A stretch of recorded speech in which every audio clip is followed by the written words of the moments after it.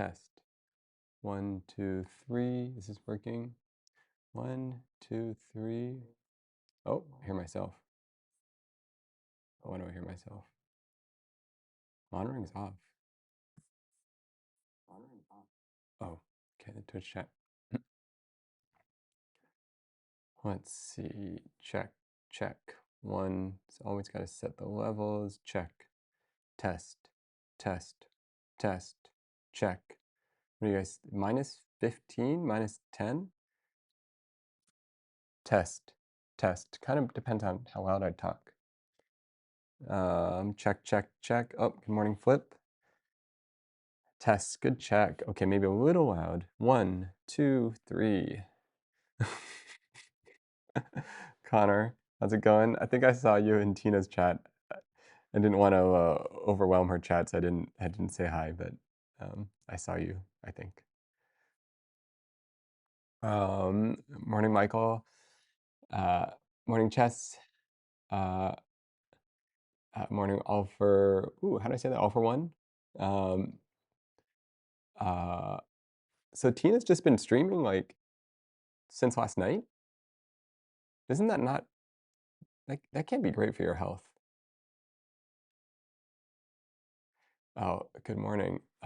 Yeah. So Patty was gonna come in today, but she kind of had like some like allergies, some really bad allergies. So it's just me today. So I was like, oh, well, I was gonna like stream with Patty today, but now it's just me. So I was like, I'll just start whenever. Um, Natriel, welcome, Mon. Uh, she was streaming, went to bed. She's still going. Yeah, yeah. Morning, AK87.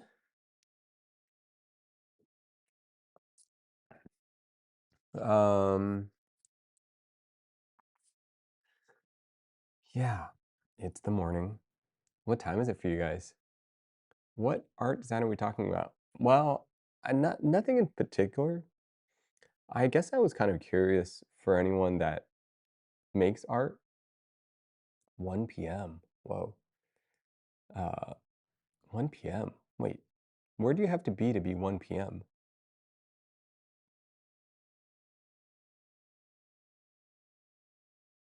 New York?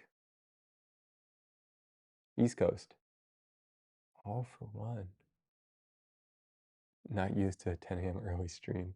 Jen, are you at work right now?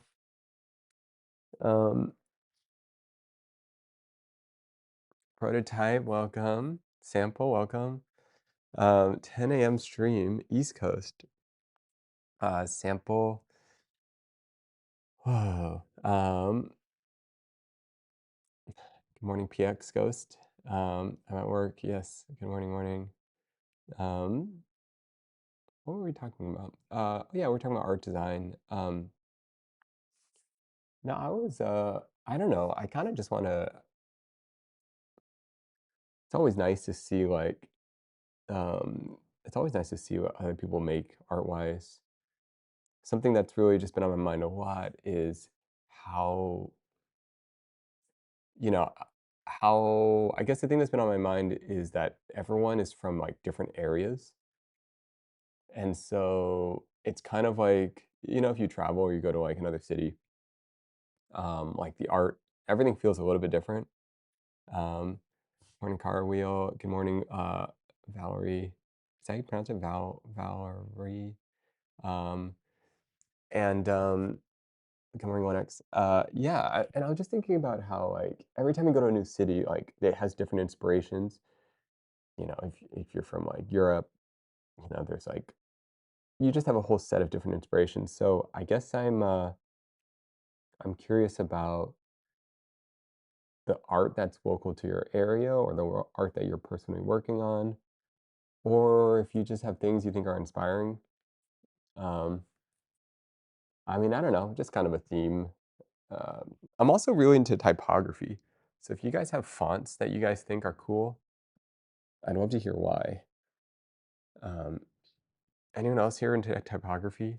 I've always like wanted, okay, I've always felt like typography, um, it's like the feeling I just feel like it's I wouldn't say undervalued, but, like,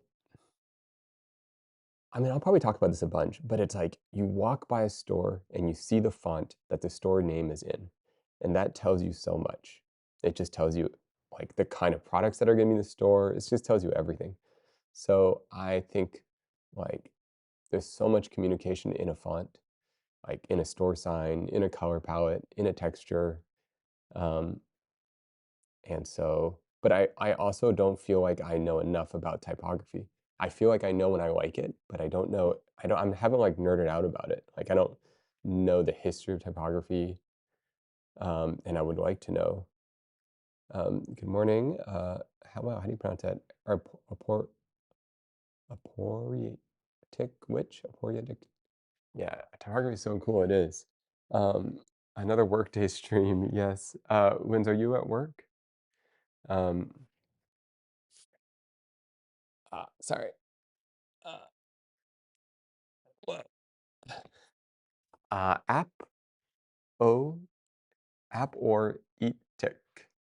App or etic. Helvetica is basic. Helvetica is basic, but it's such a unique history. Do you guys have yeah, I work from home half the week. There's like a TV show. No, is there like a Netflix on Helvetica? I've never seen it. Papyrus,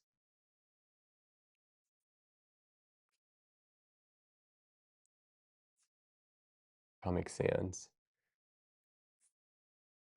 When I think of papyrus, I feel like I saw something about I saw this like TikTok about talking about Avatar using papyrus. I don't know if you guys saw that one. And they used a description that was really relevant. They said the reason people don't like papyrus is that it is materially dishonest. I've never really heard that phrasing before, materially dishonest. Um, and I just thought that's kind of interesting. Like, why is it sometimes when I look at the design, I don't like something? Oftentimes, I do feel like when it's materially dishonest, I'm not sure if I'm saying materially correct, but it's like fake brick, for example, on a wall just feels like materially dishonest. And like, um, yeah, I don't know. I'm kind of interested in like where does design come from? Oh, something that drives me crazy in design. Um, okay, there's one specific thing. W- There's a McDonald's near my house that I've gone to that has these like self-ordering stations, and they pre-bold the answer that they think you want to click on. And there's this donate button that they bold out. It's like, all right, do you want a cheeseburger? Yes. Do you want a drink with that, or do you want fries? And they bold the answers that they're trying to get you to press one. And at the end, they're like, "Do you want to donate?" And they're like, "Yes." And I'm like, "Oh my goodness, I hate you so much." Like, it's so annoying when they bold the answer and they try to make you click what they want you to click. I don't like it. Um, by the way, I wonder if I can put the chat on the left side. Oh, if I put the chat here, then it looks like I'm looking at the chat. I don't know. Um, um, yeah. Anyways, that thing drives me crazy. It's like it just feels like I just get angry, and it's just yeah. Anyways, good morning. How are you guys doing? Any? Do you guys do anything this weekend? Impact. It's the really bold one. I like it just borders. Interesting. I've never loved Impact, um, but maybe I just don't know it well enough. I feel like I've been conditioned to go to the non-bold option now. Yeah, me too. Seriously. Like if that's what they want, I'm gonna do something else. Like when a website's in a foreign language, I can tell which button is the reject cookies. Naked and anger robots. Is it weird that My favorite font is how do you pronounce that? Okay, I gotta try this. What is this font? Oh, okay, okay, okay. It's like a Microsoft font. Interesting. Interesting. Um, oh, prototype got food poisoning. In the EU, they introduced legislation against dark pattern web applications. Yeah, that makes sense. Um, yeah, it's a marketing style. It's like all the unnecessary products on the cashier counter, but you're drawn to buy because they're in front of you in an inconvenience store. Let's see, I stripped for cake. This sounds like you went to a concert this morning. Ooh. Who's your favorite artist? Um, yeah, I once went to a convention where a font designer talked about how long it takes to make a font. Like you have to think about how every letter looks in both uppercase and lowercase and all the things. Pretty cool stuff. Yeah. Chase and Status. I've never heard of Chase and Status. I don't feel like I listen to enough music. I don't have enough music in my life.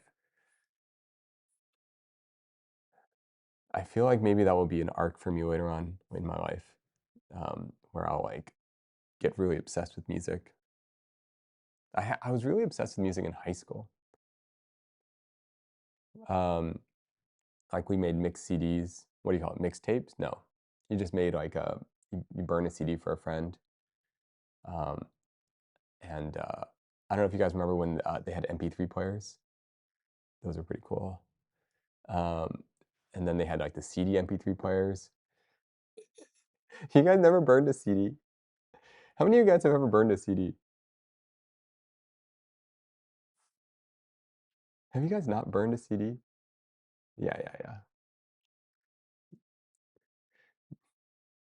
And then there was like was there a Blu-ray? Could you buy a Blu-ray CD? No. Wait, hold on. Blue Laser? What was the word? Um, I have. Tina spent most of the night playing a new instrument. Oh, she's learning. Everyone on their music art right now. I remember having a Palm Pilot. Me too. Which Palm Pilot did you have? I had the Palm 3, and I remember the Palm 5 was like the cool one because it had this design and it kind of like tapered out on the bottom, like that building in New York. Um, and it just looked cool. And then Palm 7 had like the antenna that like flipped up.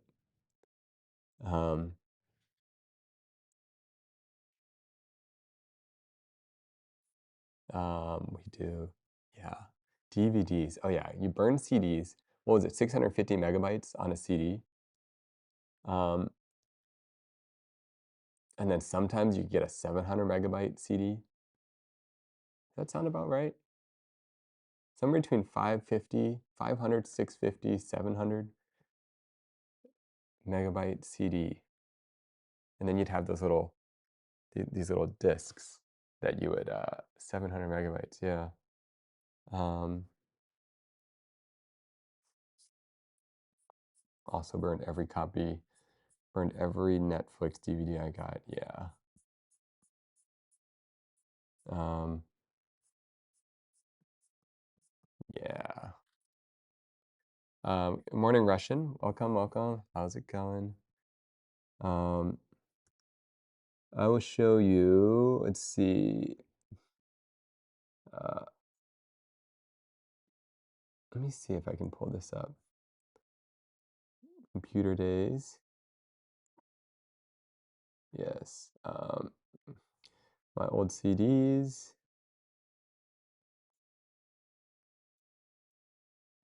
Downloads. Okay. Don't judge my desk, guys. Okay. This was my desk as a kid. Okay, don't judge, okay, guys. All right. Um, let's see. What do we got on here? Oh my goodness, look at this ridiculous foam pad on that chair. Um, okay, guys, this is when is this? This is a long time ago, guys. Um, yeah, this is like ancient relics. Ancient relics. You guys remember these CDs right here? This little thing, Memorex. Um, you're the same router? Yeah, yeah, yeah. Let's see. 3D Max 3.0. Yes. Oh my goodness. You guys remember when 3D Max is 3.0? What's that yellow? Let me see. Pop Pops?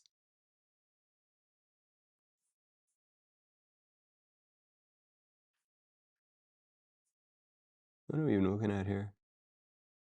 Um, the middle yellow. Pop Pops. Oh, there's like a little lantern. I think it's like a lantern for a candle. Um, LimeWire. Yeah, yeah, LimeWire is great. A little fireworks on here.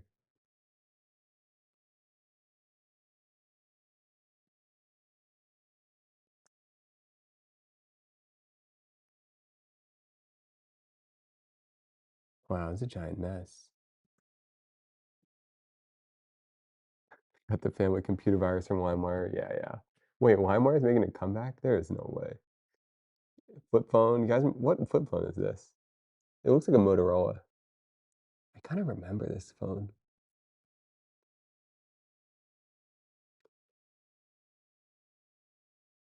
Man, I wonder where those CDs are. Box of Band-Aids. Probably skateboarding.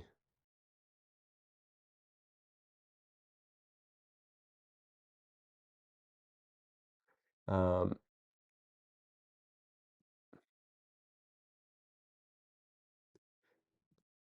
I'm kind of proud of that 3ds Max Studio right there. That's like a that's like a relic in the digital 3D world.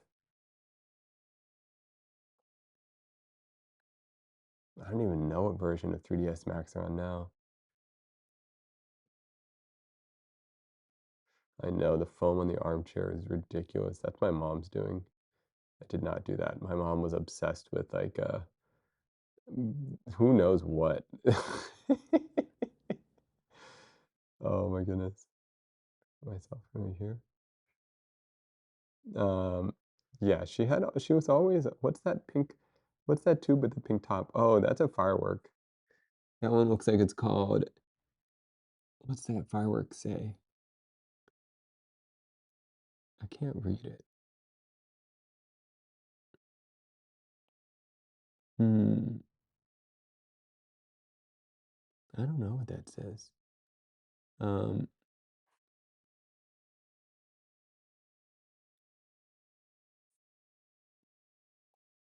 oh, homework. You guys remember homework?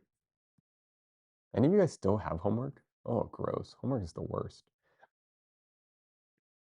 That yellow bug says pop up. What do you call that in English? Yeah, I call them pop pops, but I don't know what you guys call them. Random firework. Homework, guys. Homework is the worst. It's like the worst thing ever. I like feel like okay. Do you guys snaps? Oh yeah, snaps. Homework's the worst thing ever. And okay. Any of you guys have this like repeating dream where you like you wake up and you're dreaming and in the dream you feel like you've missed a class or you've missed a really important assignment and in the dream um you're like you didn't graduate because of it or something like that. Um, and like you're trying to figure out, it's like you forgot or you forgot a whole semester or you forgot Yeah, like, and then you, like, wake up, you're like, "Oh my goodness, I never graduated because I forgot this whole thing." I feel like I have that kinda dream once in a while. I've been working for 15 years and I still have nightmares about not waking up for exam in school. Yeah, that happens to me all the time. I can't remember having a dream in the last 5 years. Whoa, that's really interesting. It's a very common dream. Yeah. It's crazy because nobody has ever asked me for my diploma ever. I didn't even need to go to school. Ugh, I mean, sorry, you guys should go to school. Never mind. School is really important, you know? Um, and, you um, yeah, yeah, you should go to school. I have a whole dreamscape, but it's like our world, but a weird dream. Degree is great. Oh, can you explain that more? Degree is great when you're applying for job overseas. That's probably really true. I had a weird job. I just became a photographer or video person like right away. So I didn't really have a normal job, I guess. POV, woke up, you're 13 and 6 a.m. to go to sleep. The worst feelings in the world. Oh, whoa, a lot of countries you need one to get a visa. Oh, I didn't even think about that. No dream in the last 5 years. Do you think you can be linked to snoring or no REM sleep? Oh, morning joy. Um, I understand. You're saying I could have lied and said that I went to university, but no one's asked for proof of that. Yeah. I said, like, I had a dream where the professor told me to stand up in front of the class and explain why. Oh no, why I didn't come to class and 3 reasons. What are the 3 reasons why you didn't come to class? I feel like I wish I was like more rebellious in school. Um, what did I go to school for? So I studied studio art. Um, and I studied studio art, and so the first half of my studio art, I studied for. I thought I was going to be a photographer, so I was like in the dark room most of the time, doing like film. I have so many memories of the red light in the dark room, just chemicals everywhere. Did a lot of photography, art history, so I was studying a lot of art, and then I took this sculpture class, um, and I had this teacher. I think his name was Ryan Bader, um, and he was like kind of a young, new teacher, but he was like an artist. And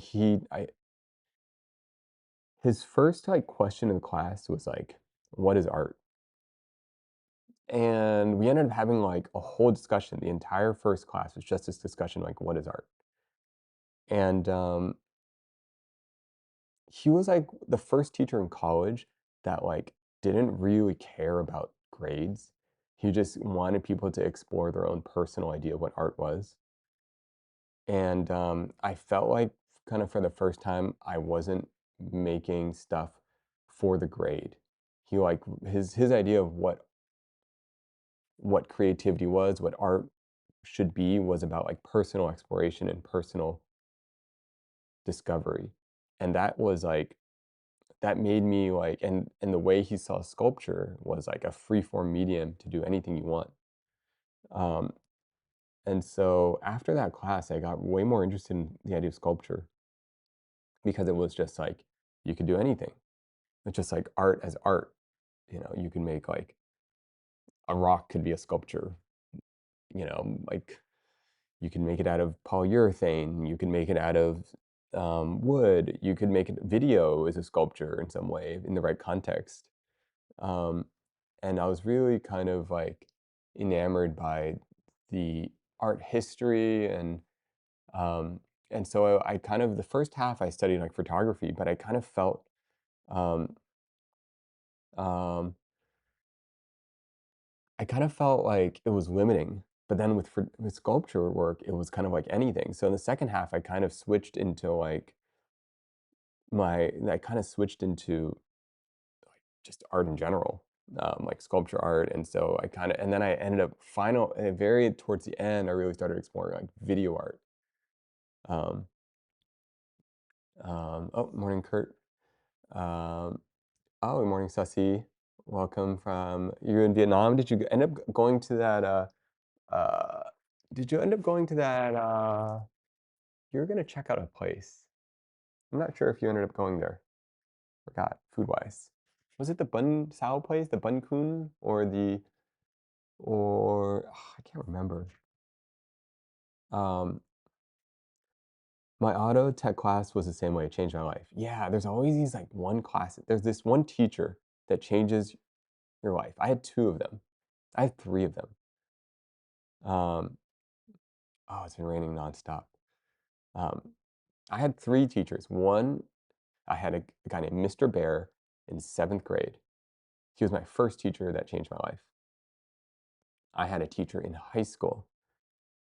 He's a history teacher. So the teacher in 7th grade taught like a bunch of different subjects. He made literature and math fun though. He was like a writer. And then I had a teacher in high school. Wow, I can't remember his name. I had 2 teachers in high school that really changed my life, but specifically one, he taught history. And then I had a teacher in college that changed my life. Um, um, um, when did you feel like you made it in photography?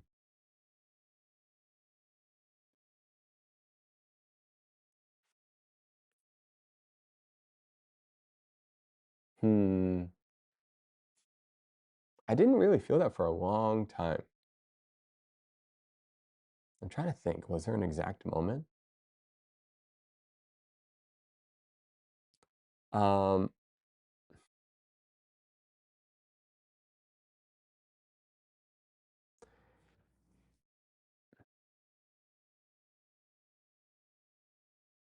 hmm. It's almost like you feel like you've made it when you wanna leave it.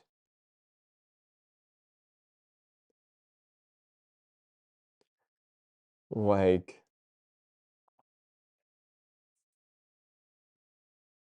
I don't know, it's hard to explain. It almost feels like you've made it maybe when there's, like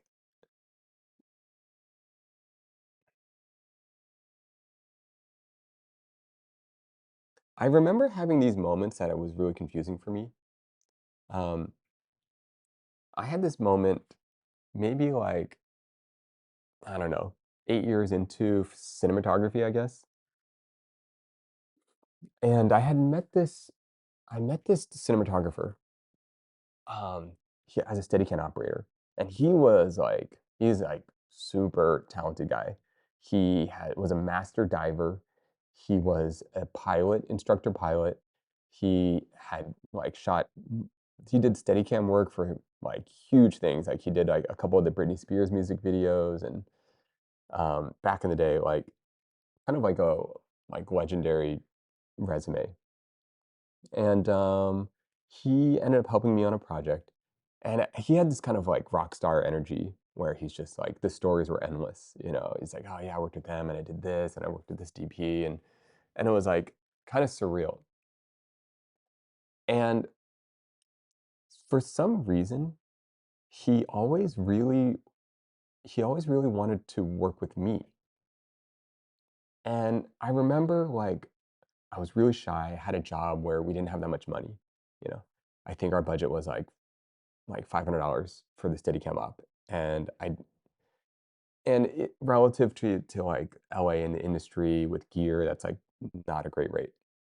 Um, I was kinda shy, but I wanted to see if he could do it because I didn't know anyone else who could do it, and, um and he was like, "Yeah, absolutely," like, he just really wanted to work together, and I was, like, always really confused. I was like, "Why does why does he always wanna work with me? It doesn't really make any sense." I'm just like a little kid. Um, and, he ended up, uh he ended up hiring me, uh, to work on a movie with him, and, I was like, "Sure." It was just like a couple day thing, wasn't too crazy, and, And I get on set, he's the main cinematographer, and I'm like the second cinematographer, like the second unit, and I'm kind of helping out, I'm helping out behind, like, I don't know, I'm doing like this other stuff, and it's one of those sets where it was like a massive city. You ever drive by those kind of things where it's like a bunch of like what feels like 18 wheelers are parked on the side of the road, and there's just like more people than you can understand, and it feels like you're just in a totally different world. And so I arrive on set, and it's one of those things, and I'm like, "Oh my goodness, this set is huge. This is crazy. Like, this is like a full production," and I'm like, "How am I supposed to help on this thing?" I'm like a little kid. And, I met up with him. He's just running the show. He's on his walkie. You have that whole like union energy. Everyone's got their lingo. I mean, I know this stuff, but I still feel like, man, I'm totally out of my element here. Um, um, but we start shooting. I'm still comfortable, really comfortable with the camera. We start shooting. We split off, and we shoot some scenes, and I come back and I reconnect with him. So I've pretty much done my part of the job. I felt good about it. I never felt like once we started shooting, I felt fine. And I remember coming back, and he's running this other huge set, um, and he asked me, he's like, "Hey, what do you think?" We're looking at a monitor together. I just walk up to him. We're watching the monitor, and he's like, "What would you do?" And I was just like, "Oh, well." I was like, "Well, I like this aspect of it, but I would kind of move the light more from this side. Um, and I might change this here, and then I think this part is like a little bit dark, or I like this, I increase some shadows here." And then he like jumps on his walkie and he immediately starts telling all the crew to move all the stuff. And I was like, "OMG," I was just like, I don't know, I didn't mean for him to like change anything, but it was like kind of crazy that he just kind of like went for it. Um, Um, I don't remember how much of the advice he took of mine, but it felt like he immediately was like, "Oh yeah, okay, let's try this." And I was like, um, yeah, it was just kind of this surreal moment, um, where where you kind of feel you don't understand why people think you're good, but they see something in you, and you don't feel like you're in the right place. Like the setting feels off, but somehow they trust your visual taste, I guess. And I didn't at that time, I didn't feel like I made it. At that time, I was like, "I don't really know why people are asking me things." Um, that was surreal. That was very surreal. Um, walkie. Is calling it a walkie? Oh, I don't know. Walkie, what do you guys call it? Comms? Walkie? Radio? Oh, radio. Um, I don't feel like I've made it, but I've made a step in the right direction. Ooh, do you do photography? Do you wanna share me your work? Um,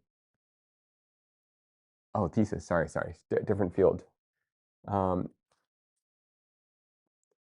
oh, I have a feel. Okay, I have the same feeling these days. I emailed an expert in the field I want to work with, and he told me he wants to be part of my thesis journey out of the blue. Got to work hard, I guess. Yeah, it's always like that. Um, it's always like that. I think what people miss undervalue, not undervalue, but they don't quite realize is that um,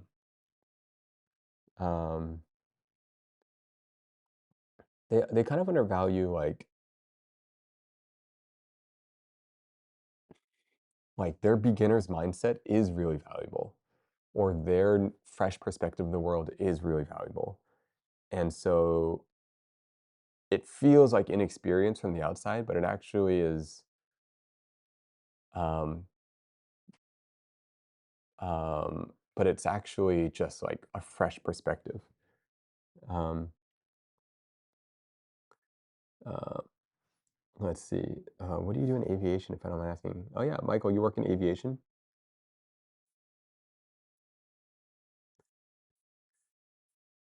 Um, yeah, working on fresh eyes.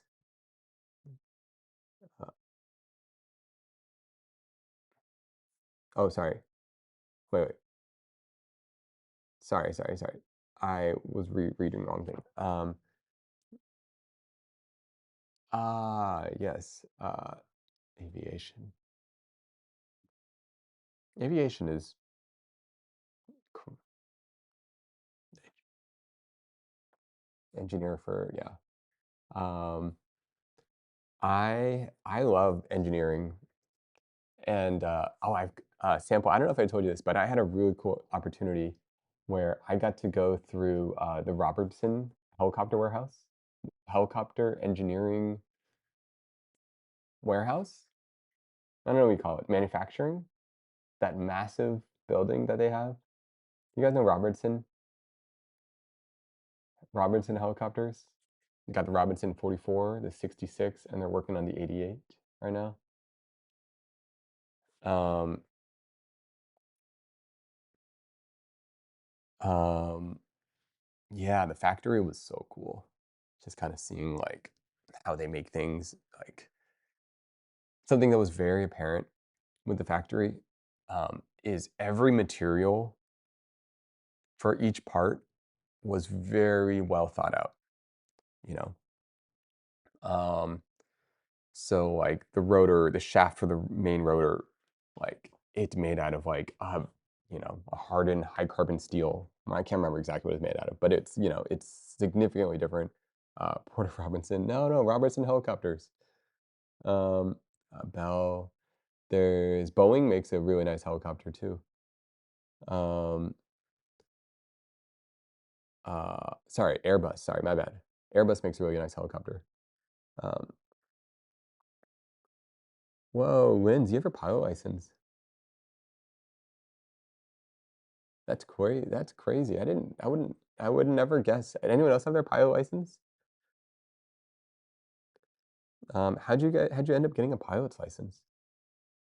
This is not connected, but what are some tips to be confident when it comes to expressing that you want to take someone on a date? I'm confident in everything else, but it feels like dating is very personal. Always focus on work and the idea of success. That's funny. It's funny that you're asking me. Um, okay, I think okay. My general take on this is if you're not feeling confident about asking someone on a date, you might be putting too much pressure on yourself for what the date is supposed to do. I think like, let's say you're about to climb Mount Everest, of course you're going to be nervous, but if you're just going to go kick some soccer balls at the park, you're not going to be nervous about that. And so I think if you think of a date as this monumental event, which you may or may not meet your life partner, it's going to be hard to be confident about it. But if you think of a date as just finding out if two people might have fun with each other in general, do you guys like to hang out? Then it's not so stressful, you know? It's like the point of the first date is just like, did I have fun? Do I want to see them again? It's not so like, it's not so, uh, if you make it a big deal, it will be hard to be confident. Sorry, if you make it a big deal, you'll feel the pressure of like wanting to make the date like, and I think like when you have a lot of pressure on that, people can kind of feel that. Um, and then there's all these expectations. and when you have all these expectations on how you want it to turn out, then the other person doesn't feel connection because they can feel like that person has an idea of them, of who that person, but they're not paying attention to the details of who someone really is. They're focusing on making the outcome happen.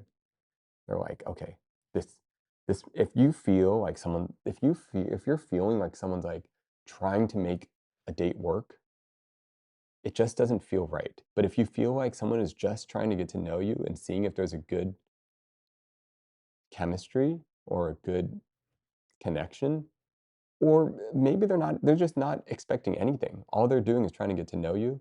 All they're doing is trying to have, or they're just having fun. Um, then then there's just way less pressure on everything. Um, it can also be especially hard if you are someone that generally goes from the friend to dating route. Like if you like to get to know someone first, um, forgot first dates, been in a relationship for 11 years. Whoa, 11 years. Wow. Friend to dating route is goaded. What do you guys think about the friend to dating route? Flexing.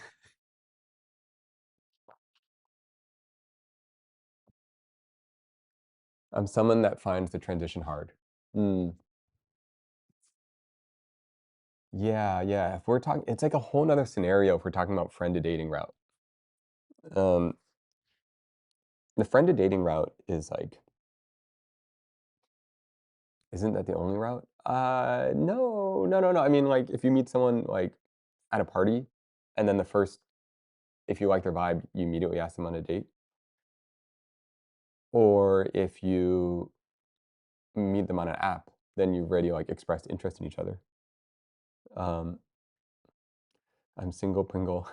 That's a cute way to say it. Single Pringle. Um, um, friend, friend to dating. I've done friend to dating.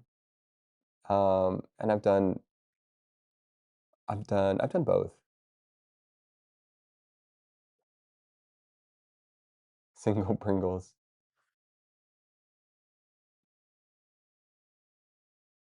Guys, do I give off single energy or do I give off in a relationship energy?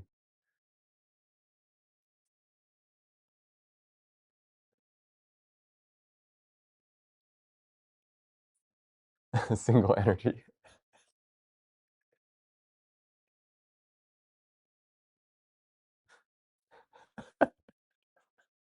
What is it that gives off single energy?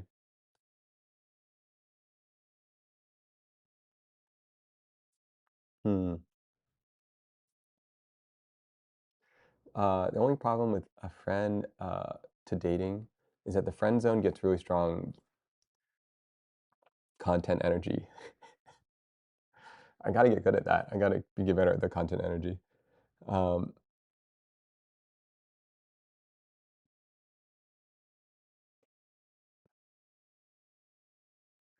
Chat is a reflection of the streamer once again. Um, I wonder why you never mentioned. I think you have a wife. What the heck? Who said that? A wife? What? Oh my goodness. That would be crazy if I had a wife. Like, I'm trying to picture like a whole life that you have a that would be crazy. Like imagine I had kids just like hiding in the back, you know? Oh no. Um no, I'm definitely not married and I am I don't even I don't even know if I'm necessarily dating right now. Um we thought you just wanted to keep a secret. Um oh no, I'm uh no, no, I mean, it's like, I don't know. Do I wanna keep it a secret? There's no secret. There's I'm just I'm just single. I don't know. Um, um, but no, but it's you're not wrong, like, it's I don't know if intentionally single is, like, the word I'm going for. Like, I want to find a life partner. I wanna keep dating life private. Yeah. I mean, I'd absolutely like to find a life partner. Um, uh, and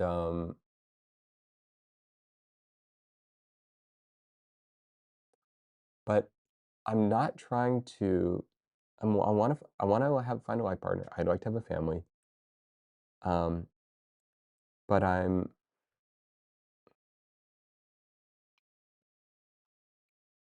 not in a rush to end up with someone.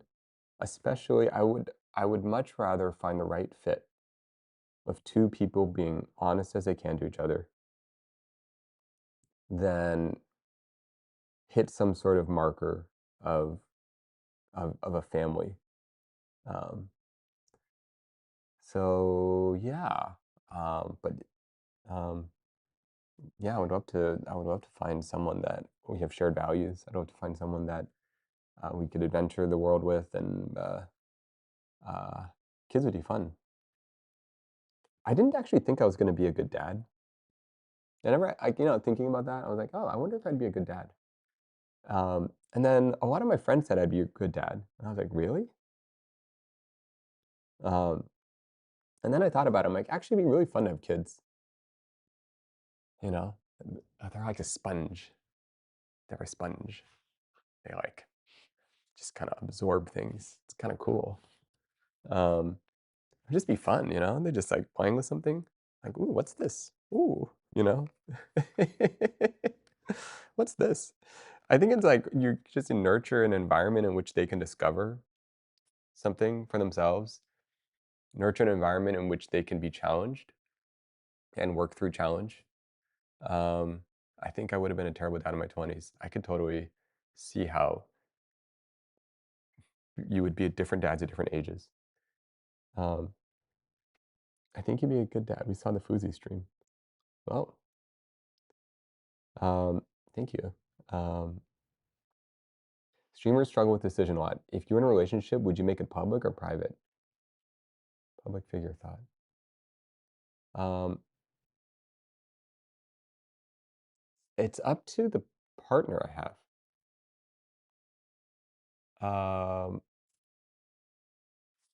Yeah, it would be up to the partner. If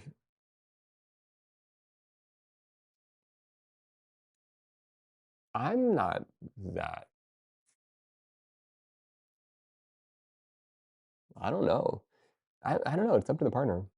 Um, yeah, it's like a conversation. It's just like you just kind of have a conversation about it, and um, I mean that would be really like imagine though you're dating someone that also makes content. Wow, that would be crazy. Because then it's like, do you make content together? Do you make family content? Whoa, do people do that? Restraint is so important for dads. That's a really interesting no to family content. Yeah. I kind of think you should not put your kids in social media. Like, I kind of think you shouldn't put your kids in a camera. It's but that's just me. I don't know, there's something like I don't know, it's hard to explain. It's like a one-directional decision. You can't really undo that. And, um, um, and let's say later on they'd say like, "Well, I don't really want to be in front of the camera." You kinda didn't they didn't really have a choice in that, they just kinda grew up with that. What can replant? Um, how do you describe that? Intentionally single isn't right, but close maybe? Choosing to be single over being in a relationship just for the sake of being in one is right where I'm at right now.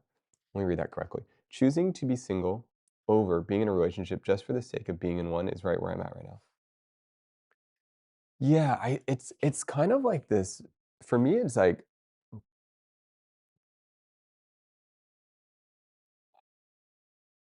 um, for me, it's like,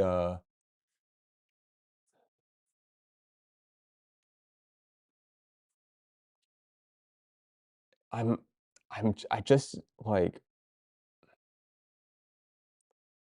it's how do I say this?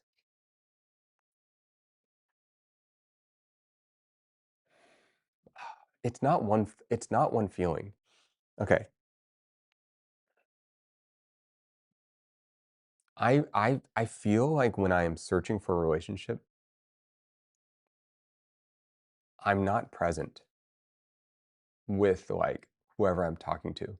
In the same way, I'm like my mind is, like, in the future, thinking about how something might turn out. And, I can, like, just I'm not present to, like, who is the person in front of me? Who am I? Um, and so when I am thinking about it's yeah, it's almost like, yeah, intentionally single isn't quite how it's wanna say it, but it's like being comfortable with the present state so that I can be more myself and so that I can be more attuned to who they are. Um, and also open to, like, the mini variations of how it might turn out. Like, if I get too caught up with an exact idea of what it should look like, let's say I'm like, "Okay, it's gonna look like, you know, it's gonna look like this, and we're gonna have 2 kids, and it's gonna be like this." Like, life might not work out that way. Like like, I might end up with someone that already has a kid. I might end up with I might end up dating someone that can't have a kid, you know? Um, what are you gonna do then? You know? Maybe I end up adopting a kid. Maybe I end up I don't know, and so it's like, I just kind of like I just don't think any plan or path is, like, guaranteed. Um, you could have all these plans, like, your partner could get sick. You could get sick, you know? It's like, I mean, okay, now that those feelings exist, while simultaneously, I have this strong desire to find, build, and be part of a village. It's kind of like both of these things exist at the same time. This sense of, like, being in the present, not attached to anything. Simultaneously, I feel like to build a village, you need grounded roots, you need foundation, you need community, you need to put effort into things. To build a village, um, it takes work. And so I feel like you do need a vision in some way too. Are we your village? Um, I think you guys are a form of digital village, but not the village I have necessarily in my head. I think the village I have in my head is like it's like there's an aspect. There's like a creative. How do I say this? There's like a. You know what? I don't know. Um, it could even. It could even. Maybe this is like the beacon to the village. Does that make sense? The White House to the village. It's like a little ocean Oceanside Village and there's a lighthouse? I don't know. Yeah, this is a form of a village. It's a form of it. Um, um,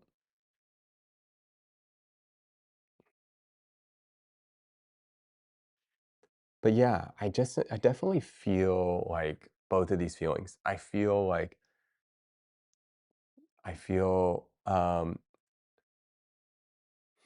not attached to how it will turn out.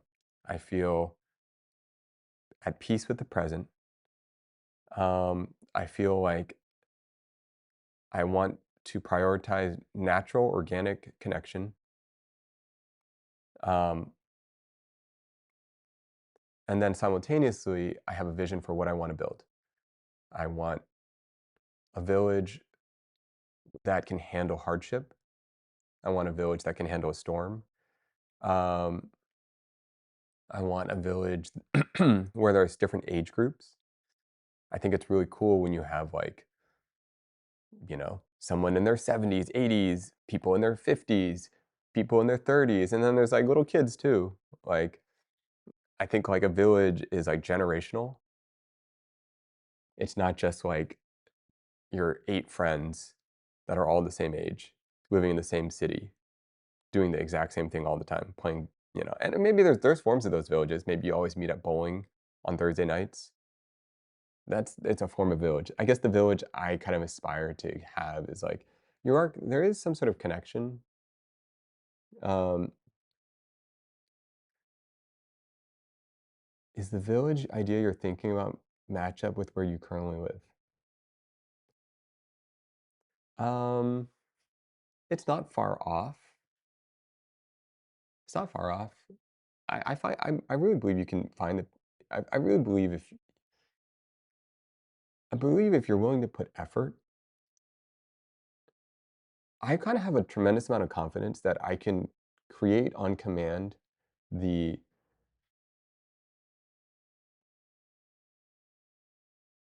um, the physical space that would be an invitation to people for a village. Like I'm confident that I know what it should look like, and it might start off with some small dinners. Would you be the head of the village? I think each person is the head of their own village. Like I think like your what do you call it? Proximity. You each have your own village. And like, for example, if I hang out with someone else, like all of their friends and the people around them and their support system is their village. All of my friends, my support system, the people that are mentoring me, the people that I'm mentoring, like, just on this whole range, that's my village. And I think when each person hosts something, whether you host a dinner, a Christmas party, you are like creating these little things. Um, so I think we are all. I mean, I think we should all view ourselves as the head of our own village, but also a willingness to be a villager. Like you're also part of someone else's village. Um, like you have to put an effort into other people's villages, assuming that people aren't trying to take advantage of you, um,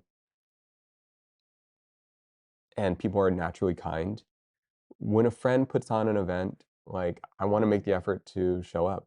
I want to make the effort to help out. I want to make the effort to like add to the environment, to whatever it might be. Um, and vice versa.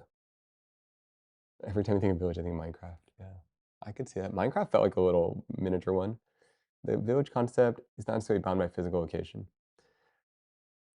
I mean, in my head, when I'm describing it, it's like it feels like very like primal. Like I almost picture like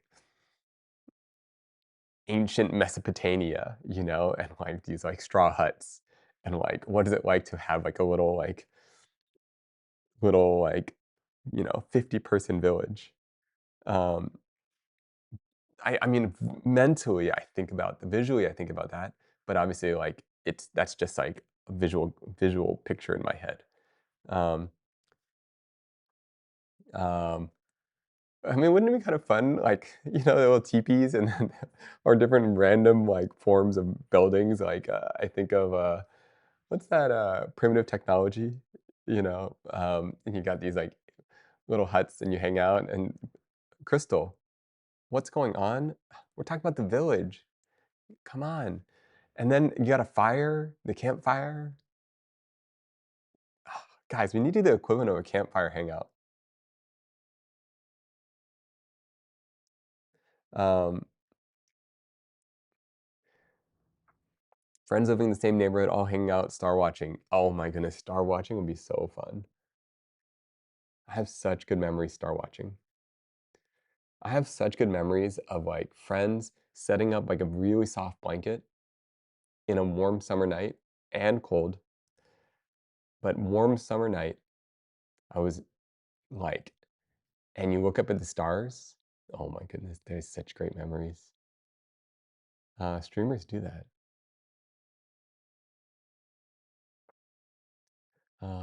Campfire talk. Crystal, what are you doing right now? You working? What's your schedule like? You're invited to our campfire. You got one going on?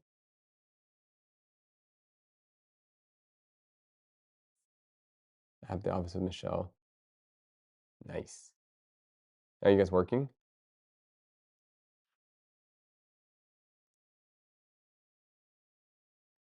Michelle said she'll get back to you about dinner. Oh yeah, yeah. Anytime. Meteor shower viewing will be so cool.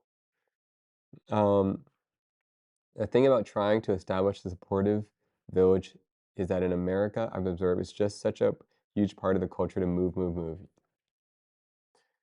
And never really stay in one place. You just move states far away from family. Ah, this is such a interesting thing. I agree. Um, I agree. Um,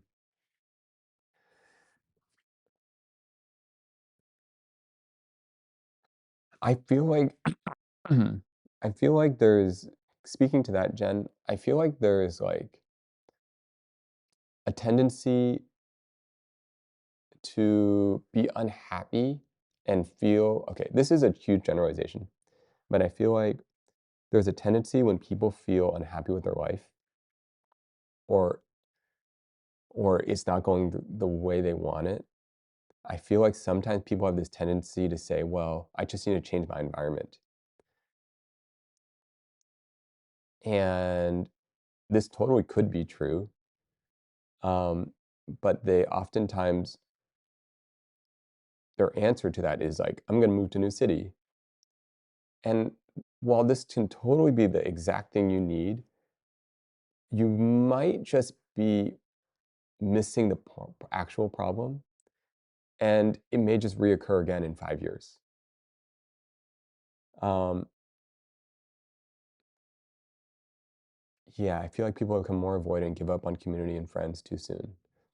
This is uh this is a really interesting topic. Um, quick question about cameras. I have a camera RPU and never actually get to use it. How do you remind yourself to use gear? Well, that's a whole nother conversation. I'll jump back on that. Um, um,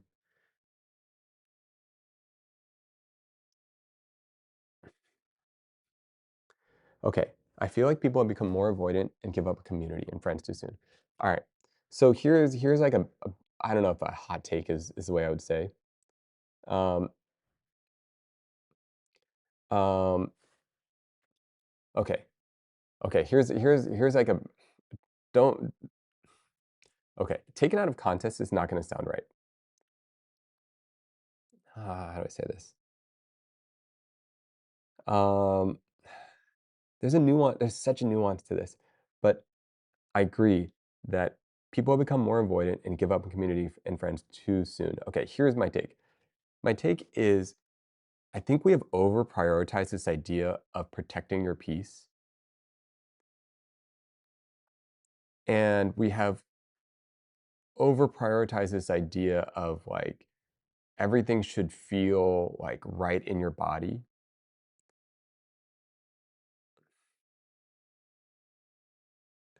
I think that community is challenging and it is difficult and it is effort. Um, and I think if you can practice authenticity and discernment and really have a good sense of your values and you know how to discern someone else that has values that you share with, um, that it's worth putting the effort in to build community. It's important to belong to something. It's important to be part of something. It's important to build something, and it's gonna be a little bit of work. And it's not gonna be convenient sometimes. Um, and you're gonna have to have hard conversations sometimes. And I guess to me, I just think it's all worth it. Um, I like the idea we don't owe anyone anything does not always work. Sure, it's a valid idea, but it should not be the norm. Another thing I've noticed, not just in America, but with English speaking places as a whole, is the lack of honorifics to show that you care about people. Oh, interesting.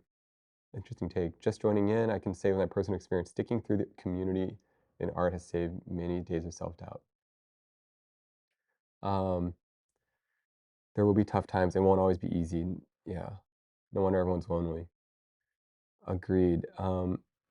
Along with Nate is saying about not overprotecting your peace makes sense. Um, would you say that belonging and the want to exist can be in the same conversation? Sorry.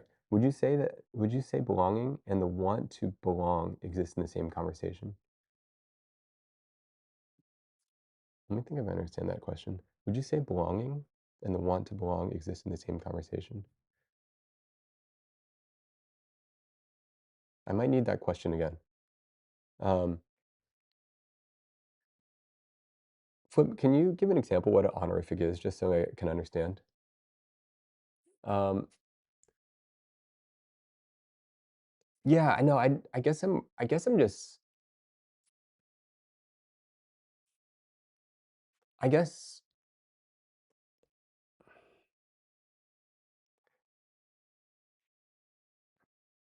I guess like how do I say this? Like we can value protecting our peace. We can like oh man, this is so nuanced. Oh, san and chan in Japanese. Oh, okay, okay, okay. Wow, that's such an interesting take. Hold on, let me reread this. Another thing I've noticed, not just in America, but in English-speaking places as a whole, the lack of honorifics to show that you care about people. Oh, hmm. I never thought about that. Basically, with every conversation, you're adding like a little bit of your care to something, and there's inherently a village quality to that. I don't, you know what I mean by that. Do you think a person who wants to, do you think a person, do you think a person who wants to feel like they belong and actually being passionate about being, do you think, like, do you think a person who wants to feel like they belong and actually being passionate about being part of something should be treated similar?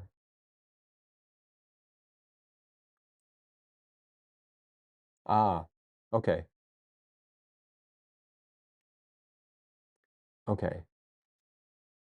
okay, okay. That's an interesting point. Okay, okay. I think I think here's my take on what you're saying.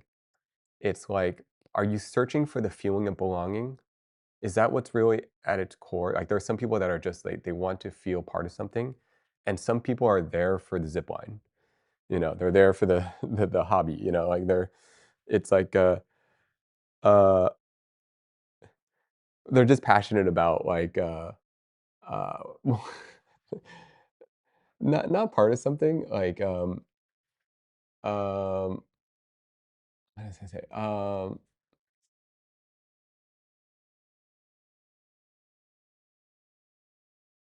Let's see, do they feel like actually belong? Okay, do you feel like a person who wants to feel like they actually belong versus actually passionate about being part of something? Okay, someone searching for belonging versus someone that wants to build and be part of something bigger? What is this question describing? Why my brain is totally not fully understanding it. Um, but but okay, okay. Um, let me give you an example. Let me give you an example. Here's how I picture this. Maybe there's a mahjong club, right? And you want to recreate the feeling that you had as a kid, right? And so you passionately build up a mahjong club, and you invite a local community, and you're connecting uh, generations, elder Asians or anyone, elder people that played mahjong with like, the new generation that's playing mahjong, and there's this really cool thing that you have in your mind, and you picture it, and you like believe in this bigger idea of connection over mahjong, over culture, over like a thing, right? And maybe your vision is so much about this image or this aspect versus like maybe someone wants to just join the mahjong club because they want to have a place of belonging. Um, um, and they want to feel cared for. And I think,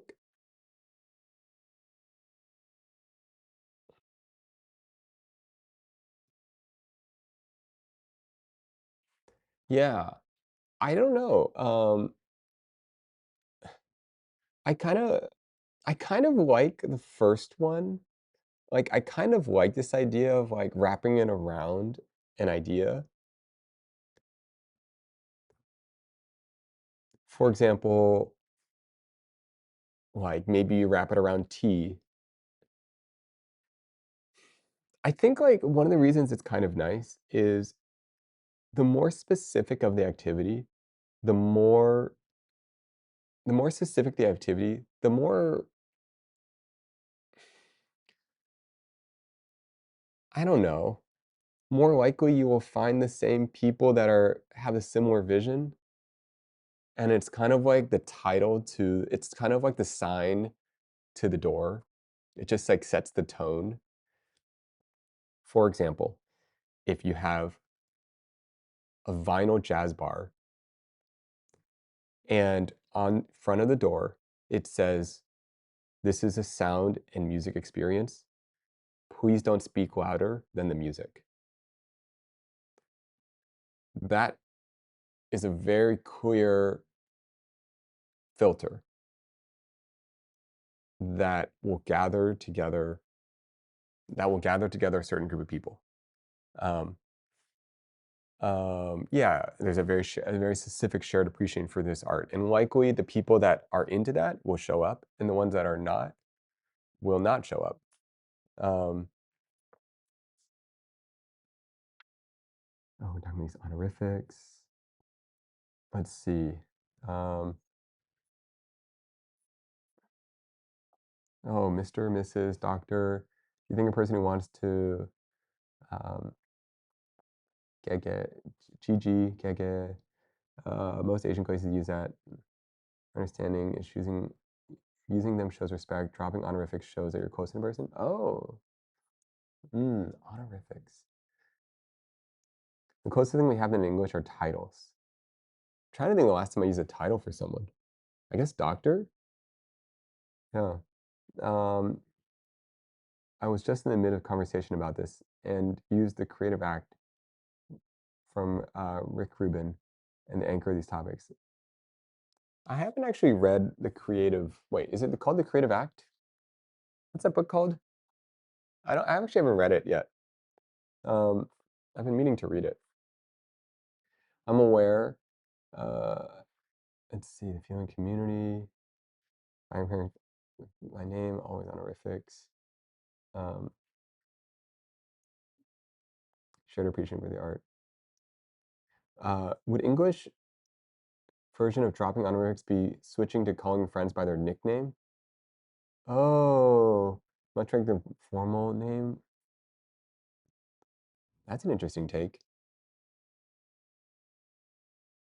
We kind of come up with our own honorifics by doing that,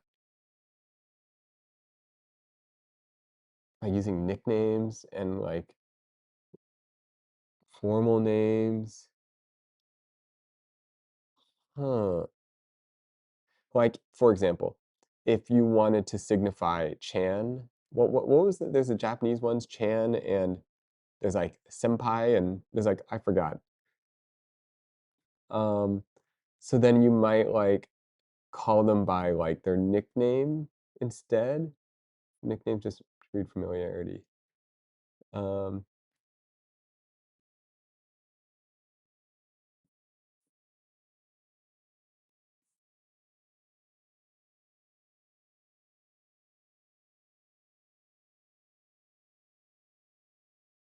mhm. Um, I think there's a really nothing wrong with more empowering than being comfortable in your own company.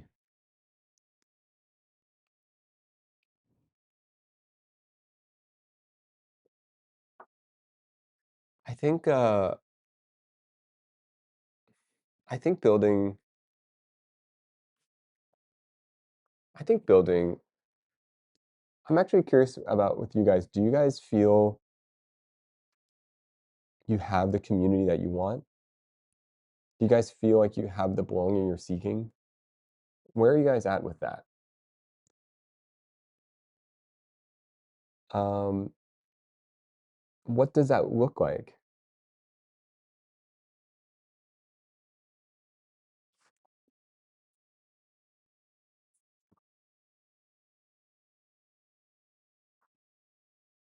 Oh, can you ask it again? I guess I'm curious, like, do you guys feel like you have the community that you're seeking?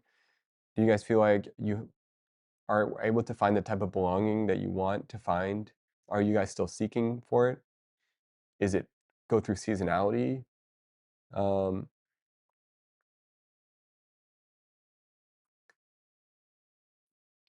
I'm pretty young, 26 and unemployed, so not yet. I'm still grasping places to find belonging. I was in a call with Collective talking about honorifics, and it was quite interesting. Oh, huh. Wow. That's a whole conversation. I wish I was part of that one. Um, but it's been at least some years to have built to see growth in another's work, being pa- being a passive influence towards others in growth. Everyone gets busy, shows face sometimes, talks about interest.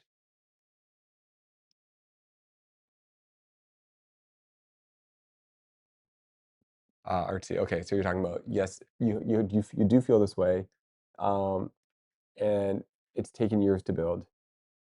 And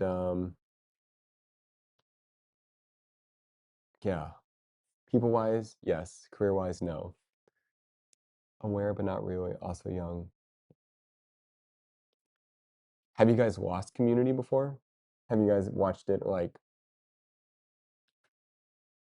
fall apart? I guess. I've found myself with like-minded people that have the same goals, aspirations. It's comfortable leaving relationships that don't. Yeah. Comfortable. Yeah. Hmm. Losing community is a really interesting experience.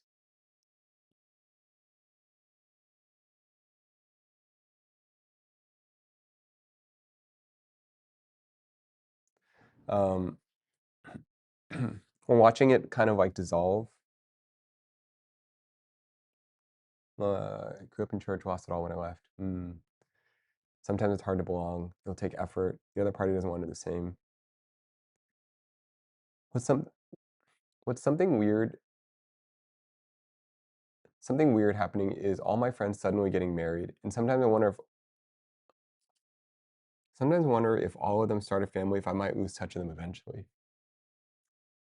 I think the married thing, I think my intuition of what happens is if they have a kid and start a family, I think it I've never done this, but I think it completely rewires all of your values and priorities. The parents that I have that are friends that have turned into parents, like, their entire priorities shift. And, when your values change that much, I think it can be a shock to friendship.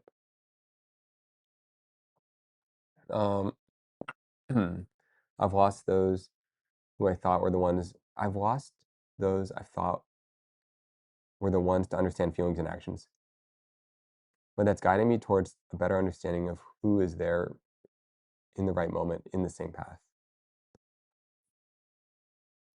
One second, I gotta turn off this air conditioning. It's too cold.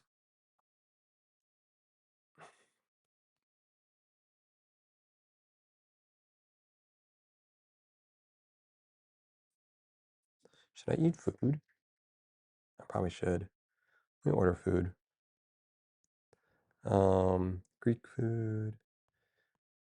Um, I'm gonna order healthy food-ish. Ooh, sorry, just ignore me 1 second.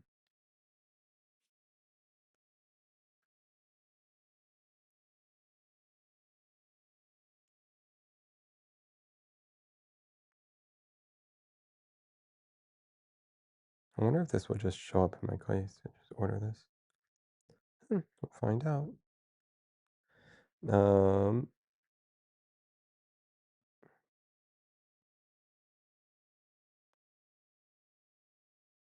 okay. Ordered some food. Um,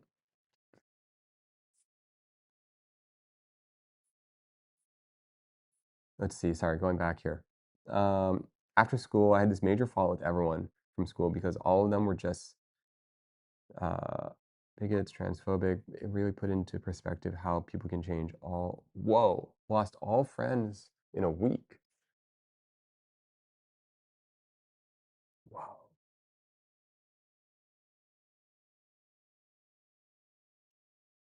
that's that's surreal. I wonder what that experience was like. But then I met my friends now after a year. Are you exploring space with your stream? What do you mean exploring space? Like, um, what does that mean? I've gone through dozens of seasonal friends for almost a decade. Making friends is easy, maintaining them is very hard for me. Um, Hydrate. Oh, thank you, thank you. I should probably. Oh my goodness, almost time to have a Celsius. The community has kind of changed and shrunken over the years. It's become harder to keep up with people as an adult. Um, Ordered myself an omelet. Honestly, it was refreshing, but also lonely as during the pandemic. Still so proud of myself. I'm not from America. Is it more common to order food or cook food? Um, it's like 50-50, I think. I'm only ordering food because I'm streaming, but I think I would like to cook food with you guys too. And I'd love to see what you guys cook. I feel though neglected from family because of how much life has how much life has persuade. Oh man, I don't understand this word. Pursued in a digital sense. They never got to live in the communities, buildings, strats. I just wished happiness in the end. As you get older, all your friends start moving to different phases of life. Yeah, things get changed. Things like everyone's doing the same thing when you're in high school. Everyone's in the same wavelength. And college are mostly in the same wavelength. But as you get older and older, it's like so crazy how different each person's life is. It's like surreal how different your actual day to day can be. And you have to figure out like so it becomes harder and harder to like get in sync with people. Um, you really have to make an effort. Um,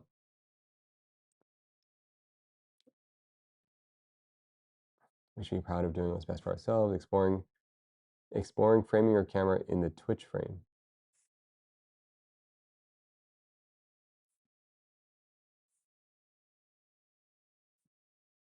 Exploring framing your camera in the Twitch frame. Sorry, sorry. Are you exploring your space? Are you exploring space with your stream? Sorry, I totally got spaced.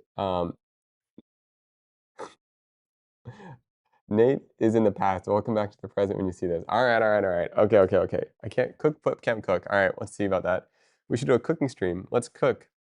Sorry, sorry. I'm back.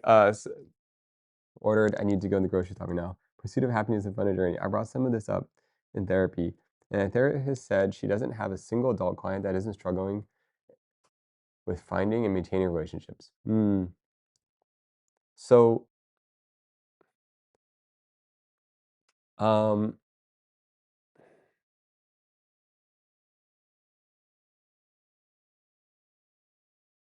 I'm kind of stubborn when it comes to relationships. It's gonna be hard to get rid of me. Like, I'm not, like, gonna bother people, but I'm not really gonna give up on people. Um,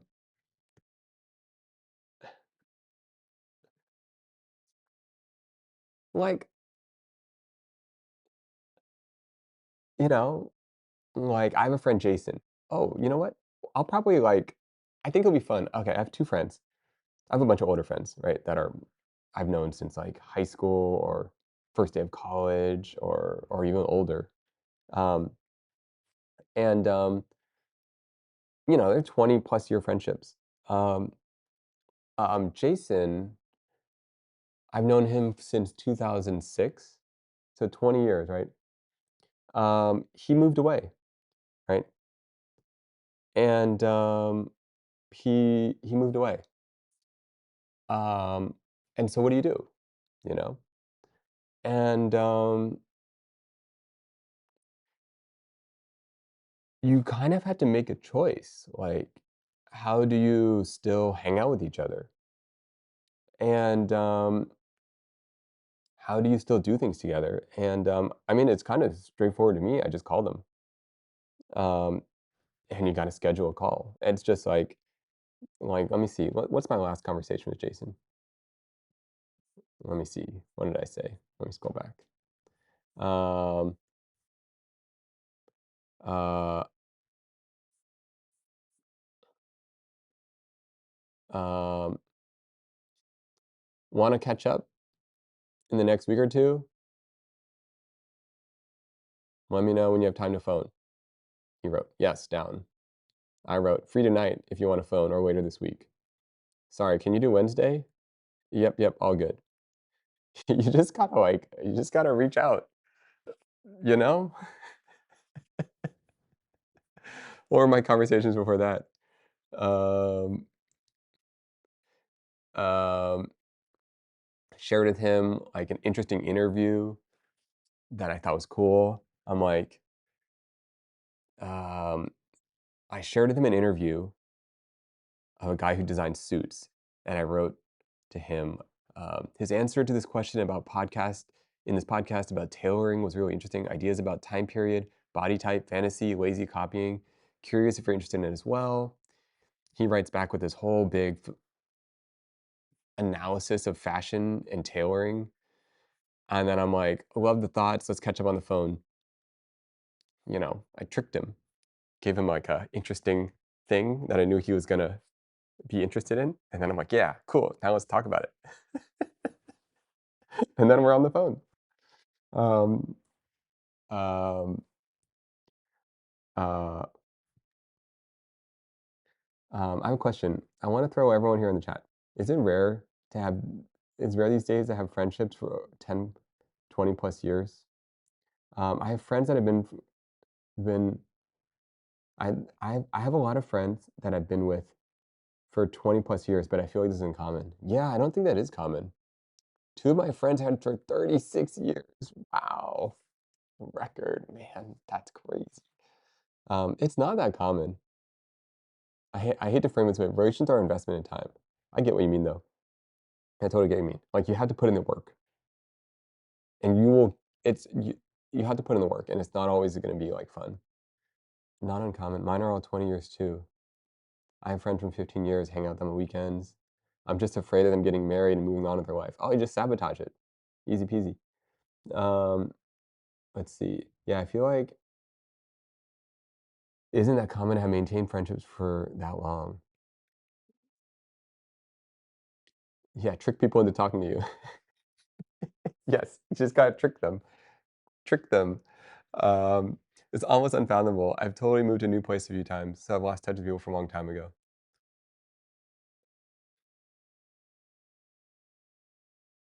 I would say it's rare indeed, at least for me. I've served 10, 15 plus years to find friend. I have several 10, 15 plus years, but it's not my go-to.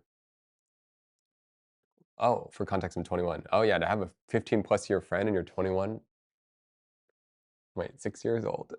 That's crazy. Um,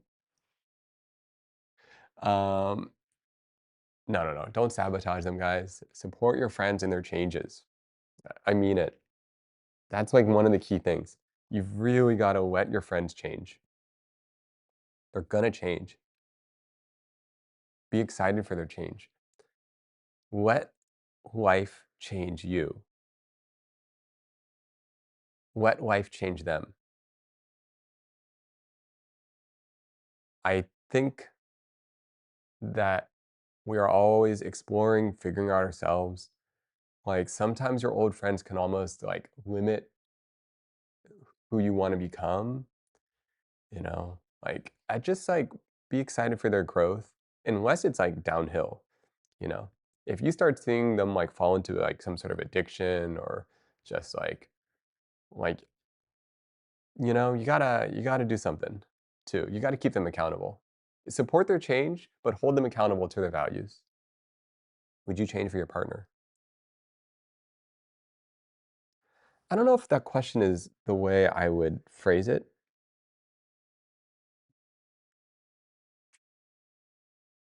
but if I had to give a one word answer, absolutely. But would I change my values for my partner?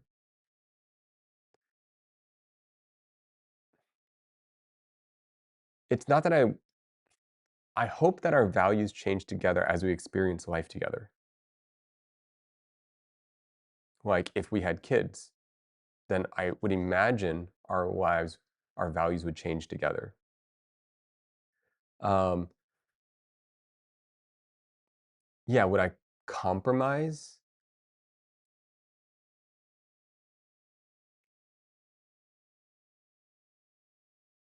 Okay, I think how much of your lives are overlapped and how much of your lives are your own?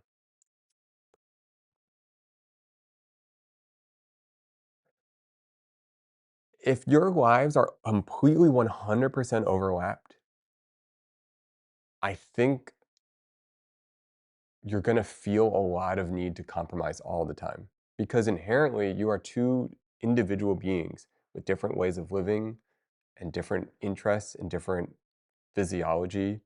Everything is different. I kind of feel like my life would be overlapped with a partner, but not entirely overlapped. I don't know how much. And I think it's also even possible that there are moments in life when you feel like you're more overlapped as you face challenges together that are more difficult. And there are times in your life that it can be a little bit less overlapped. And I think it can have a lot of issues with a relationship when you're not in agreement with that overlap. Um, if it's to change for the better, I think it's worth trying. Yeah, if you're trying to like, if you are, yeah, wanting your partner to like be the highest form of themselves, I wouldn't just change my values off. Yeah, makes me think of dating someone who's politically opposite. Like I'm not gonna be a bigot in order to get along with someone. Yeah, dating someone, yeah, that's gonna be really tricky. I think, um,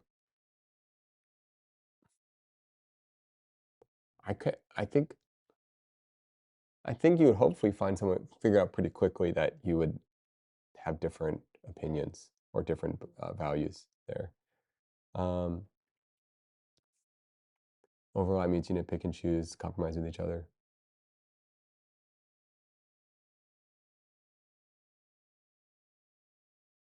Hmm. Oh, what was I gonna do right now, by the way? I ordered my food. Um, I wasn't really, I was actually gonna, what was I gonna do? 12 o'clock, 11 o'clock. We haven't really, I don't know what I was gonna do. Blanked out. I feel like I was supposed to do something. Yeah, be productive with my life. Share art. Oh, I had it in the title. Art. Yes. Actually, hold on. Let me go to the bathroom first.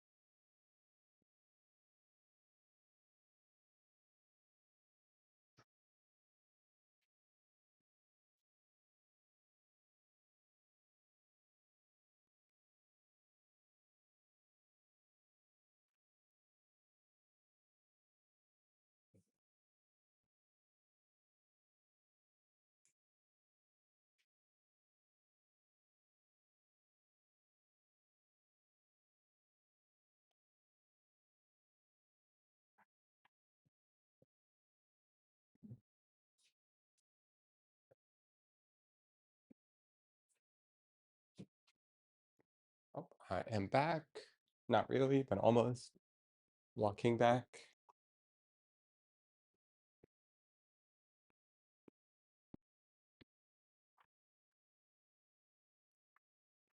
Um, what's for lunch today? Yes, I will show you guys once lunch arrives. What about you guys? Do you guys pack lunch when you go to work? Do you guys order lunch in? I'm 21 and I've never dated. Haven't ever dated. I once had a close relationship with someone, but it just went to friends route. Any tips, guys? Ooh,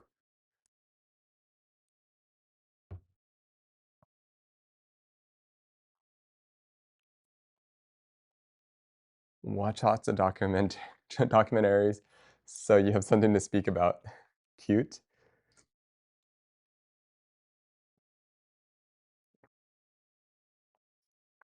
I had my first serious one at 22, 23, so don't worry. Many people who haven't dated yet.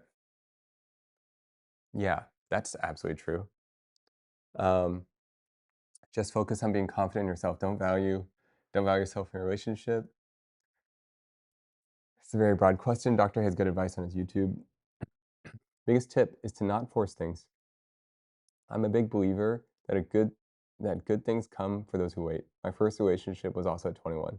I rushed into it. It wasn't the best outcome. Also, if you also if you end up getting into a relationship, don't lose yourself in it. Stay true to your values. Bacon and eggs. What the? What are you guys even talking about right now? Lunch. Oh, lunch. Yes, spam, eggs, rice. Yes. Sometimes I think when you meet a new person, initiating with your intentions is good. Letting them know you're interested in them. This is interesting because I realize I lack an interesting topic to. Okay, this is interesting. Hey, Katho, welcome, welcome. This is interesting because I realize I lack like interesting topics to talk about, but I have some fun facts information. I'm a chef. No need to. Ooh, we got to talk more about that. Okay, okay. You know what? That's it. This is actually kind of a fun one. Um, um, okay, so there's two parts to this question.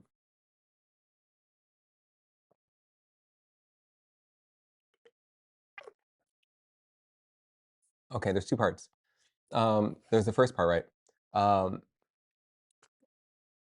um, tips at 21, um, for getting to your first relationship. And then also there's this question about feeling like you lack any interesting topic to talk about. Um, do you guys, um, okay, I inherently actually think the second question is more interesting, and it might apply. Okay, okay. Like, what do you guys talk about on a first date? Or what do you talk about when you first meet someone that you're interested in? I think a lot of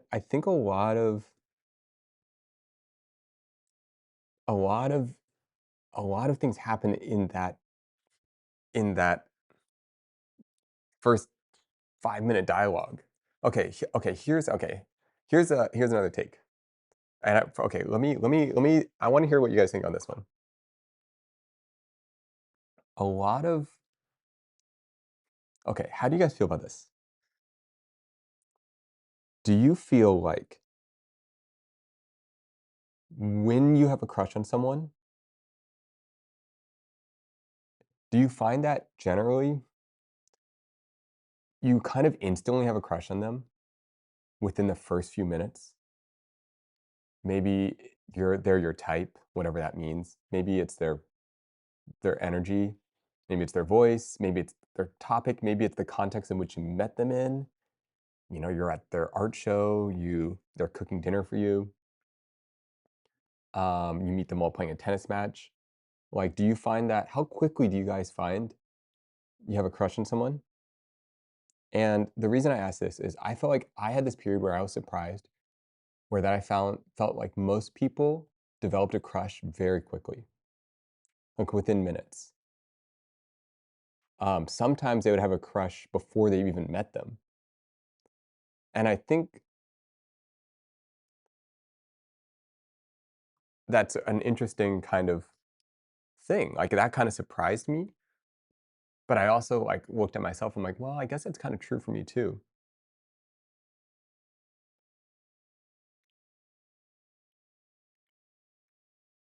Very quickly becomes a crush. I usually catch the initial interest within like a minute. Yeah, it's fast, right?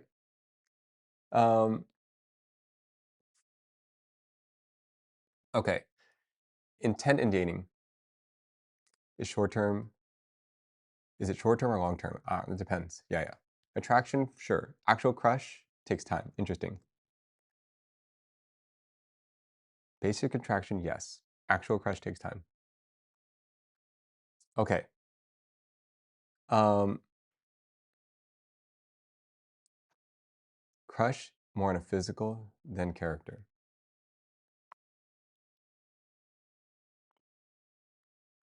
Okay. I feel like sometimes I feel like a common one is also there is these like archetypes too that people can be attracted to where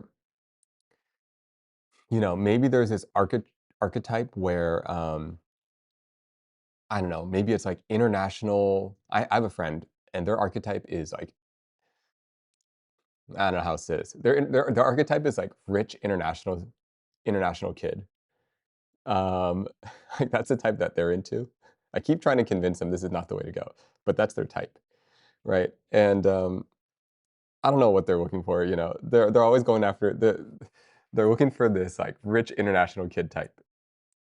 Um, do you guys have friends that are into this type? Anyways, I just think it's really funny. And um, they went to international school. They like, um, I don't know what it is.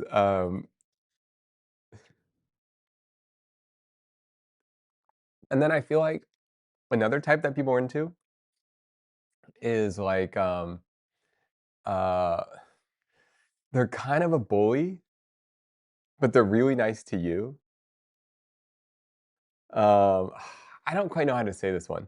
Um, Or they're like or you got, like, the mysterious kinda closed off type where they just don't say much. Um, and you never really can read them. Someone's reading too many fanfics. No, these are my friends. And they're types. I don't read any fanfics. Um, these are archetypes. Fanfics are based on archetypes, though.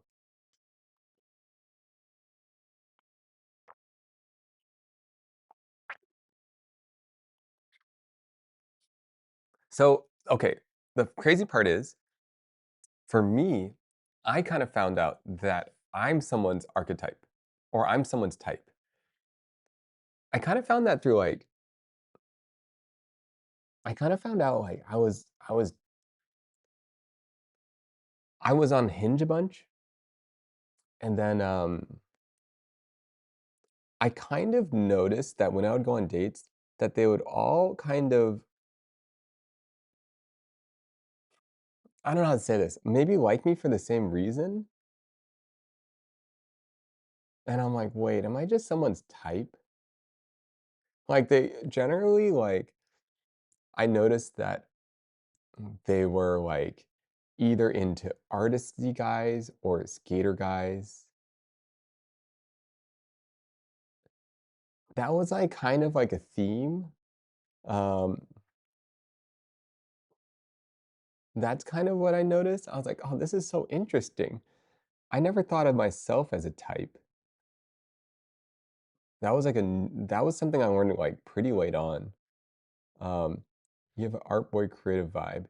Yeah, so usually the people that have like that crush thing, they're into this type. Yeah, everyone is someone I really believe that. Everyone is someone's type, for sure. I think that's actually another part of, like, confidence in dating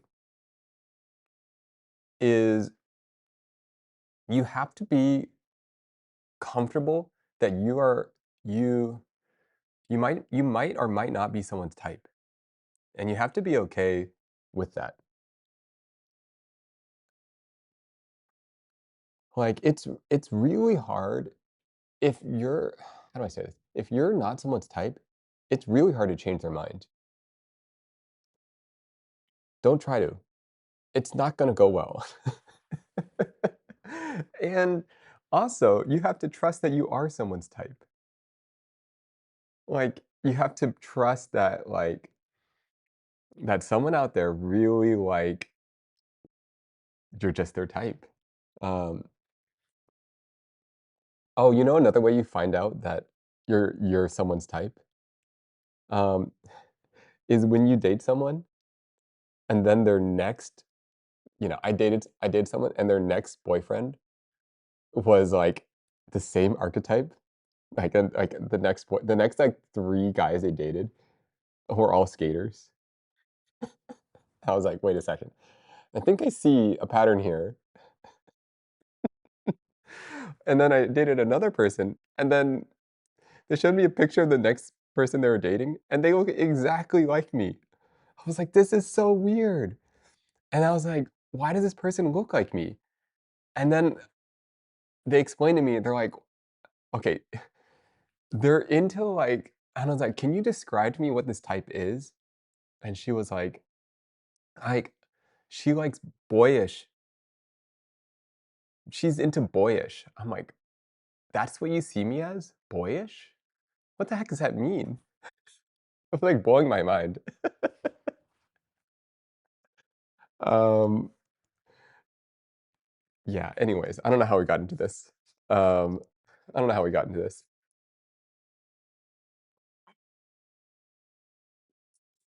I guess that's a type. Someone that's boyish.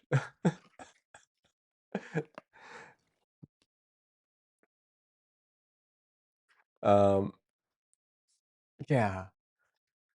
Uh, these things that kinda trip you out, you know? I just never really think about. Um,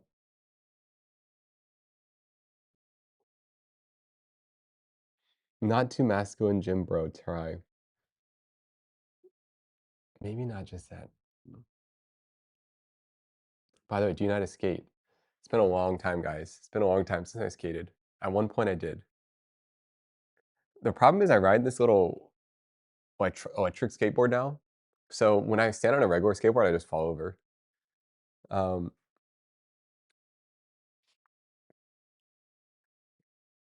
um,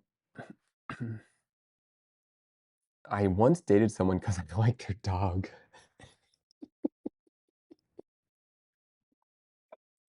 That is so good.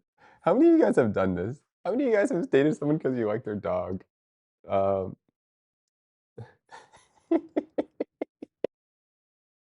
that's a good one. I need to hear more about this story. Um, um, um, Nate, it would probably shock you to know you're probably some people's type here in the chat. It's I think everyone is someone's type. I absolutely believe that.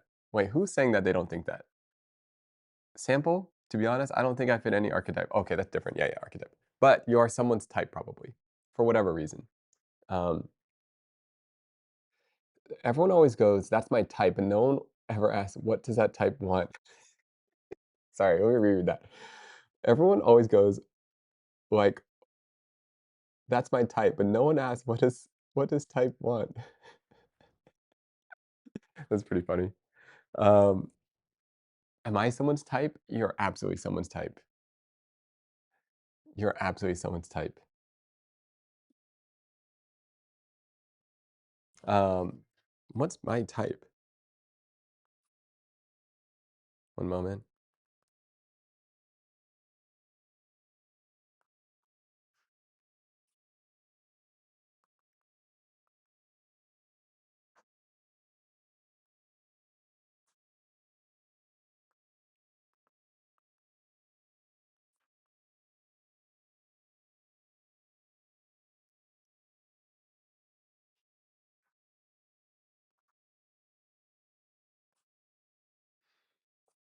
Um, okay. Um,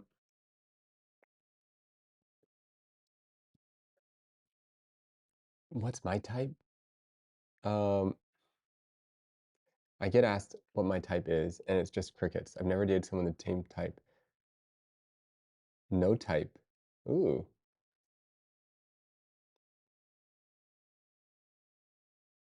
I feel like my type changes over time. Um, I feel like it's not the same. Okay, I was hanging out a couple days ago with a friend, and um,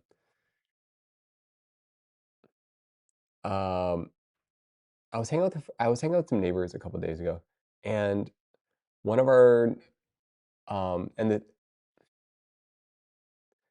and this girl came by. I just met her, and she was um, we just ended up talking about what we do, and then she started talking. She was like, "Oh, she works in like biology or something." And then she starts talking about what she does, and she starts talking about um, proteins in the brain, right? No, what's she talking about? Amyloids, you know, different amyloids in the brain. And she's talking about fluorescent tagging and developing a tech behind fluorescent tagging.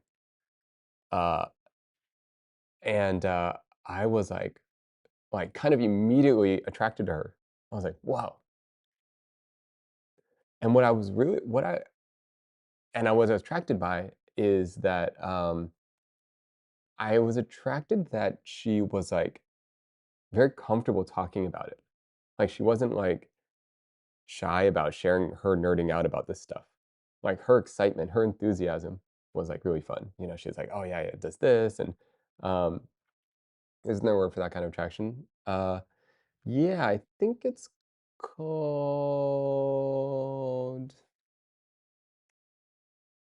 What's it called? Sapio? Is that the word? Sapiosexual? Can't remember. Um, uh, I was just okay, but no, what I was drawn to is that they weren't shy about their thing, you know? Like, they're I mean, it could be about anything. Like, they could be into, like I think I was just drawn that she was, like, into her thing, you know? It could be about whatever. You could be into, like, videos. You could be into, like, cooking. I think I'm attracted to people that are, like, passion that are into things. Um,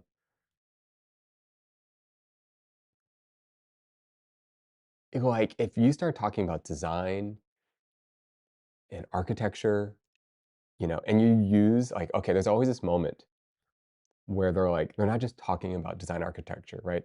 Then they're, like, specifically referencing an architect, you know, in the '60s that did this, and that led to this thing, and I'm like, "Oh, yeah, yeah, teach you more. I need to know." Um, uh, but that's, like it's, like, different seasons. Sometimes I'm into that type. I don't know, I'm into all sorts of types. Let me check something real quick. Uh,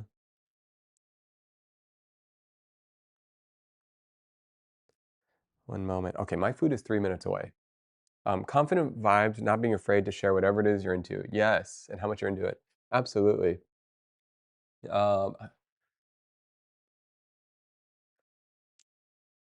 totally. I think, like, just being confident that you're into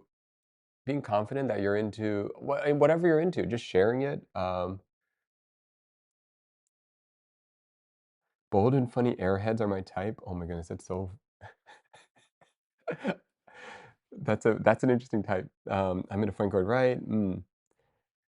I want to know more about Frank Lloyd Wright, but I feel like I've mostly experienced Frank Lloyd Wright stuff through books or Instagram posts, and I need to, like, go into actual more physical buildings. I need to go into the actual architecture itself. Um, Santiago Calabarta, who's that again? Hold up, we need to look this up. Food. Oh, my food's almost here. Hold up, my food's almost here. Oh, okay, okay, okay. Uh, yes, yes, yes. I see it. I see it. What did they do? Did they do Sydney Opera House too? No. It looks like they would have. Um, uh, oh, Disney Hall. Yes. Okay. I'm gonna grab my food. Sorry, guys. 1 second. Grabbing my food. Oh, they're not even here yet. 2 minutes away.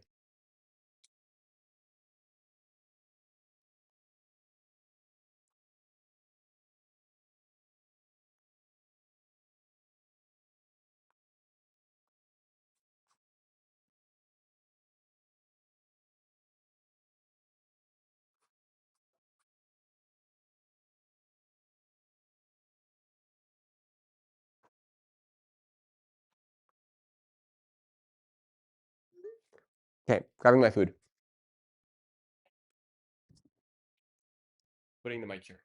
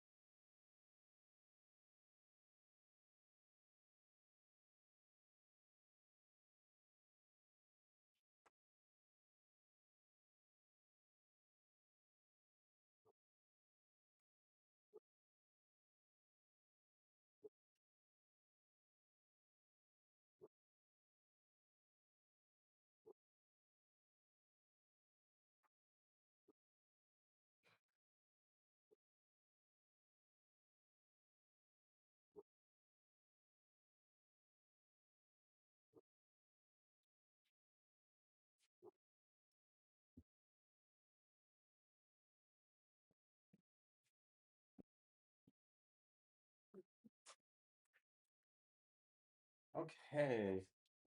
Let's see. What you guys talking about? What? Um,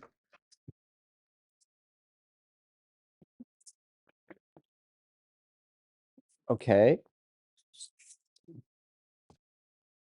We ordered food.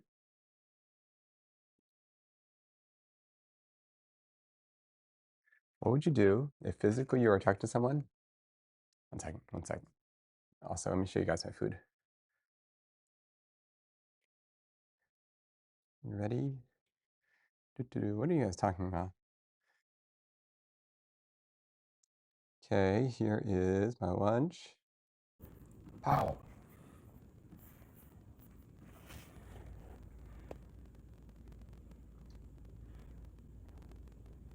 Okay, so what do we have here?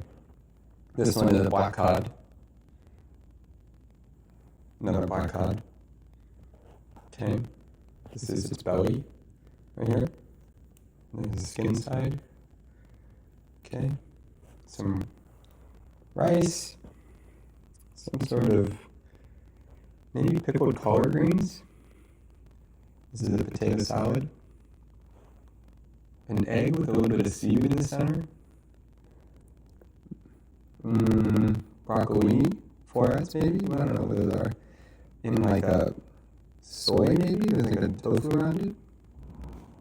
Pickled something. Okay. Mike is crunchy. Sorry. Check. Sorry. Okay, my bad. Sorry, guys. Dark Lord. Voice mod? Oh my goodness. Sorry, guys. Was it bad? Sorry. Check, check, check. Oh my goodness. Um, my bad. Anyways, yeah, that's my dinner. Or it's my lunch. Okay, okay.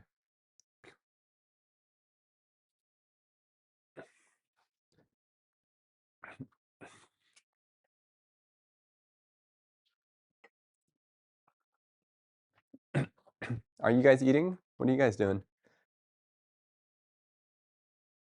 Um, if you want to see Frank Lloyd Wright work, you might check out Johnson Wax headquarters interior. I did get to see um, Frank Lloyd Wright's work at the Henry Ford Museum. Have any of you guys, can I share an animation? Oh, absolutely. Absolutely, please do.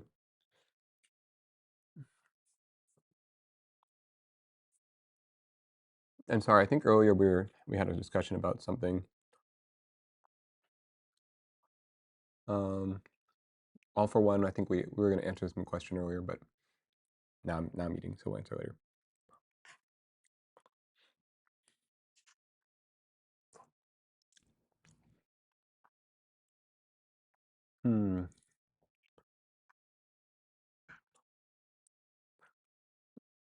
Oh, someone. Oh no, I saw this animation with toast. It's so cute. Oh my goodness. It was dude, it's so cool. Okay, still it was such a trip. The artist is so good.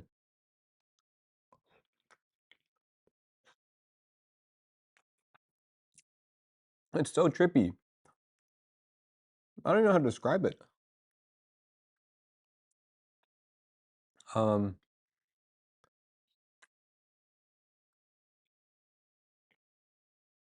mm. Oh yeah, sorry, the VODs are like impossible to search for. I remember I was searching. Guys, I gotta fix this. I remember I was searching for a moment in a VOD and I just couldn't find it. It just like didn't exist. Impossible. There's no way.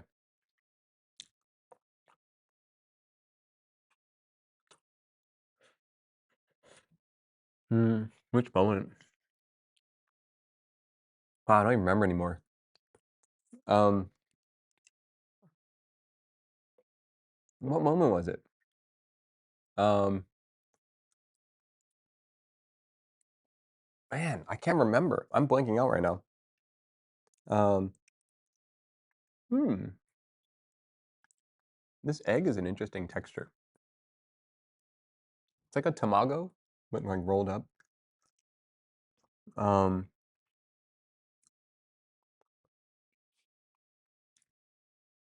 Man, people that like make something that is so cool, which brain rot, absolutely, is that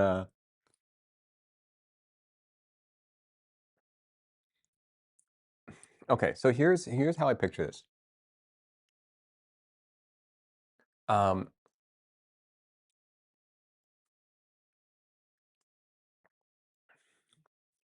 um, okay. One of the reasons I think that Twitch is such an interesting medium, or just live streaming is such an interesting medium. Okay, you may have noticed, guys.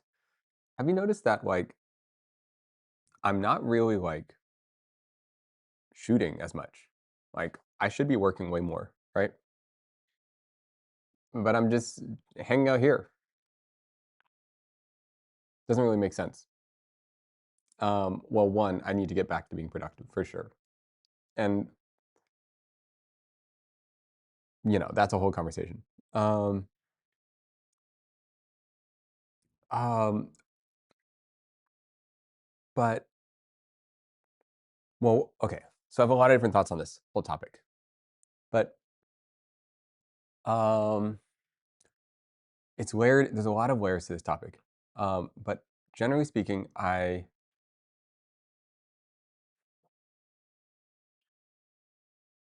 sensing the industry is changing um, as a whole. Like the creative industry, the film industry, the advertising agent industry. And if you talk to other creatives in the space, I'm not sure how many of you guys are working in this industry.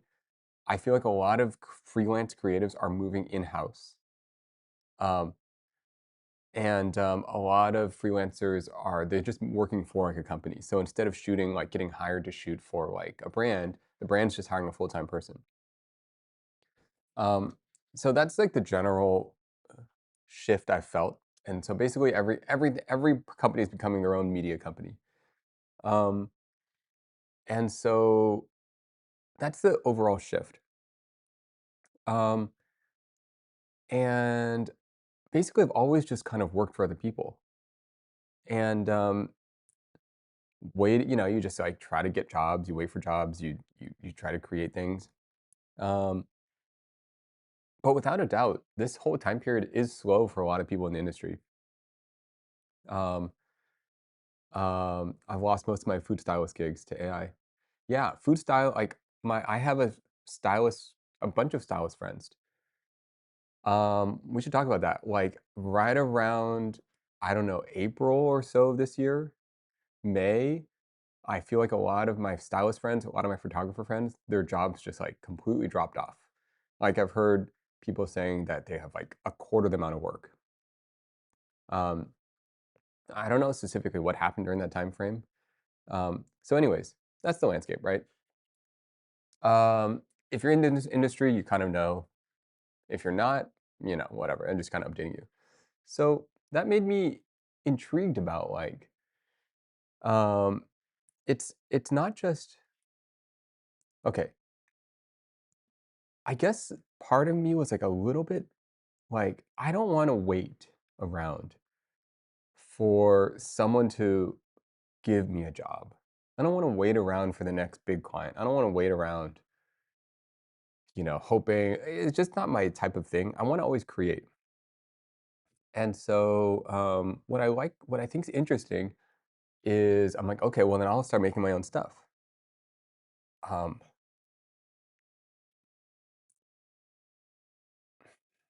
where am I going with this?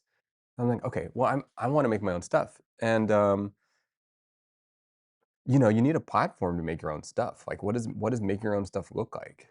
And I'm like, well, I want to make videos, I want to make things. Okay, but here's what always ended up having the issue that I kept running into is, sure, I wanna make my own stuff, but I suck at editing. I don't like editing. I don't like marketing. I don't wanna chase the next trend.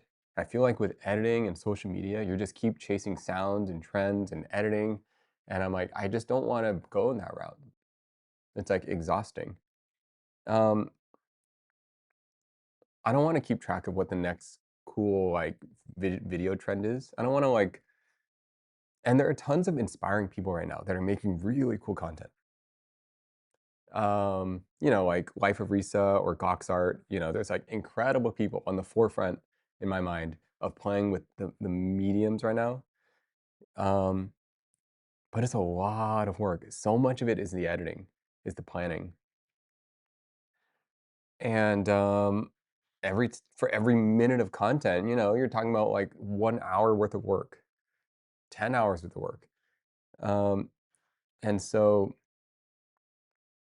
the thing that when I started tinkering with streaming that made me really interested in it is you're more hour 10 hours more accurate. Yeah, that's probably true. The thing that's so interesting about streaming is in some way you don't if you do it well, you actually don't have to edit anything. I mean, you probably do, but like the edit sorry, how do I say this? You don't have to think about you just kind of would just let the moments happen as they happen and like whatever comes out of that will come out of that. Like if it's good, it's good. Oh, you love Goxart? Yeah, Goxart is crazy. I love his stuff.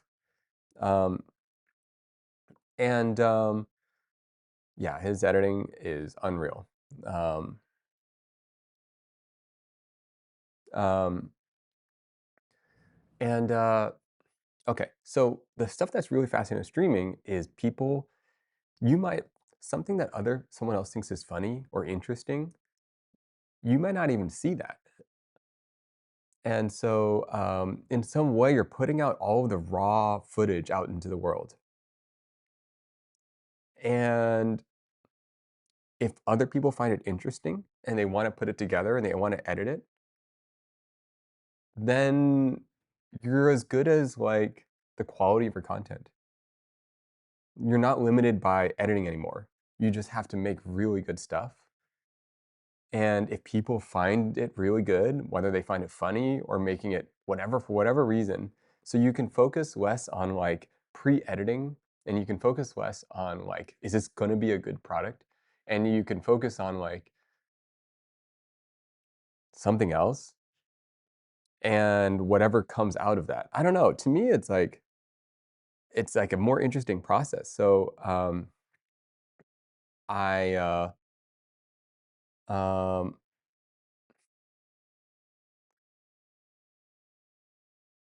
I guess I'm like so okay, anyways, this is the landscape in which I guess what I'm saying is like you've noticed I'm like streaming a lot more. I'm like actually interested in this field of streaming. Like I think it's like really fascinating. I think the mechanisms for streaming is really cool. I think the idea that you don't have to edit, but you can focus on being really good. That doesn't mean people are going to edit for you necessarily, but if you make really, really good content, then and it resonates people, then they want to share it. They want to make their own form of it. And so it just allows your mind to be in the right space, the space of making something like worth watching rather than like editing it into a watchable thing. Sometimes you see this all the time where the content itself isn't that watchable, but you've forced it through editing to be watchable. And you've edited so far down that it is now entertaining. Um, that's a lot of work. That's just a lot of work. Um, um, yeah, you're focusing less on being yourself and more on the production of things. So, anyways, I guess I'm saying like I'm like, and I also another thing, I want to try something. Like if something is interesting to me, I want to genuinely give it a try. So I am trying to like focus less on developing like okay, here's what I want to do. I wanna work less for, like, big companies shooting products, and instead, I still wanna do the art forms that I love. I still want to, like, push the limits of what photography and image and, like, creating visual imagery can be done. I just don't wanna do it for companies anymore. I wanna do it for my own personal exploration, and I would love to, like, take you guys along with that and see if something comes out of all of this. And, like, I think the streaming space is really intriguing. I think live feedback, hearing from what you guys think is interesting, that's that's the most interesting thing to me. I don't really, like, I don't know, I don't really I'm kinda tired, you know? Tired of, like, working for no, I'm tired of the voice. I'm I don't know what it is. Ah, sorry, let me go back to what you guys are saying. Um, focus, on efficiency, systems, uh, yeah, companies do lean into systems, focus on efficiency. It's true. I mean, that you have to, like, I kind of get why they hire in-house. Um, it's not, I can't hate on them for it. Um, um, I want to edit or clip things that give me emotional response. I'd love to hear more of your thoughts on that, threshold. Um, I can see you being a huge in the streaming scene, having multiple POVs of your workbenches. Hmm. Oh, yeah, I'll take any feedback, and whatever it becomes, it becomes. I'm not, too obsessed with if it doesn't do well, that's an incredible feedback too. Work with me videos have always been pretty popular. Maybe you can try work with me. Yeah, I need to. Okay, one, I need to be more productive. Not in the sense I need to actually like create again. Um, I got your back. I assisted back. Oh, I appreciate that. That's a really kind sentiment. Um, trying to push this. Work with me. Okay, okay. No, no. I think it's important. Okay, sorry. Speed up. Okay, okay. Okay, I thought you were saying push for this. I want to work for humans, not the corporate machine. Yeah. Hmm.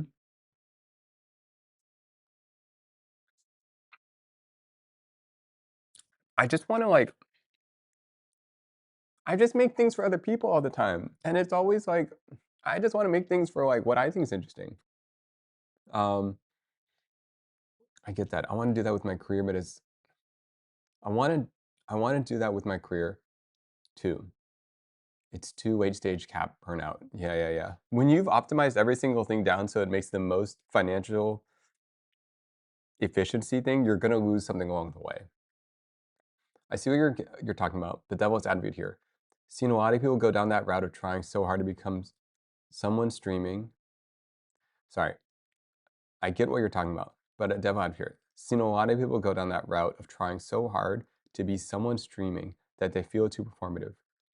I like you a lot because you feel real and talk about real stuff. How do you stay real and yeah, and this is like a whole conversation about like, I guess even capitalism itself too. Like, I'm not anti-capitalist in any way. I just like I do think like when things become a business, you start making business decisions. Um, so for example, I don't know how to navigate this. I'd love advice on this. If you know a certain style of streaming is going to financially, let's say your business is streaming, right? And you know your stream if you stream a certain game, right? That it's going to make your stream do well. And then if you know you you do the things that you really enjoy and love and you know that doesn't do well, that's going to affect you, right? Like how do you navigate that? Um that will affect you, right? That's going to like how do you like I don't know. How have people done that in the past? How do they navigate that? I'm sure every streamer has gone through this. Um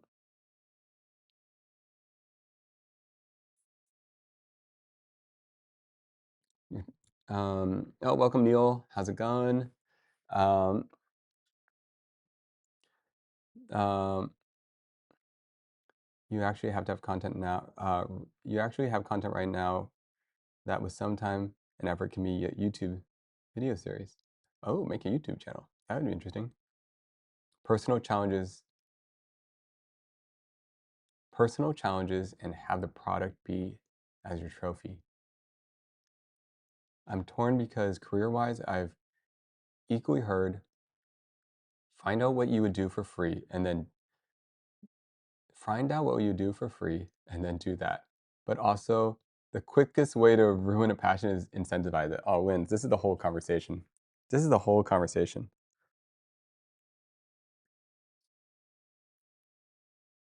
Um, welcome, Dr. Owen. Um, honestly, trying to force your own creativity isn't all that easy. The best idea rabbit holes suddenly start out of the blue. When you suddenly think, huh, is there a better way to do this? Can't set your brain on go 24/7. Don't be so hard on yourself. Being inconsistently consistent is also consistent. Whoa, whoa, holy smoke. Um, if you do something you love, people will come, or maybe they won't, and you have to be okay with that. And it's better than trying to force an idea or plan. Um, I don't know either. It's they get a pup. They I don't know either. They get a puppy or something, boost their kid appeal. um, some streams for views, some streams to share. To infinite connection. Oh, yeah. I mean, I think that's like an interesting point. Like, you can't like you can do a little bit of everything. Um,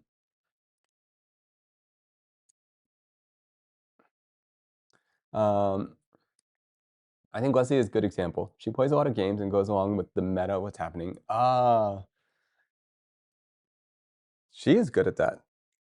Man, as I've been watching her content and learning about her content, I'm like, wow, she's great.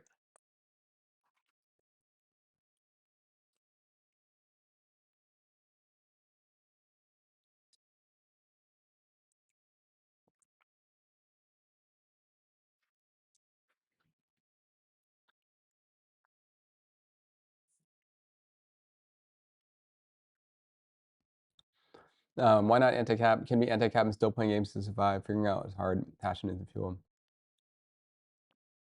Um, You know what?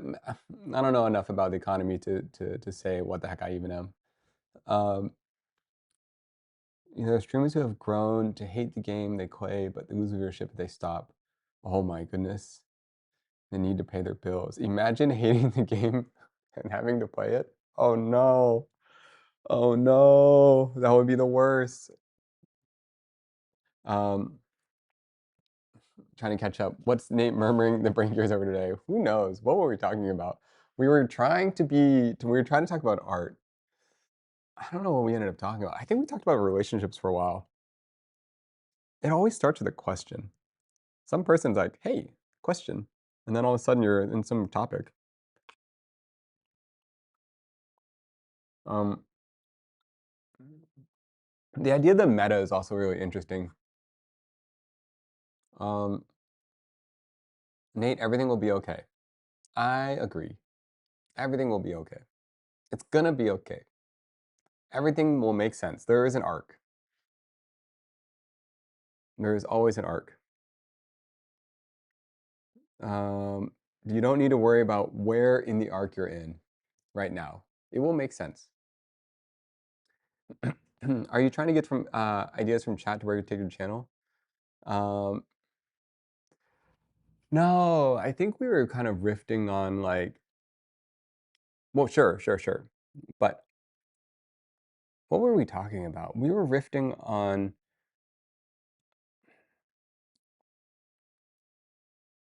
hmm, what was it? I don't even remember. Um, it was kind of like, it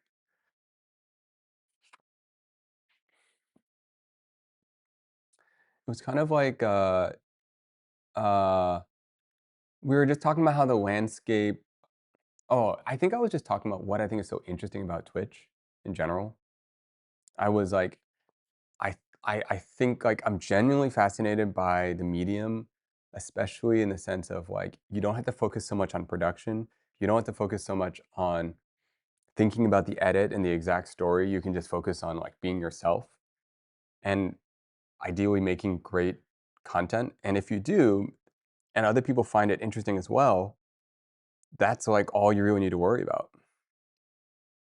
You don't have to, like, think about, like it's just really different.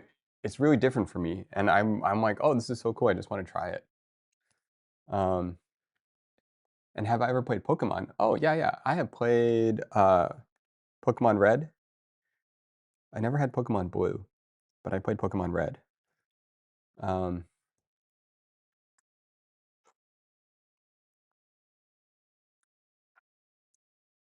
hard to find the right balance because you have this shiny new thing, wanna go all in, but it's a bit of an adventure.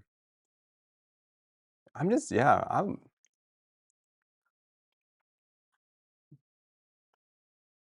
totally is a shiny new thing. Cooking stream. We're gonna cook. Absolutely.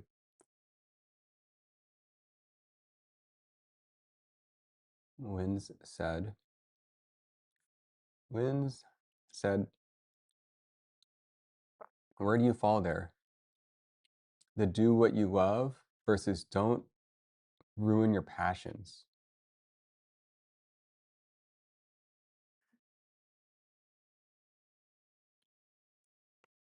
Um,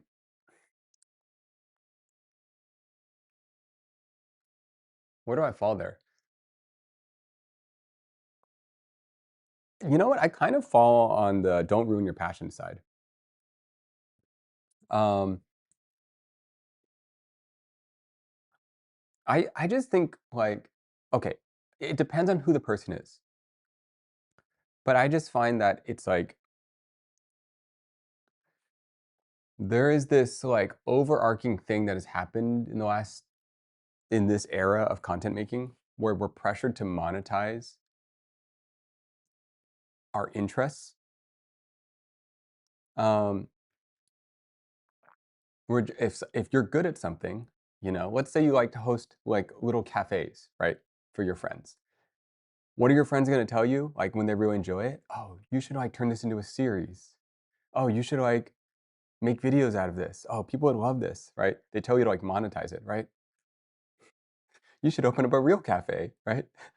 But then the whole reason you enjoyed it is because you don't wanna have a real job, you're just on the weekends doing a fun little cafe for your friends, you know, for your friends to hang out at, and the idea that there's no money involved is what makes it fun, you know, and you're just, like, creatively popping up a cafe, and then your friend's like, "We love this, monetize it." Well, you might as well work at a cafe then. Just go get a job, you know, and then the whole thing's ruined. Um, there is something, like, where we're, like, pressured to monetize everything because we do have this dream of walking away from, like, corporate life, finding autonomy, and we see all these people, influencers online that just do their passions and all these things. Um, yeah, everyone wants a band, yeah, you know, it's like everyone wants to not have a job. Everyone wants to do the passionate thing. You know what's a crazy part, though? Everybody wants to be paid to do their passion.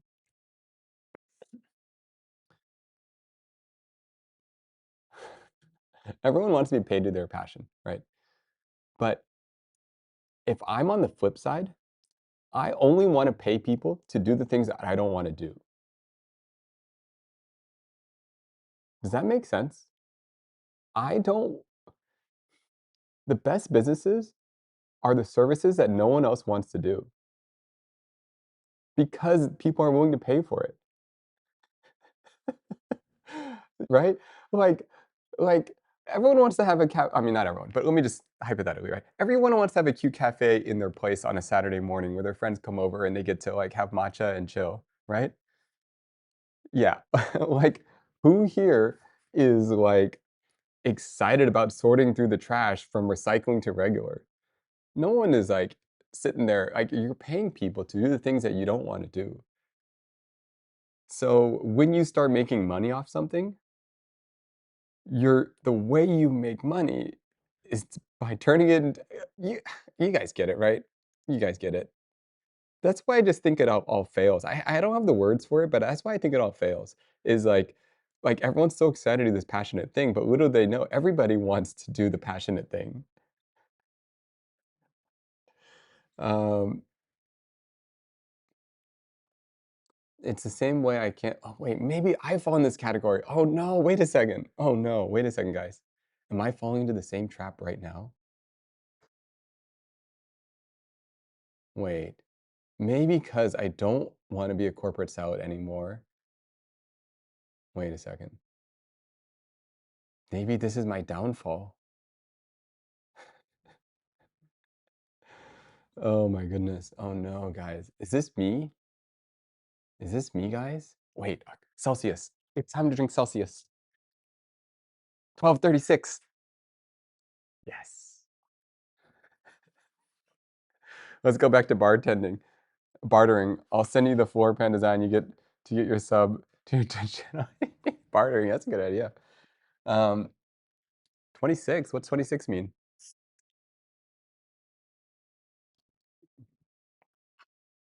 The best jobs are probably both hard and boring. Absolutely. The jobs that will pay the most are hard, are difficult. Oh, sorry, 12:36. Oh, sorry. Um, 26, my bad.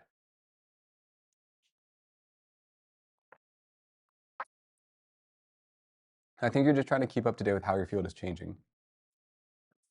My field is changing, guys. It is. My field's changing. What do I do? It's changing. Everyone's becoming a streamer. No, I'm just kidding. I gotta jump on the bandwagon.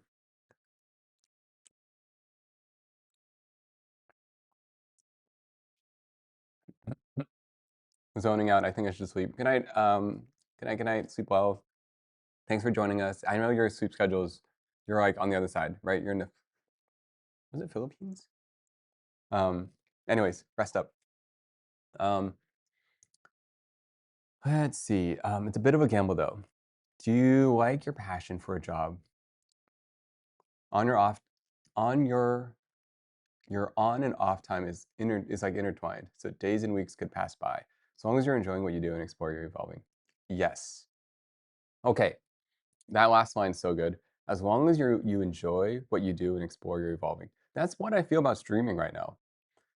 I don't, and that's what I don't feel about what I currently do, like shooting products and stuff. I don't actually feel like I'm exploring anymore. It's like the same deck over and over again. I know what it's gonna look like. This space, I have no idea what I'm doing. And that's like so intriguing for me.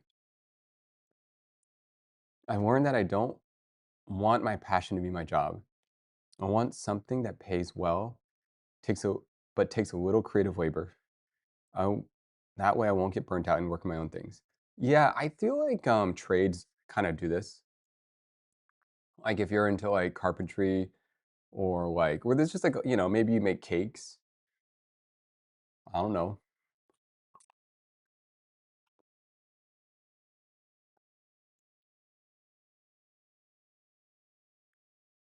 Carpentry corpora, knowing that the foreman earns more when they do OT.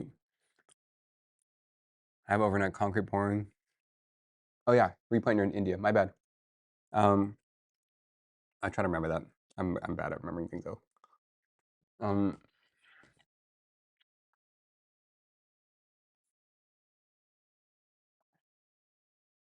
Dr. Owen, what's your background? How did you come to these conclusions?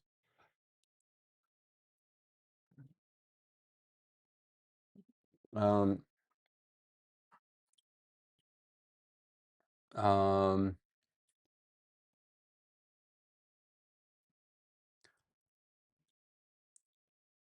the switch between cool, fun, personal idea and work things can happen just like that. When your brain isn't good at balance, I feel you. Feel for you. Yeah.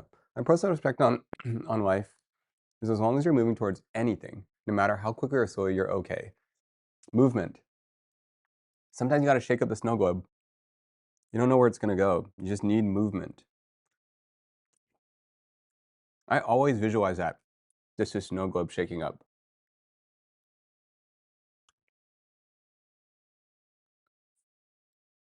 Because the movement just kind of gets your brain unstuck. You know? Sometimes you just need to like move to think.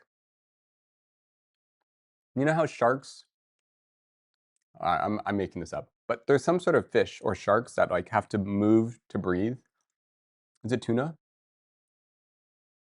Sometimes you just need to move. And that movement is like the process of like keeping your brain running. And when your brain is moving, it's thinking and processing. Um, I see becoming a Mark Robert, Hank Green, but of Twitch. Oh, that would be like, those are some epic level creators. Um, Mark Robert, something that I think he does such a good job of is he starts with curiosity. He starts with a question or like an idea, right? And he makes you curious about it. But the part that makes Mark Roberts so good, and I think underappreciated, maybe he's very much appreciated, but he doesn't hide the science. He like forces you to do the science a little. And sure, you could skip past forward it. You could fast forward it. Okay, now to be fair, if I had to say, I think I think Nile Red does it slightly better than Mark Robert as far as like the science. Like when I'm with Nile Red, I feel like we need to figure out the science or this atomic trampoline will never get made. We must figure out, like, I feel so invested in it. Oh, another guy is this guy Strange Parts. He doesn't make as many videos. Well, I used to watch him more back in the day. Oh, Rober. Mark Rober. Sorry, let me see how am I saying this right. Not Mark Man, I can't pronounce that. Rober? Thanks for always correcting me, guys. I can't pronounce things. Um, Mark Rober. Um, yeah. Anyways, um, I also like Steve Mold. I'm not sure I'm saying that right. Um, and my favorite by far is Ave. I've mentioned this before. I like how he just starts by taking something apart. That's like such a cool like way to start. Um, um, Versa 2. Oh yeah. Nine heroes with random Chinese machines he orders. Oh my goodness, guys. Have you guys been on those Chinese websites for random complex machinery? The amount of hours I've spent on AliExpress looking up really strange machinery, hundreds of hours. I have spent hundreds of hours. Like, seriously, hundreds of hours looking up strange machinery. And I buy a lot of them. I wonder if I should show you guys my AliExpress order history. Let me see. Let me check it real quick. Um,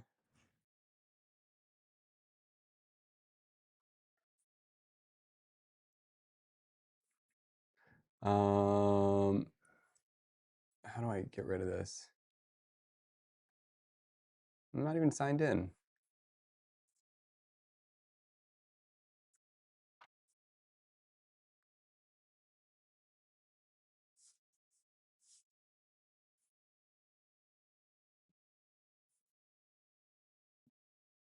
Ooh, there's a sale.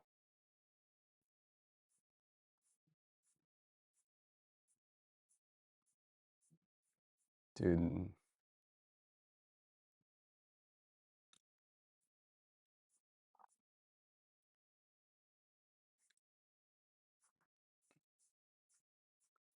it's so random. Um,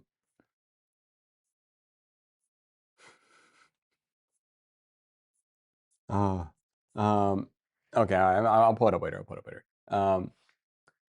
You should show and tell all this strange machinery. Yeah, I should. Okay. You got to learn what it's called too. A lot of times you don't know the name of these strange machineries. Um, um, um, wait, who's Nigel? Let me see. Um, Nigel, you engineer? No, YouTube? I don't know. I don't know if I follow this guy. N- oh, wait, isn't he Uncle Roger?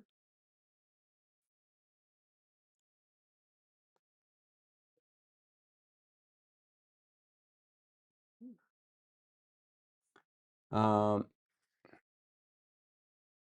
Almost everything made in China, I feel like the industry is like higher tech than the rest of the world. Apple helped build the black box factories where machines could work in the dark without human interaction. However, I do always check CE.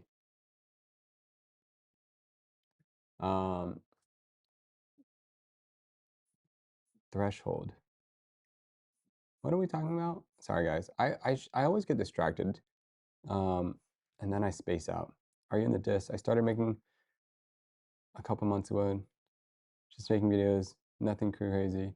Oh yeah, AK, thanks for making little clips. Super fun. Um, how big is your anvil? It's lame. I don't even have a good anvil. Guys, we need to buy a nice anvil. Here's my problem. Okay, guys, here's the problem with the anvil. You see all these videos about what a good anvil is, right? With the little ball bearing thing, and you're like, wow, I want one of those. And then I have like decision paralysis where I refuse to buy one because I'm like, well, I don't even know if it's a good one. I need a little drop a little ball bearing on it. So I feel like, I'm at the store looking at this anvil. I'm like, I really want this thing. And then I'm like, but I don't know if it's good. How do I know if it's a good anvil? And then I don't buy it. I don't think 90% of people have ever had that thought. No, no, no, no. I promise you.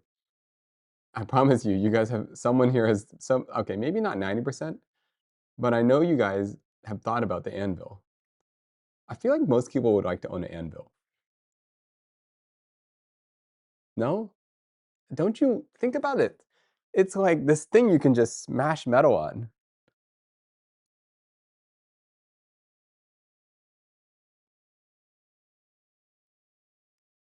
Okay, the Doyle one is decent. I've looked at that one. Okay, first of all, I love the Doyle brand. I think the Doyle brand for Harbor Freight is severely like it's so good. Okay, the only thing I don't like about the Doyle brand is the grease they use. It smells so bad. Does anyone understand what's going on with that grease that they're using? Um, Other than that, I love the Doyle brand. I like all their stuff. I think it's their best brand actually. I think it's better than the Hercules brand in their own way. Obviously, it's for a very specific thing. Okay, if you can vouch for the Doyle brand, I'm gonna buy one. Wait, Smokeopotamus, are you the one that has a machine shop? How do you know the Doyle brand's good?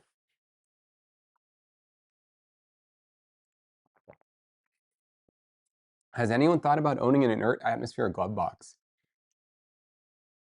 Like argon? What would you use that for? I got one.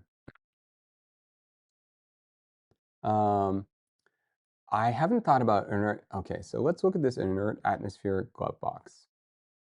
Do we need this? Are we missing out? Okay, here we go. Acrylic lab, negative pressure, PMMA chamber, benchtop inert atmosphere isolation glove box. Okay, guys, let's take a look at it. So, do we need this? Probably.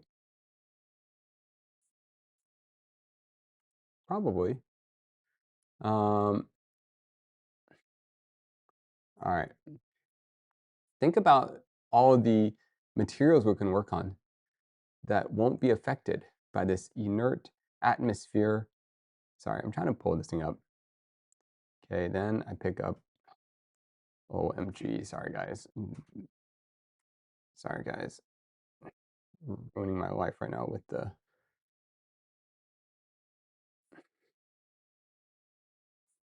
Did it. Okay, guys. Here we are. This is what we need, apparently. We need this. We need an inert. How's the price? 3,500? Ooh. So what? You put in, do you feed negative pressure? Do you feed in argon gas to this? What's happening here? One second. Just be sure you did not, you do know we can't see your screen. Yeah, it should be fine. Thank you, though. I appreciate it. You know how some chemicals have a tendency to burst into flames in the air? Let's you work with those chemicals. Ooh. Ooh. It's more of a forge than a machine shop. Wait, what? ASIOs? What are these? Sorry, guys. I don't know how we got into this topic. Oh my goodness, all these cool things.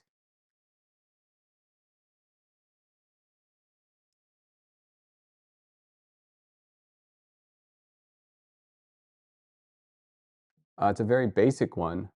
Oh, ho, ho. Okay, okay. Too basic. Okay, okay, okay, okay, okay. All right, all right. Advanced. How come I can't type? Okay, that does it. We need it. We need to buy an expensive one. All right. Oh, there we go. Here we go. Here we go. Better, better, better. How's this?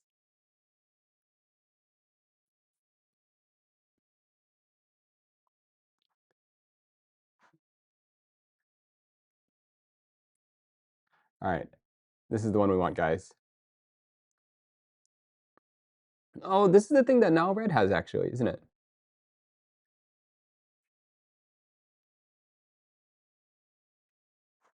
Okay, guys. This is what we need. Okay, I've seen this.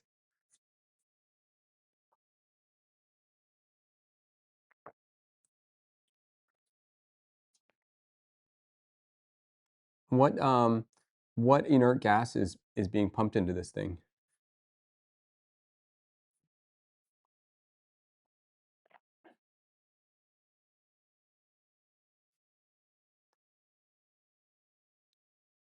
Oh, argon, nitrogen. Okay. Yeah. Fair, fair. How would this be used in Nate's hobbies? Honestly, I'm not there yet. We don't have those kind of skills. We do basic stuff here. We need higher skills to use something like this. In fact, we need lower skills. That's what we actually need.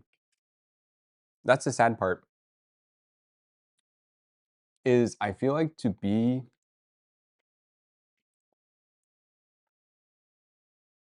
I feel like there is skill in being bad. Wait, am I saying that right? Um, it's a skill to not be so good at something and still be curious and interested and excited. I don't know what I'm saying. It's not. You just need to be more. You don't need to be so technical. Someone else can be technical. You just gotta be the idea person.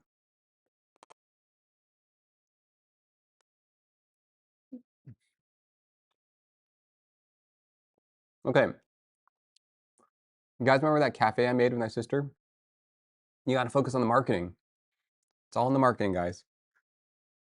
Don't worry, you gotta here's what you need to do. You need to outsource, delegate. Yeah, yeah. Welcome, welcome. Um, yeah, just need to delegate. Delegate to Patty, delegate to Paulo. That's a skill, guys. That's what I mean by that. You need skill to not be skilled. You need skill to recognize that someone else. I remember the first room we walked into, you were looking at rotor evaporators. Ooh, we still want one of those.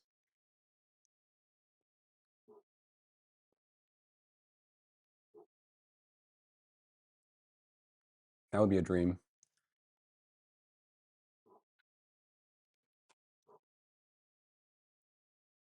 But I think I want rotor evaporators because I think there are flavors that I want to taste that I've never tasted before. Does that make sense? Like the thing that makes me intrigued about a rotor evaporator is the idea that you can extract certain flavors of a food at a certain temperature into something else and create a new flavor you've never created before. Rotovap, yeah. Doesn't that sound cool? Like, in theory, let's say you mixed like 4 fruits together, right? And then you extracted them out, you put them in a vacuum, right? And then you extracted all their flavors together. And then you raise the temperature just the right amount. And then out of all of those volatile compounds, they just get infused into this new solution. That solution will taste like something you've never tasted before. A new flavor. No? Anyone cook with Rotovaps?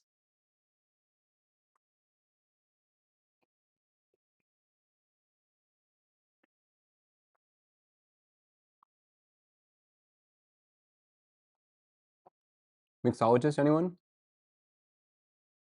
Does it work like a centrifuge where it separates liquids? Not quite. Um, it the Rotovap, the main principle behind it basically like evaporates liquid, right? So it turns liquid into a gas. It's a distillation machine, yeah. But it has the element of also controlling pressure. So it can, so right, and you can there's a tie between pressure and boiling point, right? So if you lower the pressure, you could boil something at room temperature, right? Um, so the thing that would be cool is, let's say you wanted to vaporize or boil a strawberry, right? Well, normally you'd have to cook the strawberry to raise it to that vacuum, that gas point, right? But instead, you could just lower the pressure or pick whatever pressure you want and whatever temperature you want. And so what it is, it's this like chamber. I'll just pull it up. Okay, it's this little chamber. Um, this is a used one. Show me a whole picture. How come you're cropping the picture? It's annoying. How come it? Just show me a stupid thing. Anyways, okay. So the liquid is inside here, right? Inside this little flask. And then it's in a water bath that's temperature controlled. And this whole thing is in a vacuum. And this is the starting mixture, and this is the ending mixture. And what happens is it lowers the pressure or raises the temperature, and then the gases, they come up, and then there's a condenser, right? It cools down. There's a condensing fluid, a coolant fluid that goes through that thing, and that cools down the vapors. And the vapors then distill into this little tiny tube here, and then I think you have a solution in here, like alcohol or something. Is that how it works? And then it goes from that into the alcohol? It lets you distill out chemicals you normally wouldn't be able to because its boiling temperature is above the temperature in which the chemical would degrade. Yes. Um, people, yeah, you can use it for to or extract special compounds.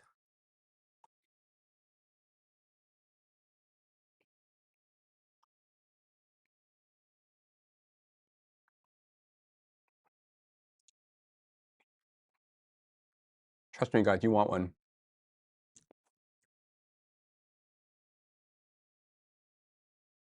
Like, if you think you can cook, is this your next acquisition? No, no, no. We don't have the skills for this yet. This is too high level. So it sounds like you're into molecular gastronomy. You know what? Believe it or not, I'm not, but I was. I do own, I do own, what's that book series? I do own the Modernist Cuisine book series. I do own David Arnold's Liquid Intelligence. I do own um, some food science books, but I don't cook that way. I like to cook over fire, but it's cool. Doesn't mean I can't nerd out about it. Have you watched Jiro's Dream to Sushi? I have. And I've been to Jiro's son's restaurant. Okay, you know the son. Okay, so Jiro has two sons, right? Um, one son is still waiting to take over the restaurant, right? And he's like 70. He's still waiting to get his first job, you know. Um, and he's waiting to own the restaurant. And the other son, I'm paraphrasing here, right? The other son's like, ah, screw this, I'm not waiting. I'm going to start my own restaurant, right? And then the other one son, his restaurant, do you guys remember his restaurant is mirrored because he's like right-handed or left-handed? Whatever it is, he's the opposite of his dad. So his dad's restaurant is one way, and his son's restaurant, the one that took off and started his own thing, is another way. And they're mirrors of each other, which I think is pretty cool. Um, so I went to the mirrored restaurant, the son that went off on his own. Um, we got a table. I landed in Japan. We couldn't get a reservation. And then we kind of called in a couple times, or we had a Japanese friend call in a couple times. And they were able to get us a reservation. Someone had dropped out. Um, I have never felt, okay, how was it? Okay, was it the best sushi of my life?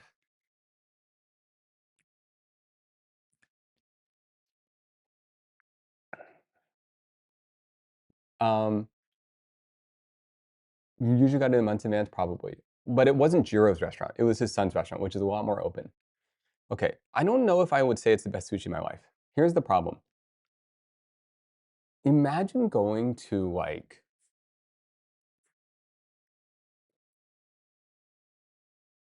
okay, imagine going to a crump battle, right? And your whole life, all you study is ballet. And then you're sitting there in the crump battle, and the whole crowd goes wild. And you're like, what just happened? What did they do? All I know is ballet moves, right? It kind of felt like that. You guys ever been to a crump battle before? I've been to one once. That was crazy. Okay, okay, sorry, sorry. Let me get back. No more analogies. Let me just say it straight. Okay, okay. Okay. Um, Let me just say it straight. Okay, so I know a decent amount about sushi. You have? Oh yeah, you have. We talked about this on the phone. It was so crazy. Okay. Um, okay, so okay, I know a decent amount of sushi, right? Like okay, let me give you a sense. I know I know enough about sushi, for example. I know that it's not just yellowtail, okay? I know that it's actually, yellowtail is actually a general word for hamachi, right? But hamachi is kind of one stage of 7 different forms of the same fish, right? And it goes through different life cycles, and it migrates from, like, the south to the north, and through each phase, it's got, like, different names, right? And these fish look so different from each other that they actually gave them different names in these different processes. The final stage is, like, buri, B-U-R-I, I can't pronounce that, right? Um, okay, that gives you some sense. I know enough about sushi that I could tell you that, okay? Now, I went to Jiro's restaurant, and what I loved is he was so excited to serve us fish, and you could tell he was really proud of the fish, right? But it went so over my head, I had no idea what I was tasting. Like, it was so far over my head, and I think it was really illustrated in one specific fish. Um, he served a halibut, right? And I rarely have halibut anyways. Um, and he was excited. It was kind of like the special of the night, I guess. He served this halibut, and it was specifically the fin of the halibut, right? So he was like excited to share this halibut fin. And it wasn't just a halibut fin though. It was um, halibut fin apparently was really good at this time of the year. So it was like a fall halibut fin. Um, and it specifically was from the north side of Hokkaido. This halibut fin from the north side of Hokkaido in August. And he was excited to share this with us. And I ate it, and it just tasted like halibut. It just tasted like fish, like a white fish. And that was like the limit of what I was capable of discerning. I couldn't like I couldn't I couldn't picture the depth of which he was describing. Like I couldn't grasp it. I could appreciate the words he was saying, but I couldn't like hold on with the flavors. Yeah, my taste buds just weren't leveled up. I'm sure for him, he's like, "Oh my goodness, this time of the year, oh, we got a north side halibut. Oh, this one's special," you know? Yeah, this is the one from the Netflix show, yeah. But for me, I'm like, I don't know, it just tastes like halibut. So I wasn't capable of appreciating the sushi that was served. Um, and I wasn't I just wasn't capable of appreciating it. And what are you gonna do? Man, I just so was it the best sushi I've ever had? Well, maybe it was, but I wasn't capable of knowing that. Like the ex it was very memorable, and it was beautiful. And it kind of like set the stage of like the dedication and obsession that someone can have. But it was almost more like experiencing an art show where you don't quite get the art, but you're watching everyone else around you get the art, and you're like, yeah, everyone else thinks this art show is really cool. And then you're looking around, yeah, this is great art, you know? That's kind of what it felt like. Um,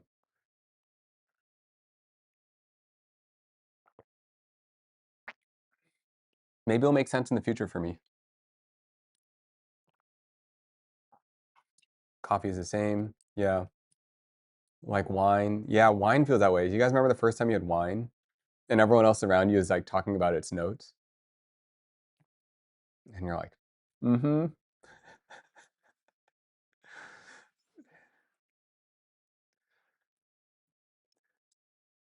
Yeah, that's a whole hobby.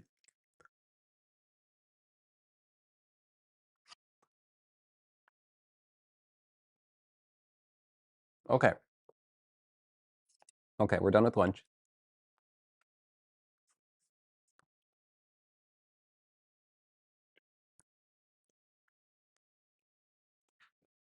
Whoa.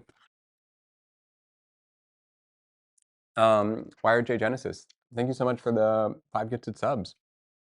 Um, if you have any desire and want to share why you why you gifted, I'd love to know. Um, I'm in before Nate asks why. Look, I'm just curious, okay? I'm just curious.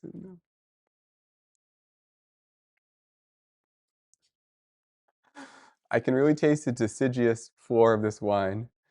Deciduous. I gotta look up that word. What a great sounding word. But YRG, feel free. If you'd like to share, I'd love to know. Deciduous. Oh, it's like those trees. Deciduous. Deciduous. Deciduous. Deciduous. Deciduous. Deciduous. Oh, was that too loud? Sorry.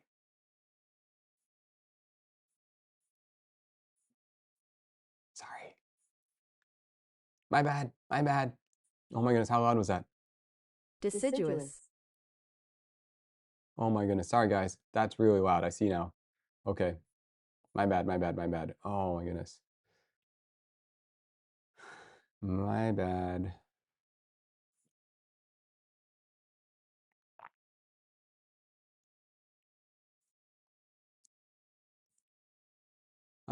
Got delay now. Check. Test.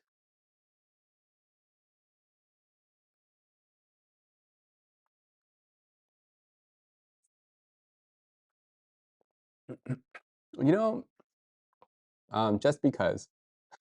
I like that extra Emily emote. That's a pretty good one. Wait, that emote's really good. Okay. We ate lunch.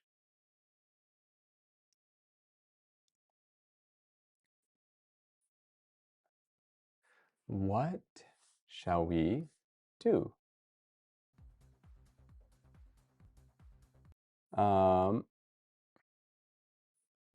Let's reset. That's what we should do. Let's reset.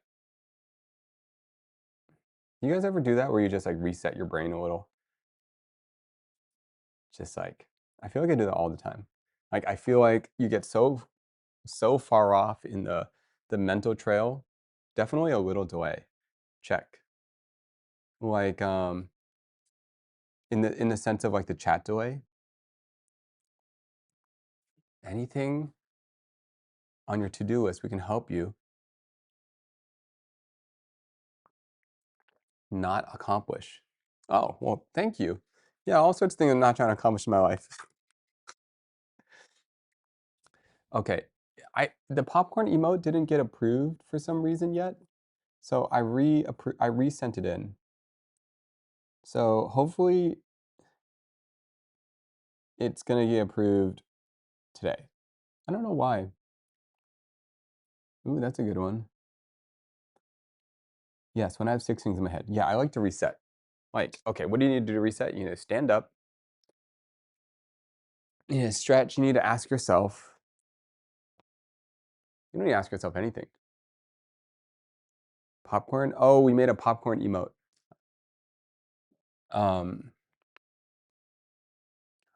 You know what it is? Okay, guys, I know what it is. I'm just not used to talking to I need to talk to a real human being.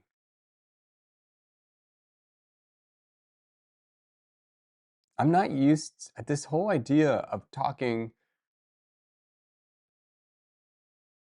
without having someone else talk back. So disorienting. That's what my sister's really good at. She can just talk. We aren't real. No, you guys are real, okay? It's just a voice, like hearing a voice respond. Does that make sense?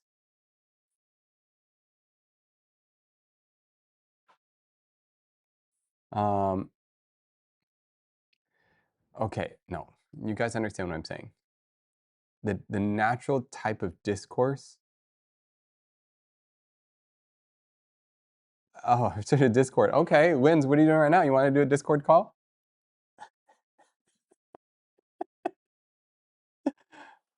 What you up to, Wins? I'm ready. Where's my headphones?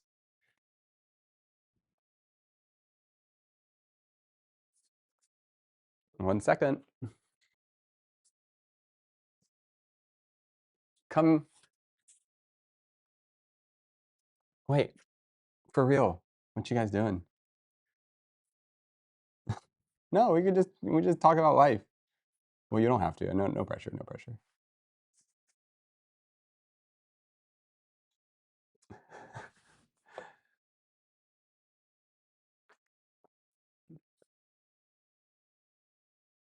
You know what it is? I want to get to know someone else. That's what it is. Okay. Wait, Wins, what are you doing? Are you working right now? Are you just chilling? I don't really. My favorite thing to do is get to know someone else.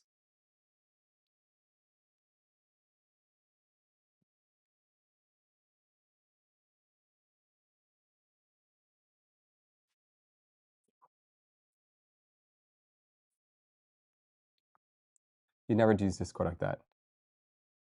Yes. If I could get a Discord to work, dude, let's hang out. That'd be so fun. Okay, how do we add you to Discord? If it's too stressful, no worries. But here's what I think it works. Okay, so what I think is basically you join the Discord, okay? And then once you're in the Discord, you're going to click on a voice channel. Um, there's a voice channel, and it's called Stream Room. Oh, dude. Oh, wait, hold up, guys. Hold up, hold up. Real quick, Lens, before you do that, I'm going to share a story. Okay, Rogue 2116. We met. Okay, Rogue is the first person that has ever recognized me in public, minus that like UPS guy, right? Oh, stream was locked. Okay. Dude, Rogue is the first person that ever. Okay. So here's a story. Um, okay, so I was driving with my friend, um, and um, okay, we'll move Lynn's in there a moment. Um, okay. Um, oh yeah, I went to an NFL game. Right, I went to this Chargers game, um, and my friend invited me, um, and went to see the Chargers lose. Okay, fine, fine. You already know. All right, fine, fine. All right. So I went to this Chargers game, right? Um, and we were just like getting navigated through the parking lot, and there's like these little things, and then my friends got the parking tickets, and they're showing the parking tickets, and then there's like some intense security where we were. So there's like a little dog that's walking around the car and stuff. Um, and then um, and then Rogue came up and he was like, I think Rogue, you're working with SoFi, and they were like, hey, I don't remember exact wording, to be honest. But it's something like something Leslie's brother. I was like, yeah, that's me. um, and it was kind of surreal because you think it's all just like some hallucination, but then like you actually meet someone and they're like know you, and I'm like, whoa. And I had my sunglasses on, so that was also impressive. You could still tell it was me with my sunglasses on. Um, um, yeah. Wait, Rogue, how did you know it was me? What was your perspective? Or what did you remember? Oh, that was such a trip. That was such a trip. It was real for you? That's crazy.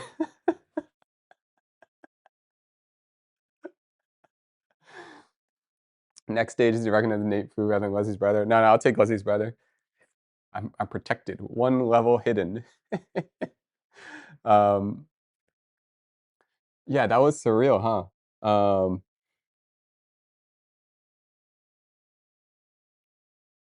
Yeah,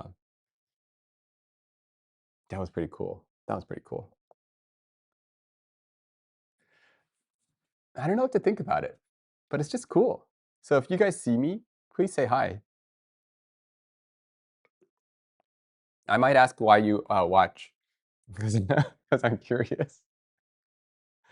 Um, I knew your friend.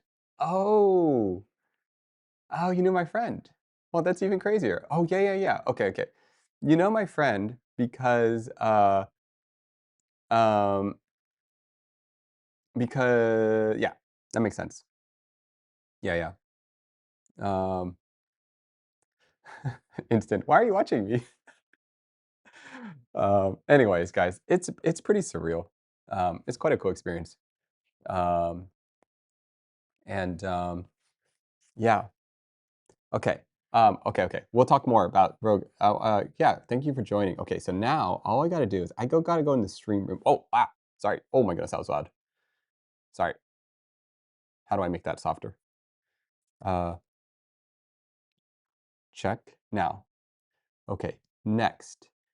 Lynn, are you nearby? So here's what's gonna happen. If you wanna, we'll just hang out and chill, if you don't mind. Um, so Lynn, if you're down, because I actually I randomly have a couple questions for you.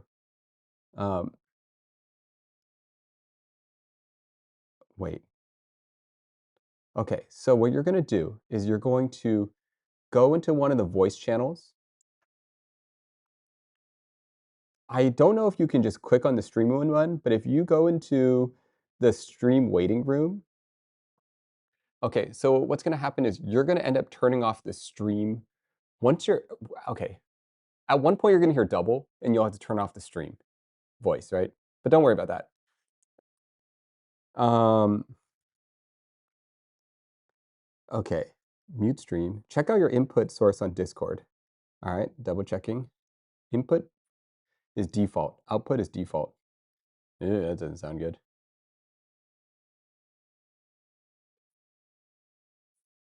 Check. Test. Test. Test.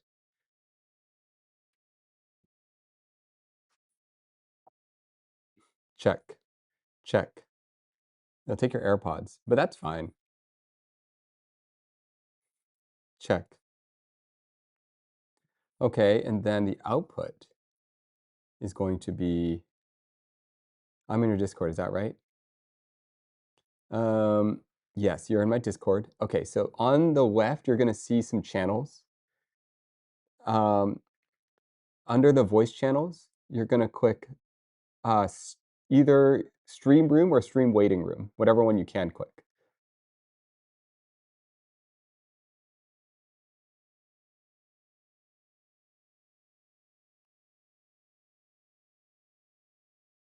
Yay, okay.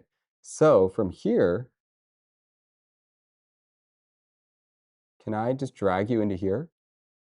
Test, test. Can you hear me? 1, 2, 3. Okay, I cannot hear you yet. I wonder why. Can you guys hear? Test, test. It's always a little tricky when you do this. It's always like something, output volume, output device.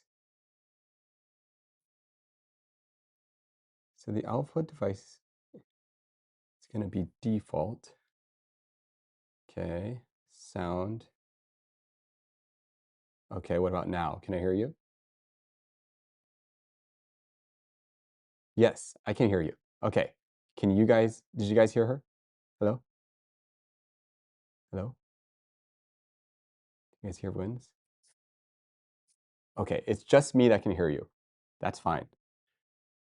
but I will fix this. But I will fix this. No, you're good. You're good. This is just on me now. Okay, so I can hear you. Now I've got the technical challenge of making sure that it goes to the right source. Man, these things are so complicated, you know? Um, multiple output. Let's try this. Hello? See. Nope, wrong one. That's on me still. Okay. Heard something. Sound settings. They heard something. Okay. MacBook Pro speakers. Can you try again? Hello, hello? Okay, you're coming out of my speakers now. Okay, but I think chat can hear me now. Yes, but now, Speakers, it's not ideal. no, 1 second, we got this, I got this. Okay, what about this? Testing, testing. Okay, closer.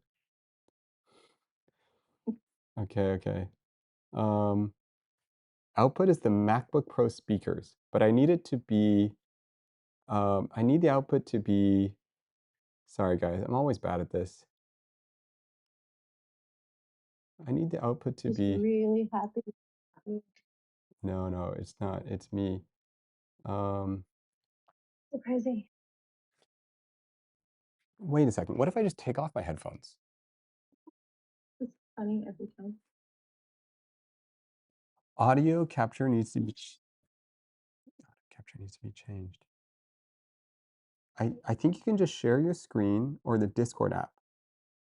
Okay, we're getting closer. You can just share your screen. Oh, I see what you're saying. Okay. Okay. Screen audio capture. Desktop audio capture. Check. No, that's okay.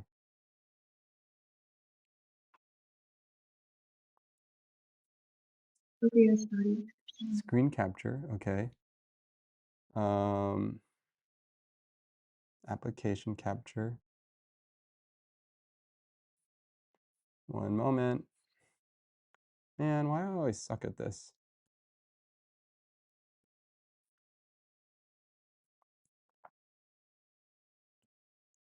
Window capture. Okay, Feel like it's really close. I do too. Check. Oh, okay. We're getting close. Getting close. Okay, I'm just gonna put this in the corner. Okay, now we try it again. Test. Test.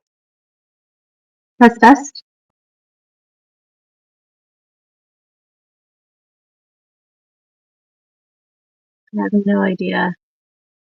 I'm on headphones and I have no idea how that sounds.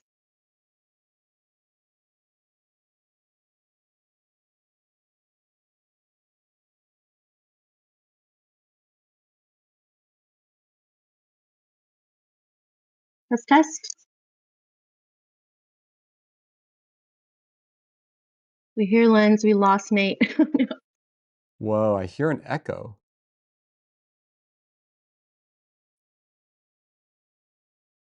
Okay. Oh, because I hear it in Discord. That's why. Okay. Okay.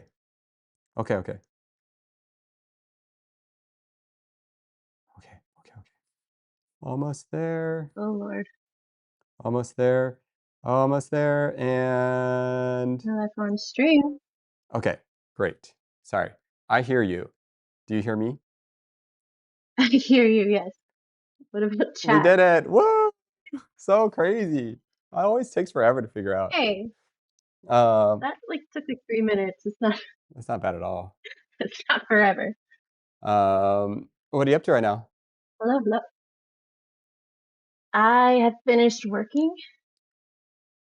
Nice. With the day. You're done with the day. Early. Ooh. I worked over the weekend, so I've decided I get to stop now. I love that. Um, do you work for yourself? Do you work for someone else? I work for a nonprofit. Oh, interesting. Um, do you do you want to share anything about it, or you don't need to if you don't Oh, want? yeah. Yeah. I was Oh, thinking about it, but I don't think it matters. But got I do the what do they call it? I'm a development assistant, associate, specialist, whatever fun word they threw in there. it. They always got some crazy title, and It's always dumb. yeah, yeah, yeah. I feel weird saying it, Mhm. but I assist with the development basically for the nonprofit and Mm, all the hats that that entails. yeah, yeah. So you've Ah, done this before? Like you've done like a mhm. radio show kind of thing Yeah, yeah. We just like with call the people. chatter? Yeah, yeah, totally. A bunch. Okay. Yeah, yeah. I've missed this. Yeah, yeah. Maybe Okay. pin a message is like Nate's on a Discord call with Chin. That's those twins. Hi, by the way, how do you pronounce your name? Lens is good. Okay, okay. This is favorite segment. You know why it's my favorite segment? Because I'm not going crazy talking to myself all the time. That's why. um, That's so um, pump this up. okay, how do I pin this? 1 second. I'm gonna pin this. Can someone pin it? Does anyone have the ability to pin that? Uh, um, Wait, so, yeah, but Linz, something that I thought is really interesting, um, is your way of thinking.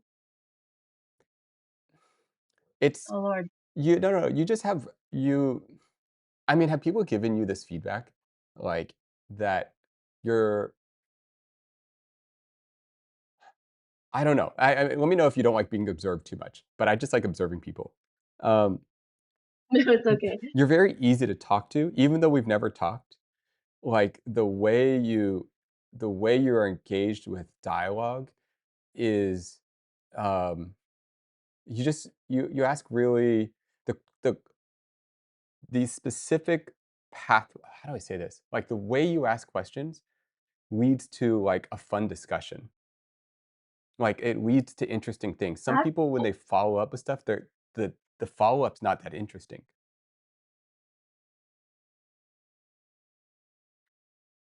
oh wait, I heard the follow-up's not that interesting and then I lost you. Oh, yeah, yeah. No, I mean, it's just Oh, there you I are. just think that I think that you have, like, interesting ways Uh, of dialogue. Have you gotten that from your friends, or have you always kind of talked like that, or I can take it to a nerdy place. Yeah, yeah, let's go. I hadn't I hadn't thought that before. I did a Clinton strength test recently, Uh-huh. and that was my top strength is called relator. Oh. So it's just kind of funny. I did that and now you're saying that.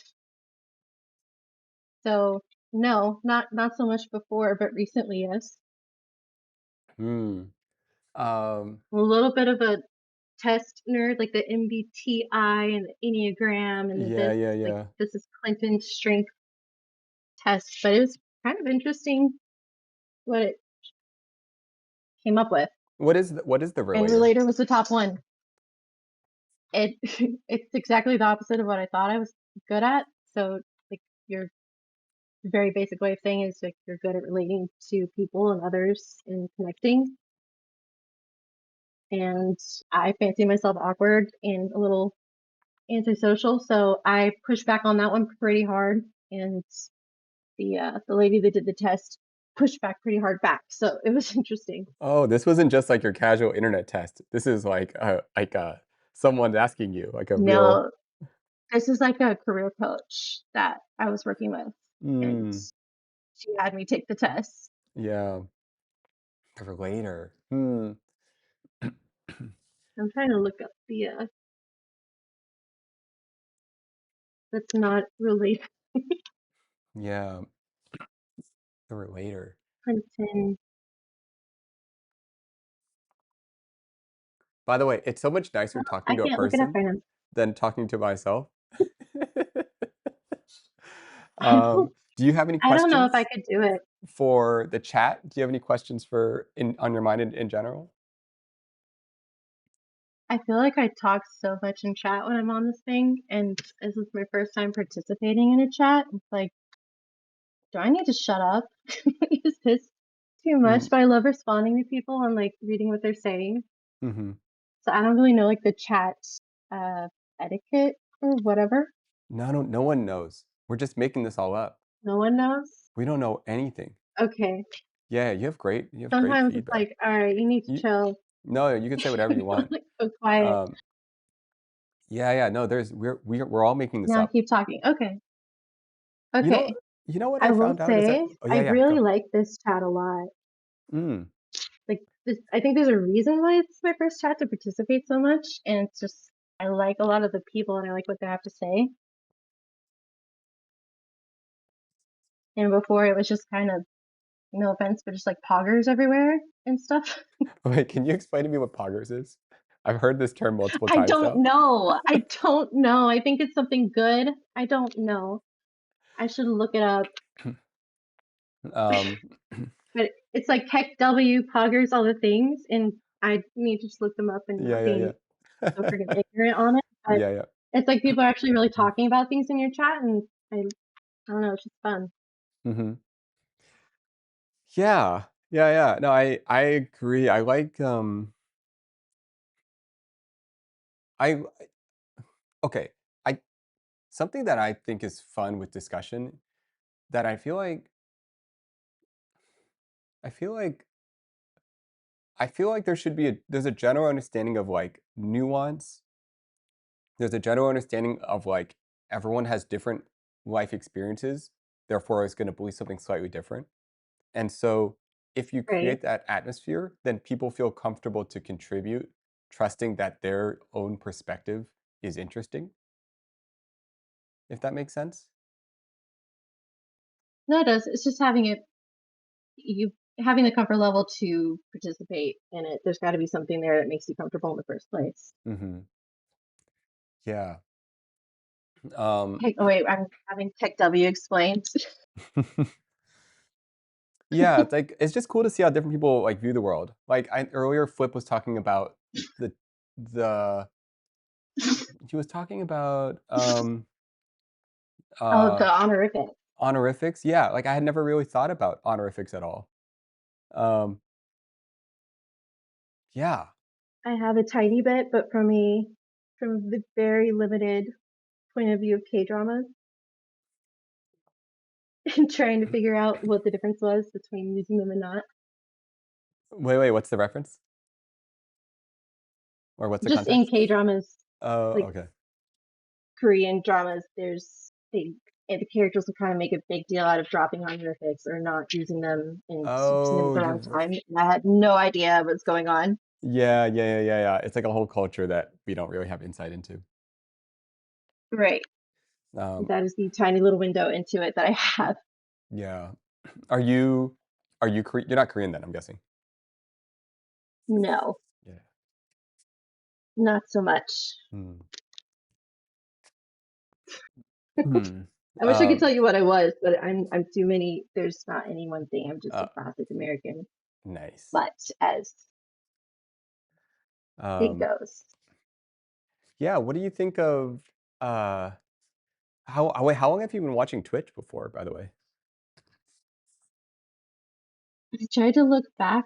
I think since 23, 20, 22 or Oh. 23. Hmm. But I was watching Among Us during Among Us, and that was 2020. So maybe 2020. I think I was one of the very, very many that found it during the Yeah, pandemic. that was such like a I mean, that's where I first found it on I found my sister showed up on my TikTok, these Among Us clips. And I was like, "What's going on?" I was just during that pandemic, that time period. Um, yeah, pretty I surreal. have a question. Yeah. Did you did you know about streaming but think how do you say this nicely? I mean, I'm as old as you are, but did you hear about streaming and think like you were too old for it or it was like for younger like younger people at any point? Because that was my point of view on it for a long time, and then I actually watched the stream. Um, I told myself you're too old for that shit, basically. oh, And then it turns out there's plenty of us on here, and it's not a 21-year-old only kind of thing. well, I had also kind of watched some streaming I quite a long time ago, like, Justin TV, like StarCraft days. So I think the concept of streaming had always like, I had thought about it when I was in my 20s. I'd never thought about being in front of the camera. Um, Okay, yeah, but but, you knew what it was at least. I knew what it was, and I it was always, like, something, I guess, acceptable in my mind, if that makes any sense. I was like, "Yeah, streaming is it's like a thing that people do." Um, Do a lot of uh your friends? I mean, you're in this space, so I guess a lot of your friends would know. I don't have. I don't know if I have any friends that know what streaming is or watch streams or participate or any of that in my oh, age I group. see what you're saying. Yeah, yeah, a lot of my friends my age, they don't understand what streaming is. Um, Okay, yeah, yeah. No, the most of them don't. Um, okay. and I haven't told them So not just me. yeah, I haven't told them that I stream either. In Okay, fact, that was my next question because I don't even tell friends that I watch streams because they don't know what it is, and me trying to explain it feels weird. it's like this, yeah, yeah, I mean, that would be interesting. Okay, here, let me ask something. Is there anyone I'm just gonna ask a question. Is there anyone that's I don't think anyone can answer this. Is there anyone that's watching right now that actually knows me in real life? I guess it's just Crystal, really. Um, that would be really interesting if someone here is listening and they know me in real life and I don't know they're watching, or they don't know that I don't know if that makes sense. Crystal and your cousin. That would throw me a little bit. Yeah. Um, When Bebot recognized you and your friend, right? this vote row count. No, I'm guess I'm thinking about like I guess I'm thinking about I don't know. I don't know. It's just an interesting thought. Like th- because nobody knows me, I don't really have to think about. I don't know. It's just kind of. I don't really have to think. Nobody. It's just like its own little experiment. It's like streaming is Just its side own. quest. Yeah. Um. I don't openly tell people that I spend a lot of time on. I think it's just so funny because it's like this little secret or something. Yeah. Yeah. Yeah. Yeah. Exactly. I tell my friends I watch VTubers. Have you ever watched a VTuber before? I've never watched one. I don't think I've watched a classic VTuber. I think I've watched streamers that ended up getting the Sorry. what do you even call that? Avatar? Oh, yeah, yeah, yeah. Mhm. I don't Yeah. think I've ever watched one where you've like never seen your face and that's all they ever were. Mhm. That'd be Yeah, interesting though. that would. Um, You can really fly under the radar. mhm.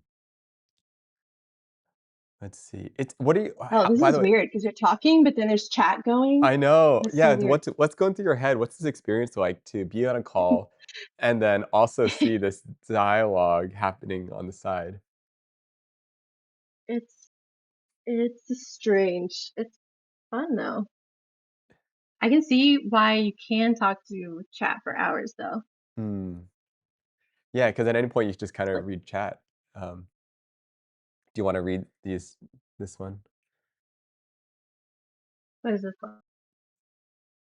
I used to think Twitch is like a younger, very niche thing. When I thought about streaming as a kind of genre of entertainment, mostly esports, that's what I thought too. I thought it was Mhm. like serious video gaming only was happening Yeah, yeah. on Twitch, and that was it.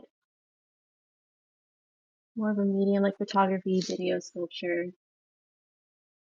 Yeah, there really is something here for everyone in good and bad ways. Yeah, cozy. We're gonna do The this. internet. Photography, video sculpture. Let's break the format. It could be whatever we want.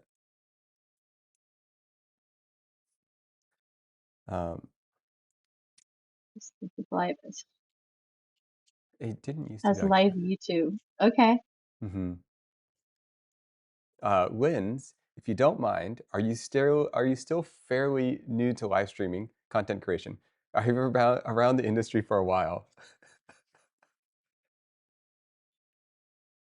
As in the partaking of it or the participating? Yeah, are you Linz, tell me about your content creation journey. How's that been going?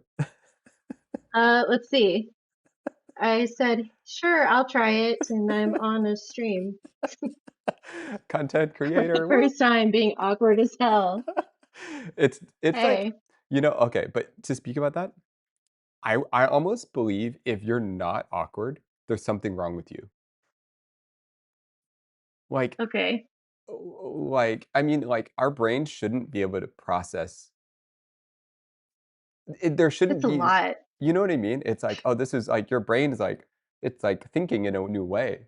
Just like, oh, I'm not used to Right, like talking to someone while simultaneously being observed by people I don't know, then seeing their comments about it right. on the chat, and then reading it, and then having this three-way dialogue between the Morpheus chat, myself, and another person.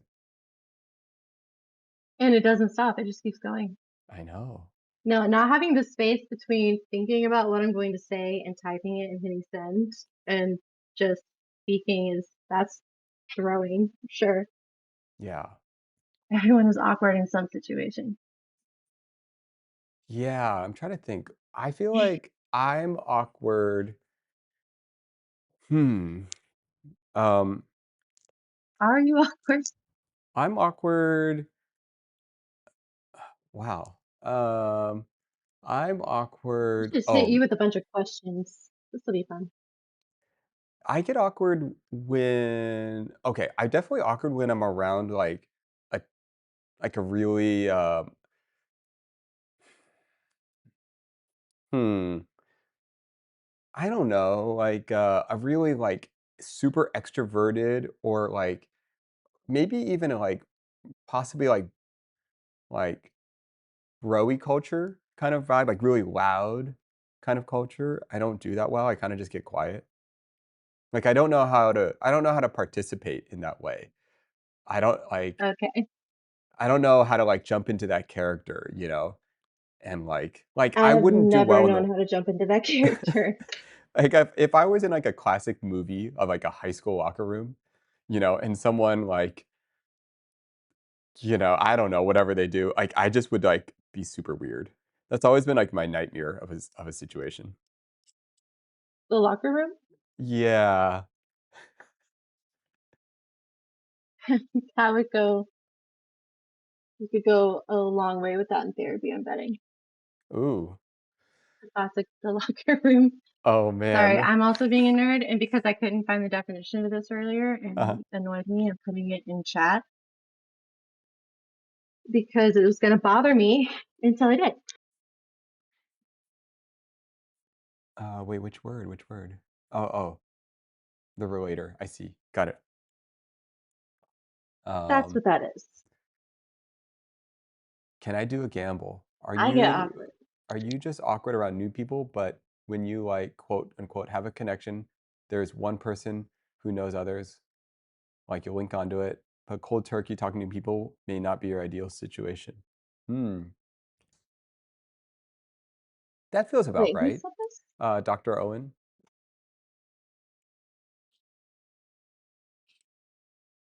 Okay, well, I don't know if he was talking about you or me, but that's pretty spot on for me. I Um, literally told Jen she's not allowed to leave just because I've chatted with her back and forth a few times. yeah, yeah. Um, Safety blanket. totally. Um, okay. My cousin had this interesting um, thing he described when he was in college. Um, he went to Harvard, right? And he said As one um, does. he said that when you tell someone in a conversation that you went to Harvard, it like kind of alters the conversation, right? Like they immediately put a stereotype on you or that you're going to Harvard, right? And they Okay. and I So it's kind of like this big moment, so like, oh, what college you go to? And you're like, oh, I went to Harvard. And immediately they're like, oh, Harvard. And it kind of changes the conversation. Um, Right. I feel like my sister was describing something similar where she said the moment she tells someone she's a streamer, it like it's like, "Oh, you're a streamer," and they immediately have so many questions for her. And so, You get like really excited about it. yeah, they're like, "What do you mean by that?" And there's all these stories you can tell. So I can imagine for my sister, it's not you can't really ever be that awkward because at any point in time, you could just for her, you could just say, "I'm a streamer," and then it immediately makes people curious about you. So you have like an instant card to play. Yeah. I heard that's why people say they just went to school in Boston because they don't like saying it. That's even more pretentious. Can't figure out if that's worse or not. Went to school in Like, Boston. Oh my goodness, like even you don't think worse. I don't know which school is in Boston or Oh my goodness. Um, I okay, I get it, I get so it. Mhm. what's yours though? What's my what? What's your card that you play? So, Your I'm a streamer card or I went to Harvard yeah, card. okay, yeah, so if I, like let's say, like, I'm with a group of 4 people, right? And I'm feeling like I wanna partake in the conversation or get to know people. Um, what is my card? Um, Do you even um, have one? I don't know. I guess I would say, like, it depending on, like, who I'm talking to, I would maybe say, like okay, this sounds weird, but okay. Either I would talk about how I'm into, like they'll ask me what I do, and then I'll usually say, like, "Oh, I do, like, I'm a photographer," or, I do video." But if I need to be more interesting, I might add in, like, a robot to that, you know? I might be like, "Oh, yeah, I do, like, camera robotics," you know?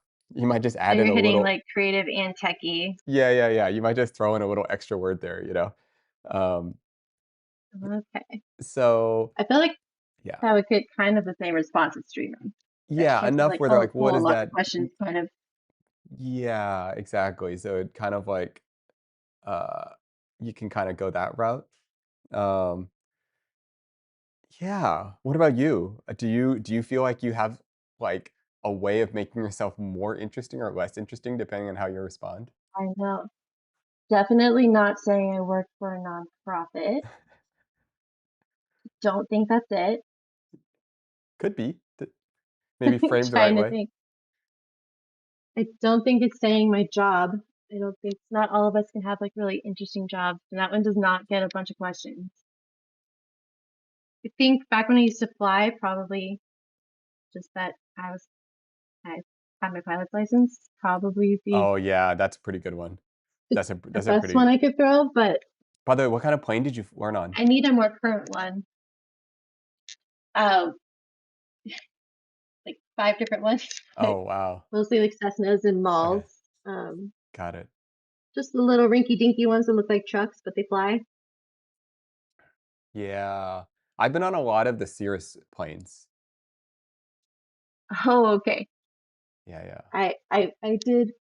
I didn't get to fly one, but I did ride on one. It was very, Mm, very yeah, yeah, yeah. nice. Those things are cool. Yeah, pilot, man, that's kind of like pilot is like I mean, when you said that, immediately I was like, "Oh." Okay, I really feel like you have another one too, if I were to take a guess. I need Um, a more current one just because I'm not flying. I haven't in quite some time. I'm not going to be for a bit, so I don't actually say that typically. do you It f feels a little do you ever find that you show up in a conversation by asking the right question? for me personally. Yeah. I I think so. It's I don't know. It's really been new. It's the awareness of that has been very new, but I think so now recently. I think that's a great way to to like have like a presence in a conversation, but not necessarily like I just think it's a great way to You don't enter have to into a be the one like conversation. Yeah. running the conversation, or center of attention has not been my forte But it's kind in of the a nice past. way where, like, maybe the person that's speaking then almost speaks to you in some way, and so you're part of the conversation, and then I guess, like, if you wanted to follow up in that conversation, you could then switch from a question to a response. I mean, I think it's kind of what the like going advice is for on dates is if you don't know what to say, questions. I think I'm just that person. I never know what to say, so I have a Yeah, lot yeah. of questions. Maybe. Yeah, yeah. Wait, people are interested that you're a pilot. It is such pilot is such a flex. What do you sound like on the do you still remember any of the radio speak for the pilot? Oh my god, I do. Yes, but it has been a bit. What's that? And this is what is so stupid. The actual learning, how to fly the plane, Uh-huh. that was not the hard part for me.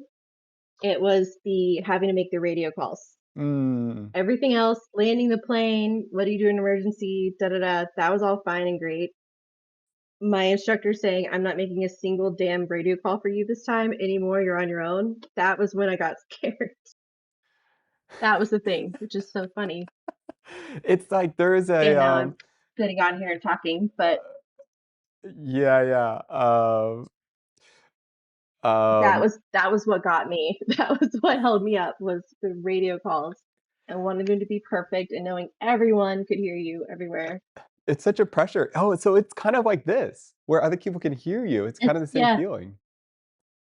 yeah, we've come a little full circle here, Oh, I it's as if guess. you're on the radio right now. Yeah, and then there's expectation to be efficient on the radio. It feels like when you're up in the air, So everyone efficient. yeah, everyone's like they say their lines and you don't wanna, like, oversay it, but then you've gotta say it all in a sentence really quick. Can Well, you you have to say everything in a certain order. You have to give Yeah, them the information they're asking for, and sometimes Tower's asking for information, and with the ADHD running so hard, you forget what they yeah. asked for at the beginning of their sentence. So I started writing notes very, very quickly so I could do some decent radio calls. Um, What led you to become a pilot? Was there a particular inspiration?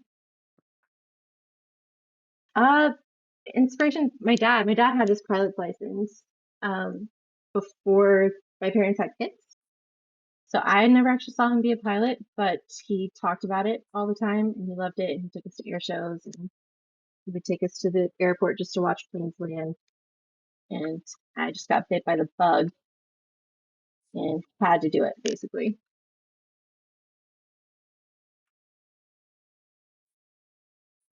sorry, I'm, adding a thing. Um, yeah. Ugh.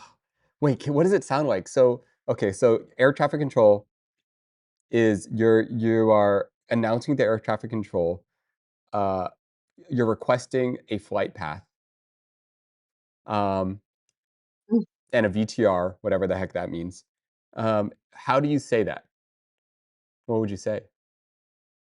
no, You don't wanna do it? Okay, okay, fine, fine. No pressure, no I pressure. literally, I literally, PTSD? I can, but I like, yes. When I tell you this is the hardest thing I had to overcome flying, it Mm, was the stupid radio calls. mm. Okay, without the I'm sitting there radio voice, how would you say it? Like, what are the things that you need to communicate? without the radio voice. You are communicating exactly where you are in relation to the runway. You're communicating what it is you need. You're asking for clearances. You're letting them know what you intend to do and asking if that's okay. You're letting them know you heard everything they said and their long string of commands. It's almost like a little bit of a memory game. Mm. They'll say this crazy long string of information to you, and then you're supposed to repeat back at least a little piece of each of it to let them know you got it. Did you ever mess So up? that was the oh yeah, I messed up and I turned red, and I did not want to fly. I did not want to land the plane. I just wanted to fly somewhere else because I knew I was going to get teased by everyone when I got back in. What happened? Wait, how did you mess up? You just said the wrong stuff? No, this is. I went to a flight school in college, so these are like all my college friends, and they're all in the flight school as well. Like, so they're sitting there listening to all the radio calls, and we would always kind of peg who was bad at them, myself included. So anytime bad one was up, we would listen. I eventually got okay at it. I could do what needed to be done, but I was never brilliant. But they would just walk by you and say something you said that was wrong, like just walking by. Oh It my was like, goodness, damn literal it. PTSD, like actual like Yes, bullying. just like over, just walking by is like, God, everyone heard that. Of course, everyone was here. Of course, they heard that, and it was every time. Oh my goodness. Yeah. Speaking in front of anyone has never been, natural. hmm You like making speeches. Were you good at that? Did they make you nervous? Not nervous? Um, it was probably as a kid, it was like my biggest fear. I remember I had the Okay. most fear when I was in like 5th grade or 4th grade. I remember I had to give a presentation on a national park, and we had the whole year to prep for it, and the entire or the or whatever, however many weeks, and what felt like the whole year, and I had so much dread over presenting. I was like, I mean, I remember it to this day. Like, I was just so hoping that they would not call me and forget that I didn't present. You didn't come up And with like escape routes. what's that? I would come up with actual Oh, an escape actual routes. I would fake sick. I would disappear. I would whatever I could do to make it not happen. I did. I think I did have, like, some game plans. Like, you think so much about how to, like, avoid being called. It was just, like, the Yes, most nerve-wracking thing possible. Um, I would throw anyone near me under the bus if it yeah. was going to save me. Yeah. Yeah. Um, Dr. Owen, if you could only text or page to the tower, that would be so great. God, that would have been great. I can text so fast too.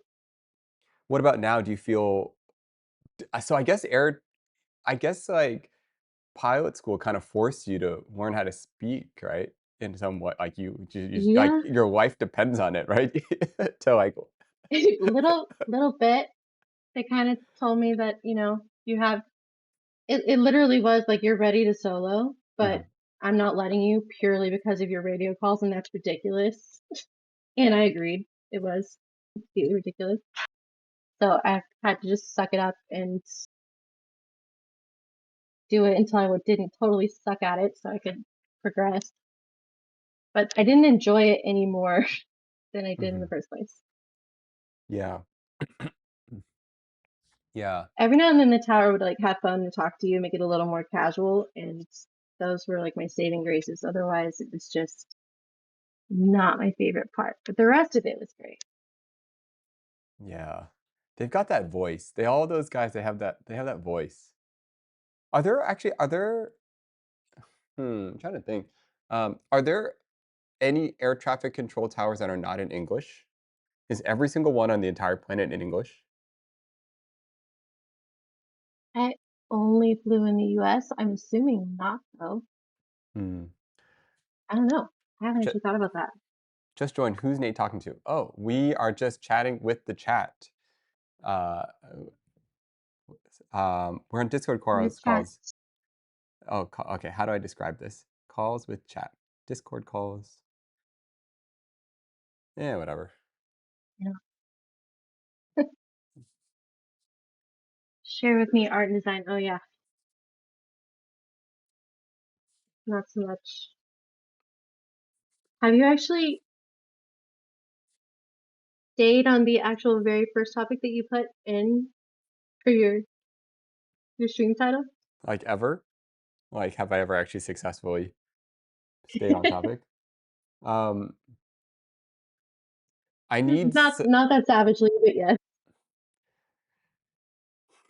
No, I haven't. But Um, if we I you know chat. Oh, this is what? I'm not sure. Yeah, this is Lynn.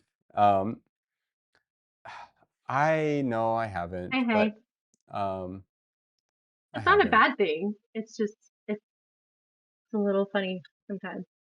Yeah, yeah. I have not. I I I think that's what makes do. it fun is Yeah. that you don't typically. Yeah, yeah, I don't know. Okay. Why are you so you act all like shameful about it? Why is it a bad thing? Well, I I'm pretty used Yeah, to you okay. can't blame it. In my day-to-day life, like, okay, outside of I guess what's, like, tripping me out or, like, what's making me why there's this shame attached to it is, um, I I feel like I've spent most of my life trying to find clarity in what I'm achieving that day. That's why, like, I have so many projects that are I actually have a lot of products that I've finished, and so, like, a lot of my general thing is about, like, accomplishing something with meaning and clarity at the end of the day. And streaming is like this weird thing where you kind of go into and you don't know what you're going to get out of it. But I always kind of like leave feeling like, did I actually do anything today? You know? So like different goalposts for a hmm completely different kind of day. am I moving towards the thing I want to build? And usually it's a no. Um, yeah. But It's on the a flip great side, stray, Lance. I wasn't meaning that as a yeah. stray. That's what's interesting. What did I say? Great stray. Oh, no, no, you and me, I get it, I get it. No, no, no, I like how you, look, how do I say this? I think shame is one of the most interesting emotions possible because I feel like shame is one of these emotions that motivates us to push things into our unconscious. Like, if you have a feeling or a thought But that is tied to shame, you generally don't want to feel it. What were we okay. saying? So it can be motivating, but if you're feeling shame in a way that you shouldn't be, wouldn't it be the opposite? Like it would keep you from doing things? Or is that just me? What does that mean for you? Or can you explain that more? Or can you go further with that? Like I know I've dealt with feeling shame in situations where I really shouldn't have. It wasn't something that was my fault or it was something that wasn't in my control. Mhm. So feeling shame over it was pretty unfair. But the shame, instead of it being some kind of motivating thing, it like held me back. I felt so wrong about it. You know what I mean? Mm, So you have to yeah. like drop shame that you're not supposed to feel. But then some shame is good, kind of like what you're saying, and it kind of shows you where you're messing up, or maybe it shows you where you care about something and it pushes you in the right direction. But I have a hard time between the two.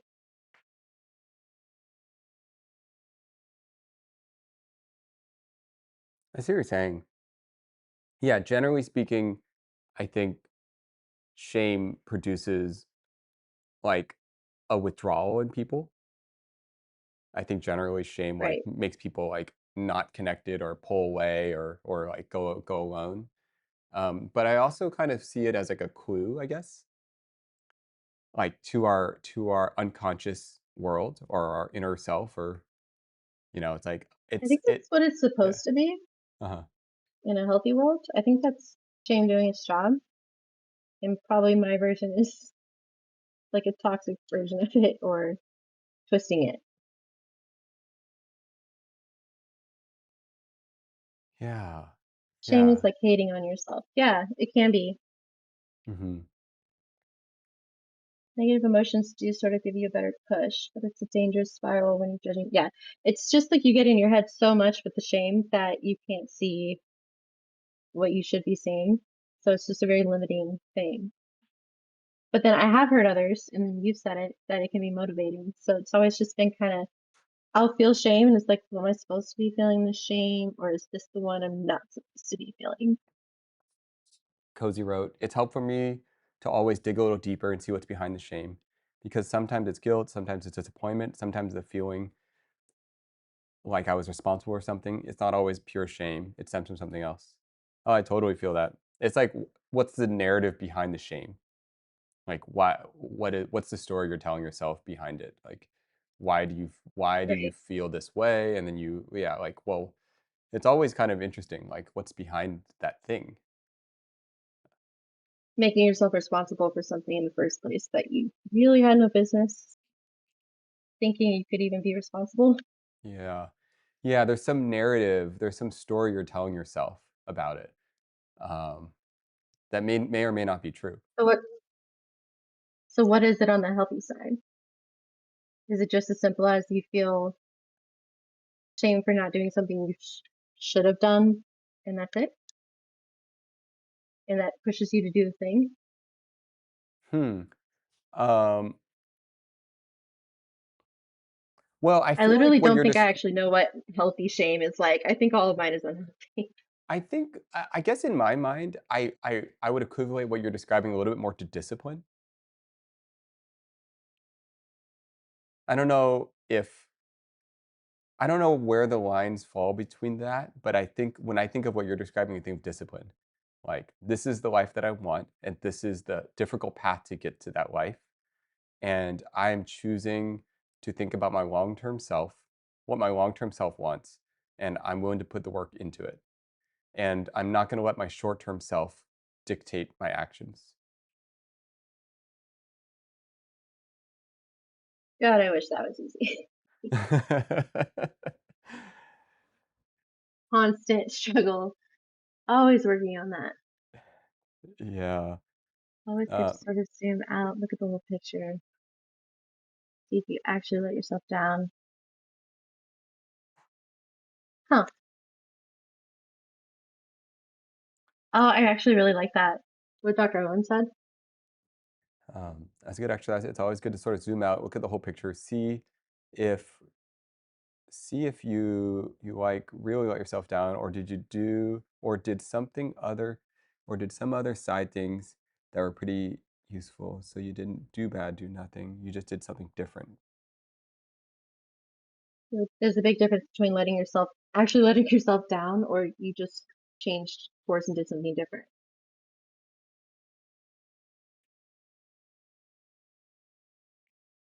Huh. I think one of the ones that's interesting around shame, I don't know if shame is even the right word for this, but like when you exist outside of the known identity, when you exist outside of like your perceived identity, like let's say the whole world knows you as like a clean person, right? Oh, they're so clean, their stuff's so organized, and then you feel shame if your space is not organized. Let's say you have a messy day. Okay. Maybe you're like stressed out, right? And your whole place is a mess. And like, You're not living up to their yeah, expectations. exactly. It's almost like, well, this isn't me, right? But it is. It's like just a part of you. It's like you're not always like going to be super clean. It's not always going to look like that. You're not always going to be organized. You're also and so I think, Get to be human. yeah, it's just like it's something I've always kind of said. It's like I think we're capable of like every word in language. I think we're just like capable of, if you're capable of being neat, then you're capable of being messy. If you're capable of like, I don't know, just like, Okay. yeah. And No, it's like, that's yeah. we like to latch on to just one so and Mhm. just use it as that's who I am. I'm a really messy person or I'm really awkward or I'm terrible at public speaking or just, you know, those kinds of things, but you are actually capable of the flip side Mhm. Yeah. if you let yourself. Yeah, yeah. Yeah. Huh. Um,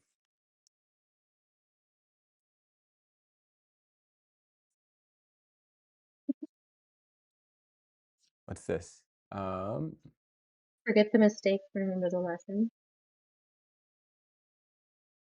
Okay, I have a question for you. yeah, yeah. Do you lean towards deeper topics as a rule just in life, or do you tend to do it more on stream? Oh, definitely way more in personal life than on stream. Oh, okay. So, Well, um, uh, well, because okay, I guess I definitely like. Oh, that brings up. I don't really talk about. Okay, sometimes I do, but I don't really talk that much about people, like specific people. So when I hang out with a friend, I kind of am missing, and sometimes I almost feel bad, but I kind of am missing a part of my life where we like just like talk about other people. For some reason, it's not that interesting to me. Or no, it is interesting, but I just don't find myself talking about people. It's usually more like observations about the world, reflections on where I am in the moment, things in my life that has okay, changed. Yeah. that's what it's kind of. I just, I really enjoy talking about things like that, but I don't have a lot of people in my life that also either also enjoy it or feel comfortable, or it's just not where the conversation naturally goes in our friendship, that kind of thing. And just, it's kind of a bummer because it's really nice when you can. Hmm. Yeah, yeah. Like, I don't want to be the Yeah, person that's just always bringing up serious topics all the time, like in my friendships or even in the chat, but it is nice when there is an outlet for that. totally. So I Um, didn't know if you were doing that just all the time in your personal life or if this was like a new stream kind of thing. I have a lot of friends that do like to talk about deeper things. Um, um, yeah. Yeah, light gossip talk is fine. I do think, like, you don't need to, like, yeah, avoid people talking about people, like, the way I talk about people is usually, like, as an example. I'm like, and let's say you're trying to make a point, you use your friend as an example, like, "Oh, well, like, Jeremy, they need to get their life together." Yeah. No, I don't know, but you might, like, Oh shit. no, not like that, but, you might, like, observe, you're like, "Yeah, I wonder." But you can't just, like I like to Crystal be struggling. Um, As long as you're respectful and be like a friend. yeah. Yeah, I try my best to talk as if they were here, like, or, like, as if they if it's something I'd be willing to tell them directly too. Um, It seems like there are certain kinds of things that you can only talk about once you've been in kind of a deeper conversation. But if you're just never getting into those conversations with the people in your life, then they're just not had. yeah. And Um, I don't think the relationship just kind of ends up being more shallow. That's what it feels like for me. Like mhm, I haven't had one of these like deeper kind of conversations with some of my closer friends in a long time. To the point of now it feels a little weird to try to. mm, And it feels like the relationship, like the friendship isn't as deep as it once was. But it also feels weird just to bring it up randomly. Like, what do you think about this? What do you think about this heavy topic I've been thinking about a lot lately? mm, It's good. a downer on the conversation.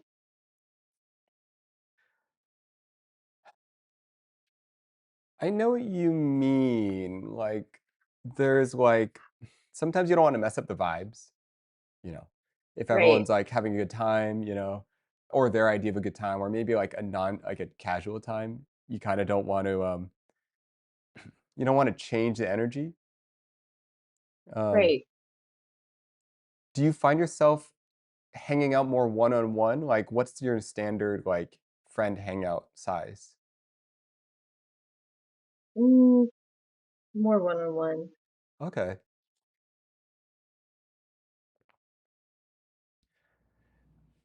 One-on-one or 1 or 2. hmm I have Honestly, noticed. late night vibes are perfect for that. I like that too. Hmm, I've noticed like it's really. Hmm. Um. I'm even sitting here right now wondering if I did that in this conversation. Did what? And, like, if I did that and I shouldn't have, like, in this conversation. Like, it's so Oh, like shifted towards like a more deeper topic. yeah.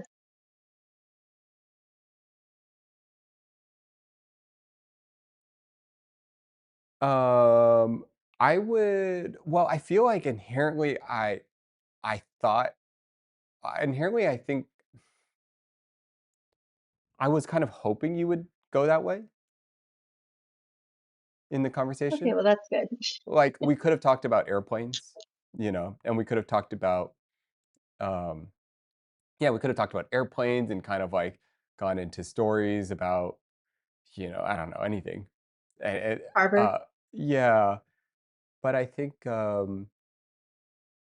but I think I don't know. It's really nice to just be able to, like yeah, it's nice to kinda have more serious, conversations. Um I've also been personally, like, thinking a lot about I've been thinking I just didn't my mind has been kind of I don't know if heavy is the right word, but my mind has been, like, racing and thinking a lot about, like, what is it like, earlier in this conversation, we talked about a village, you know? Like, one of the reasons I've been having this idea of wanting a village is because I feel like heavier things have been happening in my life, and I don't wanna get caught off guard needing to have these heavy conversations when I'm not ready for them, you know? I want people to be able to talk Yeah, about this stuff, I want us like, it's not all gonna go well, like, we are gonna experience pain in our life, and it's not all gonna be pretty. yeah, and, like, who are we gonna talk to? Like, how are we gonna talk to them? And also, like, if you haven't talked about pain or difficult things or shame or fear, like, then it becomes unknown. There's this big unknown tied to it, then you become avoidant of it. And I think, like, Oh, instead yeah. of it being this big unknown, if you have conversations about it, you can shift it towards this trust that it will change you. Like that maybe pain, suffering, shame, that it will change you. But that doesn't mean it'll change you in a bad way. It will change you in the way No, that's just part of your story. yeah, and being more comfortable. I think okay, what you're saying is so good. I'm just trying to I think that's why I get a little anxious about my friendships being too shallow, is not having that depth whenever you do need it, and then it feeling awkward or out of place when the time comes when you really do need that depth, and then wanting a village like that, it's the same thing. I didn't think I wanted a village. For a long time, I was like, I am an introvert. I like doing things on my own. I let people in at my own pace. And then it turns out, apparently, I really do want that. And having a village and having deeper friendships and connections. Yeah. I think that But I don't know how you really have that without deeper conversations, at least sometimes. Mhm. It feeds the curiosity and helps you get perspective on a different subject.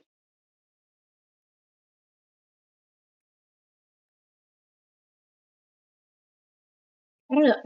I'm not trying to do like a shock value type of thing. It's more just like if I really want to feel like I'm getting to know someone, or if we're having a conversation I can really get something out of, it just tends to go deeper. Dr. Owen says it's a struggle to not randomly trauma dump your own experience when someone is venting or telling you about something in their life, and you like, yeah, have an automatic response to your own story, but then overthink. Crap, I didn't want to sound egocentric, but it's the way I relate to a similar experience. Totally, I can imagine that. And It's the classic there, struggle of the relator right there. yeah, the trauma dump's interesting. Like I met someone recently, and like God. I met someone recently, and we were like, I met them on a shoot, and like our third sentence in, somehow they dropped that they were homeless at one point, and I'm like, oh, Oh shit. that's like a random fact I wasn't expecting. They were just like, basically it was like, oh, they were in my studio, and they're like, how'd you get into this? It's so cool. Um, and no, I mean, like, and then they're just talking about their story really quick. They're like, yeah, I just moved to LA. It's been like a struggle for me. And then randomly they're like, yeah, at one point I was homeless, and then I was like, what the? I was just like totally thrown off by that. When you want to And then respond with like the right response. yeah, I was like, okay. And I'm like, I'm just gonna ignore that line and let's just keep going. Oh, hey, Hockey. Have you ever have you trauma dumped on someone and then had like it's almost like what's it called whenever you drink too much? Like a hangover the next day, and it's like, oh, I should not have done that. I should have stopped earlier in the evening. I went too far. I had too many, basically, but trauma dump version. Hum. Um, Possibly just me. hmm. Um, okay. The only time I feel that way is actually maybe sometimes if I'm on a date. Like, I feel like I I feel like a little bit of like, if you get excited and you like, let's say you're like have a similar family scenario, you know, and then all of a sudden you get excited, you're like, and then you start sharing, and then it becomes this whole thing, and then sometimes I feel afterwards, I'm like, oh, I kind of just like, yeah, I sometimes feel maybe like, oh, maybe we just like ended up sharing too much, and you get so caught up in that feeling that Yep. you kinda, like, forgot to just, like, vibe and have fun and just chill with each other and, like, get to know each other in a more like, you almost, like, you forgot to skip the whole phase where you just, like, get to know each other. You almost need more small talk. You went straight to too much. Yeah, Yes. yeah, yeah. But you see their excitement, and so you're riffing off their excitement too. And then you just excitedly relate your ass off Mhm. and then look back and it's like, oh man, Yeah. maybe a bit too much. That happening is what stops me from sharing anything. I will picture that feeling, or I will like flash back to that feeling if I share too much, and then I will just say nothing and end up just holding it all in, That's interesting. which I'm sure isn't the way to go either. But it's just, nope, that didn't feel fun. We're not doing that again. Yeah, yeah, yeah. Can I ask, how many conversations do you have a week? Like, how many one-on-one hangouts do you have a week?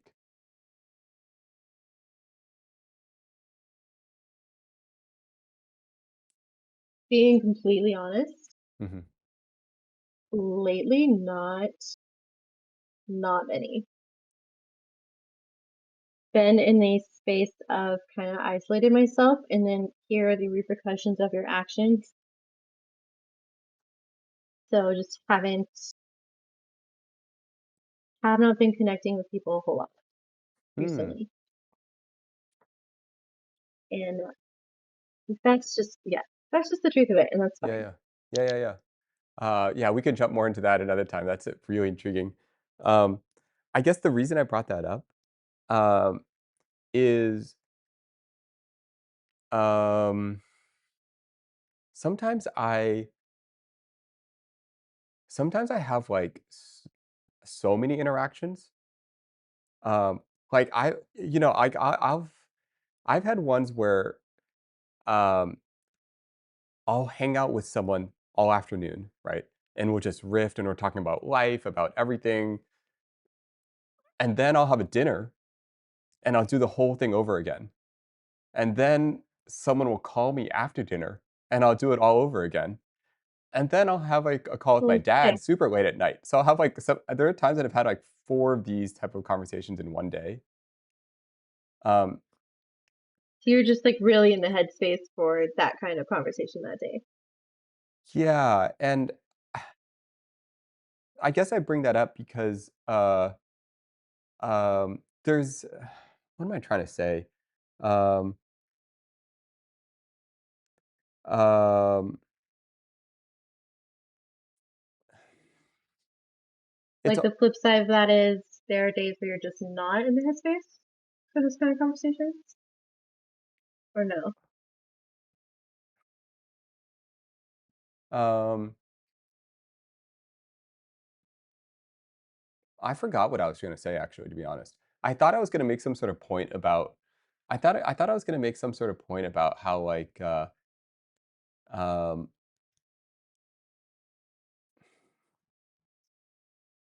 I have no idea what I was gonna say. I was gonna make some point, and I totally spaced out. Um, I was gonna make some point. It's something along the lines of like, It'll come back to you. yeah, something along the lines of like, maybe it's I don't know what I was gonna say. Something like, Okay, well, let me flip it on you then. yeah, yeah. How often do you have one-on-one kind of conversations like that? There are Like, some okay, weeks, outside of yeah. like chat, before you started streaming, what was the There were some weeks where maybe I would have like maybe like 4 to 5 a week, maybe I would say. yeah. Um, And half the time you're just, like, catching up, though. You know, it's mostly, like, in the context of just catching up. But then it kind of goes it just, like, you're like, "Well, where are you at?" You know? It's And it's like naturally. maybe in my head, it's like there's this meta conversation going on along with, like, the individual ones. So you're kind of sharing your and every time you talk it out, you kind of have a better understanding of how you feel. Yes. Okay. Verbal processing. Yeah. You know, like, you tell someone about, like, a death that you experienced, right? And by the time you told the fourth person, like, you have an understanding of how you're actually feeling. You've, like, kinda put it into words. No, that's very, I didn't know if that's just mainly verbal processors or everyone to an extent, Mhm. but it's like you don't even need someone that you're speaking to give you the solution or give you this incredible like nugget of wisdom every time. Sometimes you just need to be able to say everything on your mind and what you think about it and all the different nuances, and then you figure it out for yourself just in the process of telling them. Mhm. And if they're good I at mean, listening, getting feedback is great. yeah, yeah. They can, like, observe you or give you I insight into your own mind. Sorry, I'm turning on the air conditioning. Right. Uh, And maybe steer you back over to where you should be if you get a little off the beaten path. mhm. Um,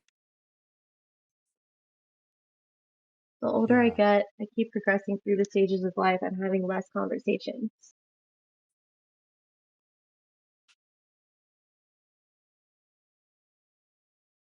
Hmm. Is that just like it's harder to have friendships the older you get? I mean, does it just kind of go along with that? I feel like it's definitely more effort. I feel like It is so much more effort. it's more effort to maintain connection as you get older.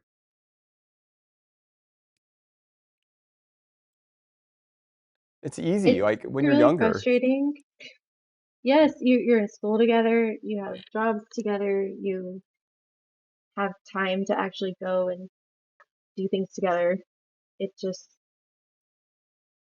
now I feel like I spend all my time like guilting myself about not talking to people or responding to them or being that good friend that reaches out instead of waiting for them to reach out. I try to do those things, but I'm not great at it, at least Part at of this yeah. point. Part of getting older has meant more time going between hanging out with certain friends. So when a lot of our convos end up being life status updates, yeah, which doesn't leave a lot of time for deeper, more random conversations. Yeah. And you go so far between talking to each other, you really are just giving a here's what's happened since we last spoke, kind of here's what you missed on Glee kind of thing. And it doesn't get there. But it doesn't seem that way for you. You have these conversations pretty consistently. Um, I guess I do, yeah. Um, hmm. Um, but I also remember like it's kind of like dependent on the quality of the people you're talking to. Like their ability to remember or their ability to like perceive what you're describing. Because I've definitely have friends in my life that I guess the worst, not the worst one, but like I love it when people can keep things light, but then there's the person that can only keep things light. Like they only know how to Yeah. turn things into a joke, or they only know how to like make some platitude statement, oh, that's how the cookie crumbles, some like silly statement, and Yeah, and then a quick topic change. exactly. Um, and I kind of need that moment when they like go further, like maybe you update them with your life, right? And then they have that moment where they're like they get more curious. Um, and they just kind of go further. And then as you go further and further, at one point you're just like you're answering questions that you haven't thought the answer to before. Right. If it's not some pre-scripted, here's what I've been up to situation. Totally. And then also to be able to do that, that means the person has to hold enough empty space for you to not say anything. So they Oh, have to be like, so, they're like, so, what do you mean by that? Or how are you feeling about that? And if you've never had that conversation before, it might be 5 seconds of silence. And they have to create 5 seconds of silence for that to come out, for you to start talking yeah. about I something you haven't literally processed. only get that in therapy. Hmm. Only. Yes, yeah. So it's just interesting. You're talking about this is happening in like conversations with friends. It's just interesting. Um, a few of my friends are therapists too, so that kind of helps. I feel like three of my Ooh, close, nah, I would say, um, one of my closest friends has their PhD in psychology, and the other one is, yeah, I have. Anyways, they're yeah.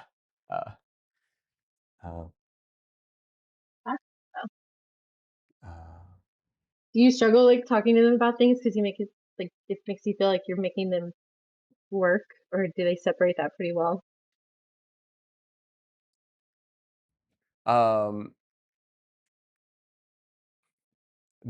I think the main person I'm thinking about, they're just so okay. They're so good at being curious about my life that I feel a little self-conscious that I'm not asking them enough questions. And, I I've become a definitely done. little yeah, I become a little self-conscious of that, like, conversational pie, what the percentage is. I'm like, "I feel like I've been talking 75% of the time." Yeah, Okay, but you do think about that. I do, but they're so good at asking questions that, like, I don't know, I get lost in it? I almost have to, like, force myself to, like, switch the conversation. I almost have to be like, "Wait, so how are you doing?" Like, I almost have to do, like, a non sequitur or whatever you call that, like, a abrupt, like, "Oh, here's my chance." Wait, so what does that mean for you? Right. Anyways, Like about you. yeah, yeah. Okay. What My about you? sister is actually like that. She's not a Mm, therapist, but she will She'll talk about you all day long, but she is Mm, not talking about herself unless you make her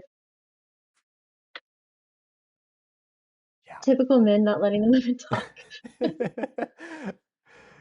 That's fair, that's fair. There's a lot of I have a lot of I know that archetype pretty well. There's a lot of, like, uh, in subtle ways, like, yeah, we'll just kinda, like they're so used to dominating in conversation or maybe expecting to be the answer in the room that they kinda just talk over people. Right.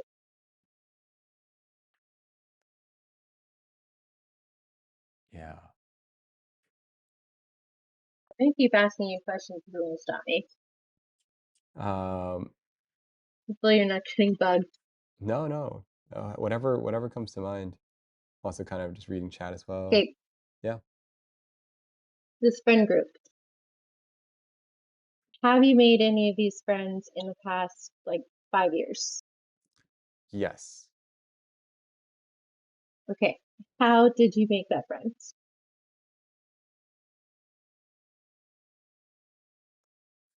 Half of them were Without, introduced you to know me. So, okay. like, they were like, "Hey, I think you guys would get along." Um, and, I also kind of, randomly met a lot of people on this a I met, like, 3 or 4 close friends off this app called Clubhouse. And, Okay. and we ended up meeting in real life, but it was funny because in Clubhouse, it's a voice audio app where you would just, like, talk to each other on audio. Um, and so Interesting. we would just talk for hours during COVID, and, we ended up becoming, like, good friends. Um, and, like, 4 or 5 of them I still hang out with this to this day. One of them I hung out with ye 2 of them I hung out with yesterday. Um, and, That's kinda crazy. but we kind of met under the circumstance of COVID in an audio app talking about, like, difficult things in life. So, Um, like, exactly what we're talking about, exactly, basically. like, this is how we met. We met exactly like this, you know? That's wild. Yeah. And the other friend, um, the one that I'm mainly thinking about, she we met in real life, but we got to know each other over the phone. Um, she was going through her father's death, and we talked a lot about her father's death together. Um, So, those are some, like, heavy bonding talks. yeah, and so we got really close over, like, just talking her processing that. Um, and, uh, and then we started talking about art and the thing and you kinda just talk about everything. Um, I also do a lot of things where I jump on I just talk to a lot of people on the phone, and then I go for walks. That's, like, 90% of why my walking distance is pretty high, is because usually at night, I'm on the phone with people going on walks. You've been losing your steps with stream. Yeah, I have.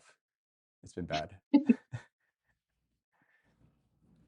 Just I am having a hard time. You make it sound very easy, but I don't know what it is. Hmm. Just getting out there and making friends. It's just rough.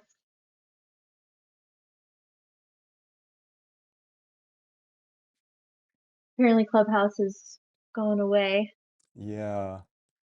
Time to pivot to IRL walking streams? Yeah, that'd be fun. Um, You get your steps back? mhm. Have you ever done, like, I those don't know. apps, like, have you ever tried, like do you have, like, an app called Time Left? You Time ever left. it's No, like that sounds dark. there are random apps where, like, you just answer some questions, and then they, like, seat you with, like, I was doing this app called Time Left, and then you'd answer some questions, and they'd create a table of, like, 5 or 6 people, and then you'd, like, just show What up are for all these dinner. apps? Um What? Yeah, have you guys ever tried this? It's actually a really fun thing. You sign up for this app. It's it depends. It may not be in your city. It's called Time Left, and you answer some questions, and then they'll say, okay, Wednesday at 7 p.m. You answer what area of the city you're in, how much money you want to spend, and then it will set you up with 4 to 6 people at a dinner table, and you just show up and nobody knows each other. It sounds it sounds scary low key. I've done this like That's at least 4 or 5 times. right. Were you just like just random one night? I feel like eating dinner with some strangers and just hop on. Hmm. Yeah, yeah, yeah. So I just like go in. I'll That's just like crazy. yeah, I just like go in and like and then you just like you meet people that you don't expect. So I'll switch the city around. I've tried like different things and um, I and this is still going on. I think so. Uh, I might actually try that. yeah, it's called Yeah, Time it is Left. ominous, isn't it? What's that? It sounds like Ominous? time left. No, So everyone's so ominous. nice on there. Time left. On the App Store. Why It's is called it Time time Left. left? You know what? Let me check. Let me make sure I'm thinking got the name of this app right. Time Left app. I think it's yeah. It's called Making New Friends IRL. I had a great time doing this. How much Um, time do you have left in your life? oh yeah, so it basically asks you some questions, and it will kind of connect you based on those questions, and then you just end up at a dinner table, and so like I've sat down and then there's like and like the first 5 minutes is always the funniest because it's like you get to experience awkwardness again in like a fun way because everybody's like Like, and everyone is. yeah everyone's like has anyone else done this before and like half the people are like no and you're like okay. Is anyone else feeling nervous? Other people are like, "Yeah." It's, like, kind of funny. Or it'll just be Everyone's like, staring at their menus. "Yeah, yeah." I experience awkwardness every day. So exactly. So that is actually just forcing yourself in. That's interesting. I don't know. I've kind of done that. I've gone and done things on my own, like Mhm. made myself do it, and I've kind of made friends through that, just people around me. Mm.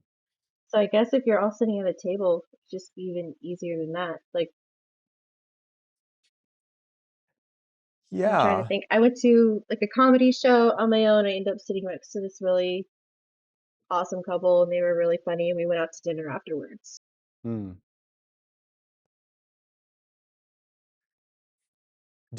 Can I Been ask yeah, oh, go ahead, sorry. no, go ahead. Do you do you want if you go out by yourself, do you want to be by yourself? Do you want to, like, end up talking to someone? Do you wanna be approached?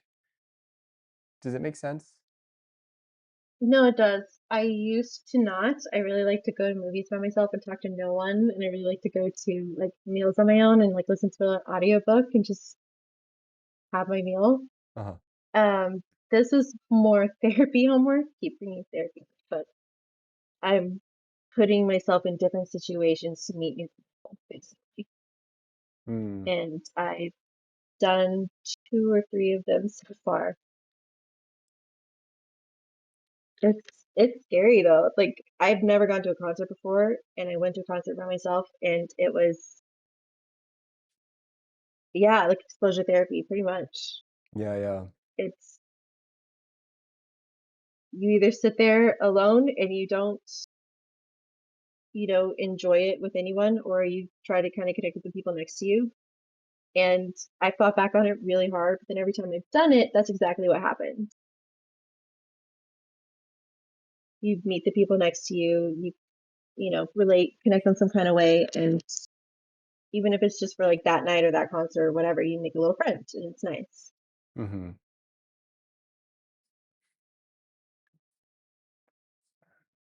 Sounds so No, your it's little like shame thing with like not being productive earlier. This is yeah. me now with like I don't have friends. Or like I don't have the friends I want to have, and it sounds so bad, but it is just how it is. No, it's super I'm real, and working on it. I don't think there's enough conversations about it because, like, especially with, like, social media, it's kind of not like a it's not the thing that's gonna get a lot of no one really wants to talk about that online, but, like, real connection is difficult. Um, yeah, um, it's like a conversation that makes more sense one-on-one, but doesn't do that well in, like, a public format. Um, but that's really interesting to hear just the way so what just curious, was it actual homework? Like, did your therapist say you need to do this? Yeah. Ah, Because nice. I mean, you kind of identify the problem and like what you're wanting, and it's like, well, you're going to do something about it or not. Mhm. And she just kind of put that out there. Or you can't meet new people going to the same places. You can't experience new things going to the same places. It just you can't stay in a little bubble and expect to not get bored or to not find what you need there. I like I love how you have a therapist that like, kinda keeps you accountable to your goals and challenges you to, like, step outside your comfort zone. And Yeah. she's really good at that. This is my first one that's been this good at it. But it's like Mm. I don't want to go to therapy the next session unless I've actually done something we talked about doing. Um, Yeah, yeah, yeah. it's like I don't want to have to like self-report. Like, nope, didn't do anything about it. Same problem still going on. How's it going? Mhm. So that's motivating. Maybe that's the healthy shame. I don't want to have to. Yeah, yeah, yeah. I don't want to have to face therapy and not do my homework. Yeah, yeah, yeah. It's Um, motivating. I kind of find that, um well, okay, I guess I'm kind of observing. I feel like there's 2 things going on. There's, like, in one aspect, I feel like your therapist is just challenging you to change things up. Like you can't that whole idea of, like, you can't just keep doing the same things and expect things to change. Right. Um, Definition of insanity. yeah. And then I think on the other side, I feel like your therapist is also challenging you to feel more comfortable in the uncomfortable. Um, just to feel more comfortable potentially being alone or to feel uncomfortable just to be comfortable, like, in that, Yeah. like, I don't know, I think I could see a lot of benefit of it?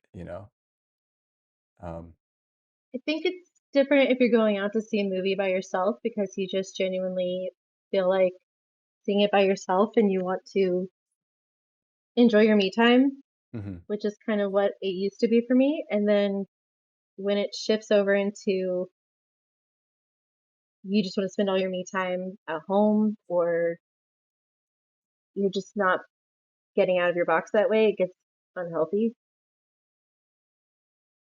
And if you work from home, it's even worse because yeah, yeah, yeah. work is like the thing that made you get out. And then if you start working from home all the time, I never would have thought it would have happened to me. I used to be very much I have to go out and do things. I love trying new things, but over the course of the past few years, it happened and just got in a rut and very, very stuck home buddy kind of thing. I could see how, like, it's like, I guess from the outside, it feels like you inherently you want deeper connection. It's this, like, interesting thing. It's like you want deeper connection while simultaneously you don't want to be a burden on someone else. Yeah. And I wonder if there's, like, a narrative that, like, if someone were to really know everything about you, it would be too much for them to bear. I'm not saying this is Yeah. true, I'm just wondering if That there's is a no, narrative. no, that is very much been hit on in therapy. Mm, There's it's like you just tell yourself all kinds of things in that space of time and it just starts feeling really real. And at what point did I decide, I'm not someone that someone would want to be friends with or someone would find interesting or want to go make plans with, that kind of thing. But it happens. It happens without you knowing it, and it's kind of crazy. I feel like it snuck up on me, and until it was just kind of there in my face, Yeah, not in a good yeah. way. No, and it's interesting because it's, like, also a very compassionate and empathic, like, thought, because you don't wanna be a burden on someone else. So it's like, well, I'll hold my own problems. I'll hold my own things. And then I wonder if you can also, like, be like, well, once I fix myself, I'll be, ready. I'll be good to, like, put this up, share this with other people. No, that's Uh, yeah. And then my again, my therapist, she's always telling me you can't fix yourself. Stop trying to fix yourself. There's not actually a fix to you. There's it's not a it's not a fix. yeah, It's yeah, yeah. something you can work on, but there isn't some end magical goal where you're this incredible person and the best friend ever. And but that's what I try to make it out of my head. So that's fun. So I have a close friend who, the reason I'm saying these things because I feel like through my conversation with a close friend, I found they have similar beliefs. And I cannot convince him. He this friend is very certain that this friend is very certain that they're a burden on the world. Like they're probably and I'm like sitting there, I'm like, we've been hanging out forever. Like I'm like, I can't seem to convince him. I'm like, I really enjoy talking to you.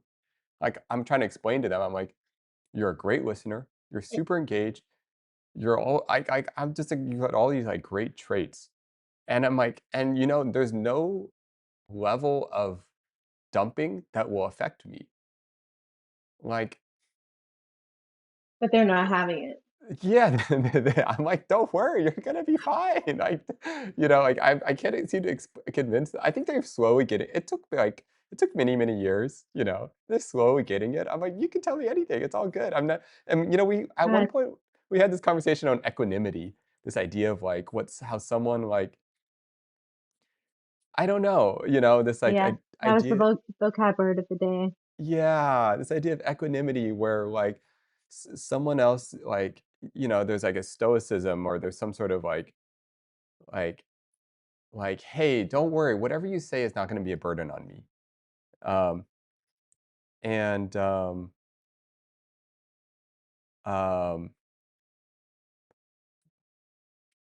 um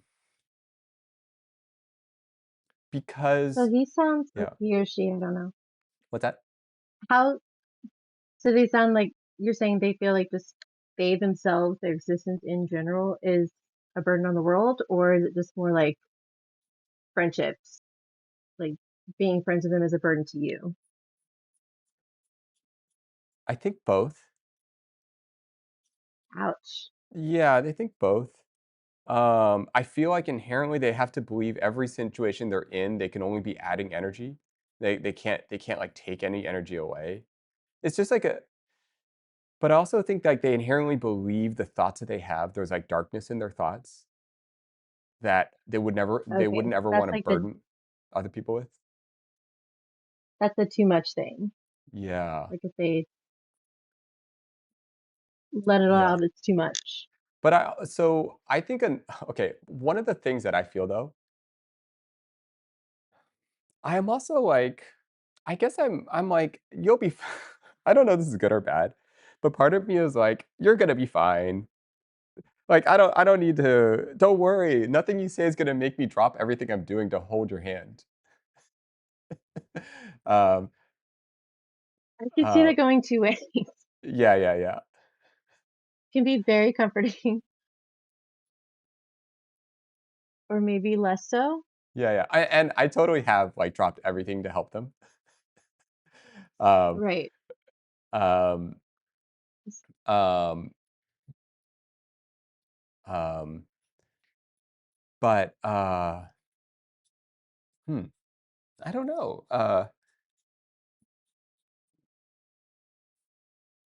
Okay. So sorry, I told you if I keep having questions.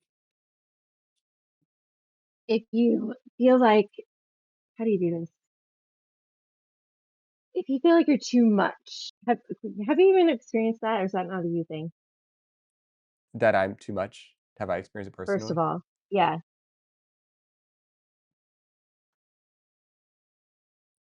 I don't know if I have I don't know if I really fully experienced this in the same way. I don't know if I've, like I don't know if I can go to the same headspace. But I can imagine O- it, but I don't know I can, like, deeply imagine it, but I don't know if I personally experience it quite to the same degree. Okay, 'cause to me, there's the flip side of too much, Mhm. and it's the not enough. So why would they want to be close with me when I'm bad at XYZ, or I'm not good enough this, I'm not interesting enough that. Like there's you know what I mean? It's like you're saving them the trouble because you're not the level of person that should want to be friends with anyways, or in a relationship with, or close to, however you want to put. Yeah, um,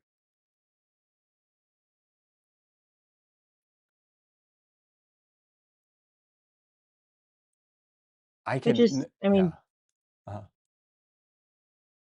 I just say it's low self-esteem, I feel like, pretty obviously, but it just, from what I've gathered, that seems to be a lot of the issue, and it's like we're all sitting in our own little spaces and feeling certain kind of ways, and then just not reaching out to each other and connecting because we all feel too much, too little, too hard to, you know, fill a blank here.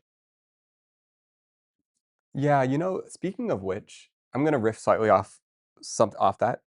Um, One belief that I have is that all of the most compassionate and empathic people are trying to not bother other people.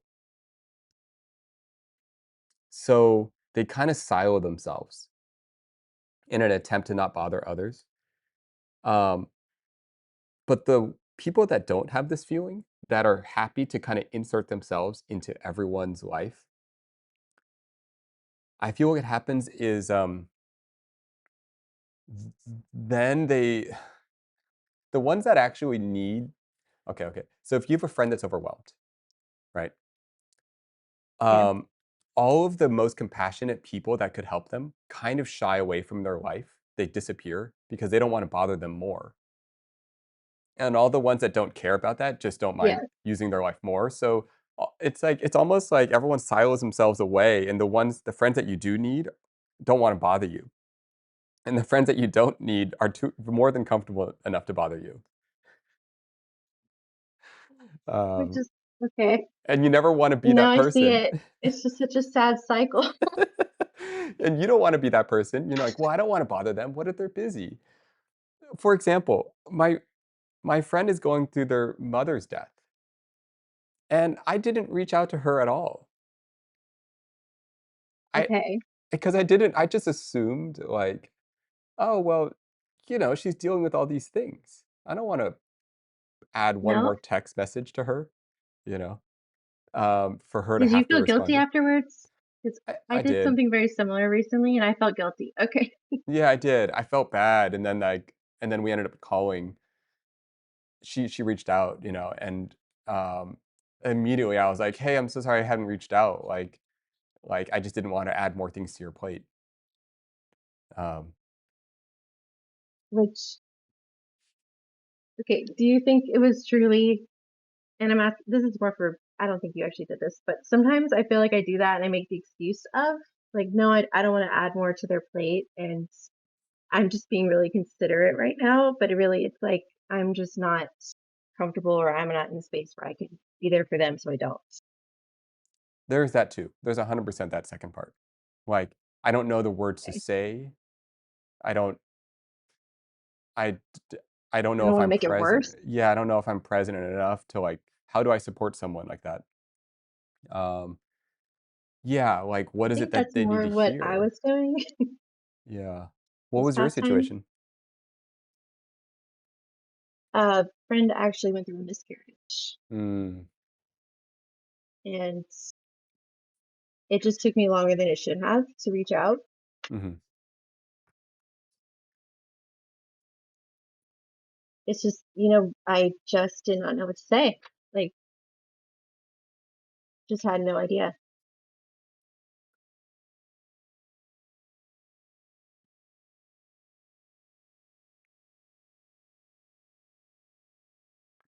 Yeah. This is honestly sorry. That is honestly a good thing. Don't wanna be a shallow person trying to quote, unquote, "support" when you're not sure what to say or do. Yeah, because like, you also wanna say something genuine. Right. And I would never want to say something that not just makes it worse, but just isn't what they need to hear at the time. Mhm. Dr. Owen says, he's drop a text, "Hey, I know you're probably dealing with a lot right now, but if you ever wanna talk, honestly, I'm here." I think that's a great way to do it. Like, empathizing with, like, potentially how overwhelmed they're feeling, but just Right. just letting them know if they need opening the door or leaving the door open for it to be reached out at any point.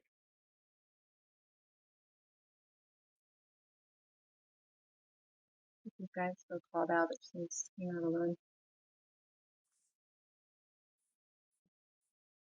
Huh. No, I think that is really good. I've heard people say like they don't like to hear the whole if you need anything, let me know, because it puts it on them to let you know what they need. Yeah, yeah, yeah, yeah. Man, it's so many. It's like and So then you then, start getting the overthinking thing, you're like, "Oh, man." yeah, everything just directly contradicts each other whenever I'm Mhm. trying to figure these kinds of things out. Yeah, yeah, yeah. You're trying so much of your brain to, like, figure out what's the right thing to do that you just freeze up and you, like, can't say anything. Uh, And then too much time goes by, and then the guilt kicks in, and then it just, you know, inserts I'm a terrible friend thought process, and there it goes. mhm. And then there's Some that people are whole just so good at it though. Like they're so naturally good at it, and it just drives me crazy. yeah, there are I mean, people I that just appreciate it huge time, but I just it's not me all the time.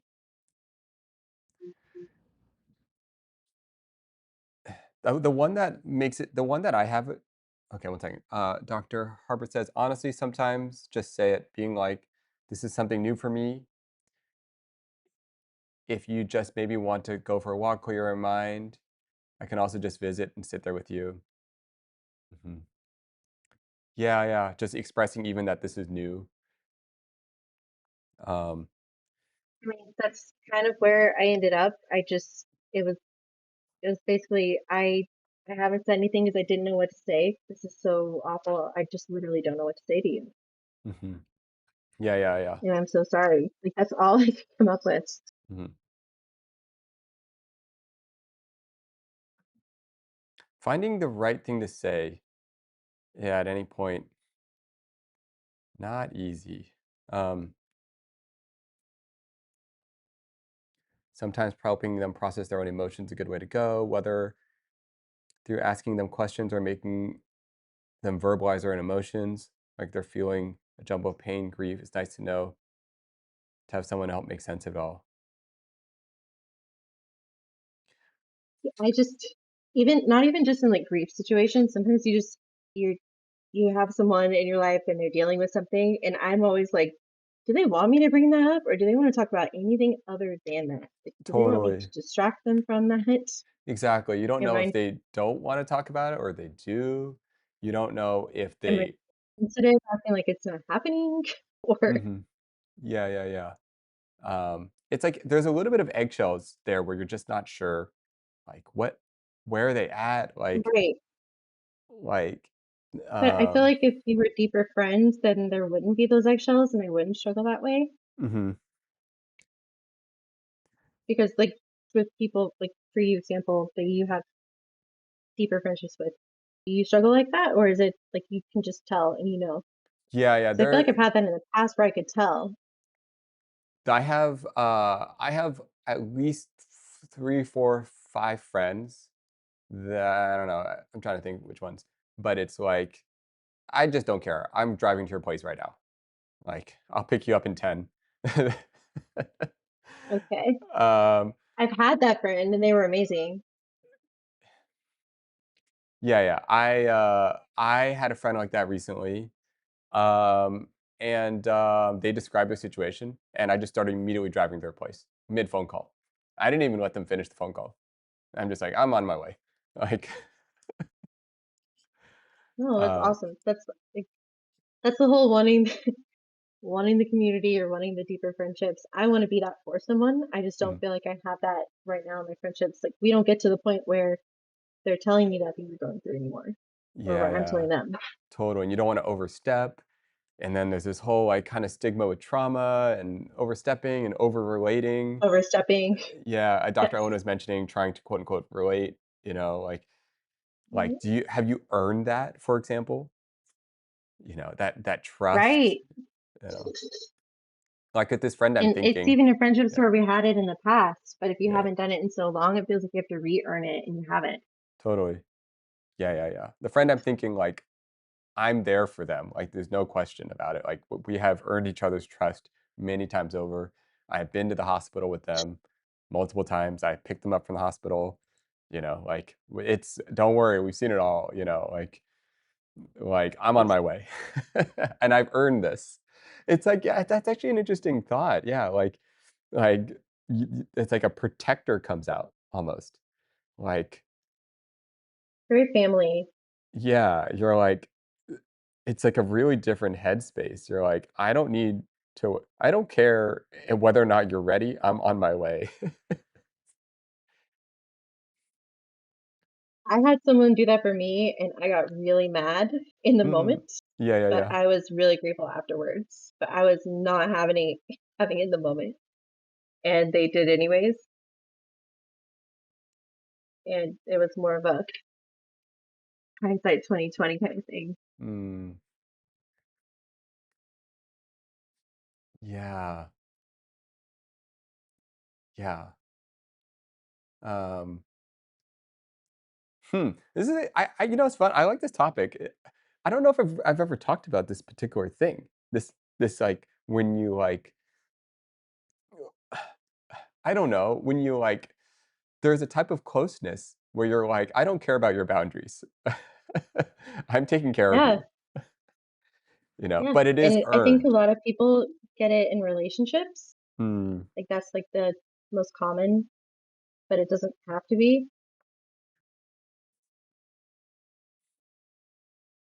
And maybe that's just me. Yeah, yeah, yeah, yeah. I know you no, no, no, I know you mean. Um, and then there's the people that are toxic about it, where they make the partner, like, fight for it.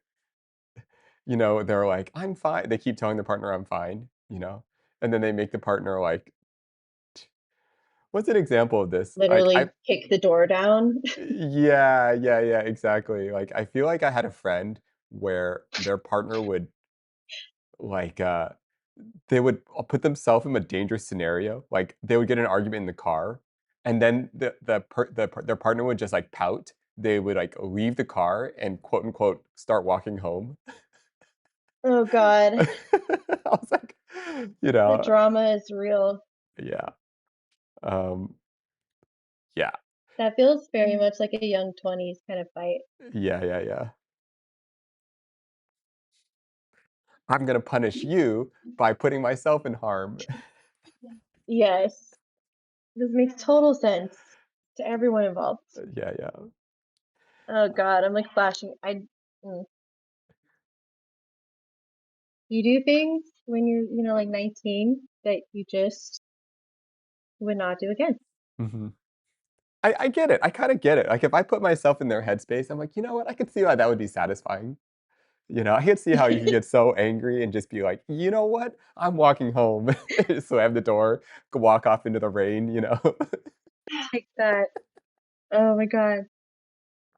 I I feel Oh, like I did something like that at one point. I hope I was in my teens, 20s. I'm sure I did. Ooh, or the ultimately, silent though. treatment. Oh, That's a yeah, good yeah. one. Mm, yeah, fine. You don't wanna understand me? I'm not gonna talk anymore. Understand nothing. I'm Yep, yep. giving you nothing to understand now. Um,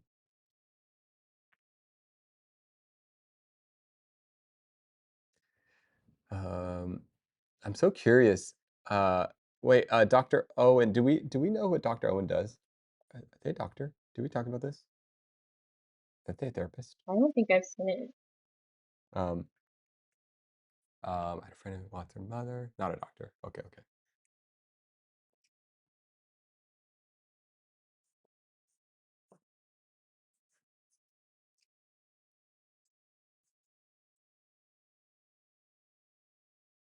They run away and expect me to chase them.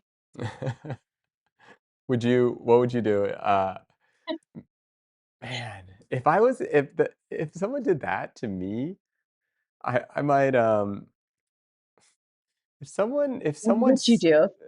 got out of the car into the rain, let's say we're 5 miles from home and starts walking home, I would fall for it. I would do whatever I could to get them back in the car. That would totally work on me. I would literally drag them back in the car and do whatever. That would totally work on me. I mean, there is like this level of like, how much am I responsible for this if I made them so upset to get out of the car Mhm. and I don't want them to get hurt or anything. Yeah. But oh It would man, only I work don't on me know. once, though. I'd probably just, yeah, one time. Yeah, they get one of those. You do it a second time, it depends if it's raining or not. If it's not raining and, like, I think that the path is, like, semi-safe, you know? Enjoy your walk. As long as they know they have their phone on Just them and they can enjoy your call walk. their I don't know if I could. Yeah, all safety things are considered. Uh, I would probably stay in the car exactly where they left me, wait for them to come back. Just not leave, but I'm not chasing your butt either. Stay in the Yeah. stay in the Oh, nice dry car. and then there's those personalities that, like, I don't know, they might, like, just start crying in the street, and then some other person will pick them up, and in some crazy Oh god. self-destructive mode will then join them, and then we'll end up in some crazy party in some new self-destructive arc. Okay, I'm pretty sure this was me at like 19. It's Oh, like yeah. coming back and like shameful. No, Yeah. it makes total sense at the time. Mhm. Someone's gonna take care of me since you're not. I'm gonna be somebody's problem tonight. Yeah, yeah, yeah. It's not yours. Wow.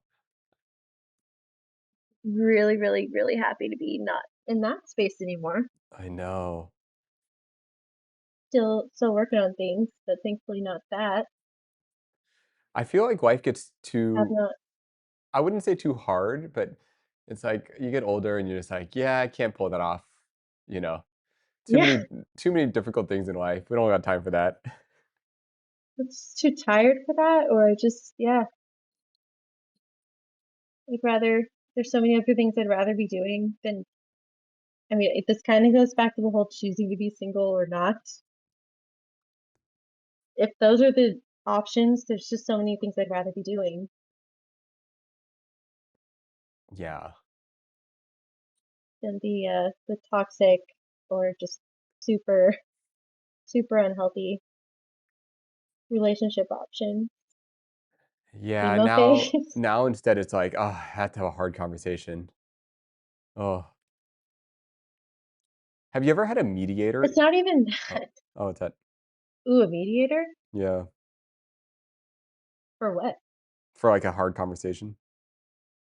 Oh, I've been the mediator? Oh, okay, okay. I think I've had one too. I think Mhm. that's kind of what was going on. Yeah. Um, That's a that's a rough conversation. Yeah. I feel like a good mediator pretty much just like I feel like a good mediator is able to just neutrally understand what each person experienced. Um, Yeah, you can't be leaning towards one or the other. mhm. Did you mean like mediator in like a legal way No, or no, like a no, just friend like in thing? like with like yeah, a disagreement between two friends. Okay. Yeah. Um, I was it, but I really didn't enjoy it all that much. mm, what are the people saying? Let's see. He's back. Yes, Dr. Helen he's procrastinating. Try to let them have a little bit of their tantrum. Oh, this is referring to the kid. But try to ask, why are you upset instead of punishing. I don't have kids. I feel like a lot more kids have something bottled up but can't express it properly.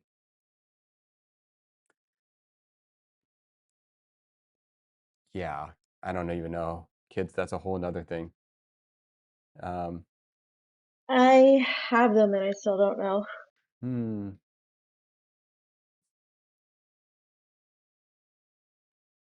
yeah. That is a trying to do your best and winging it every day kind of situation.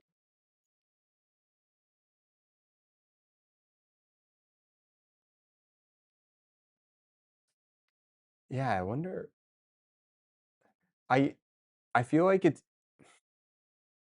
I don't know. I think like yeah, I can't imagine like the mind of a kid is so different. Their comprehension, understanding, the level of emotions that they feel. Um, Point of view. yep. Basically do the opposite of what my parents did. That's kind of what I'm going Mm. for the most part, not Yeah, yeah, always. yeah. I get it. I get it. Um,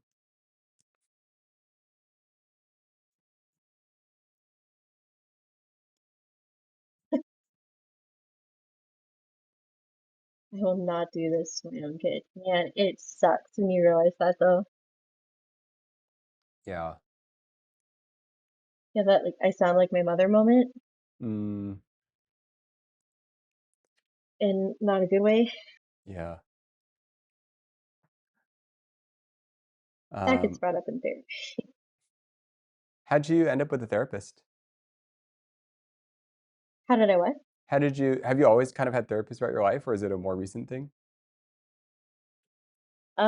I like consistently like this. It's a recent thing.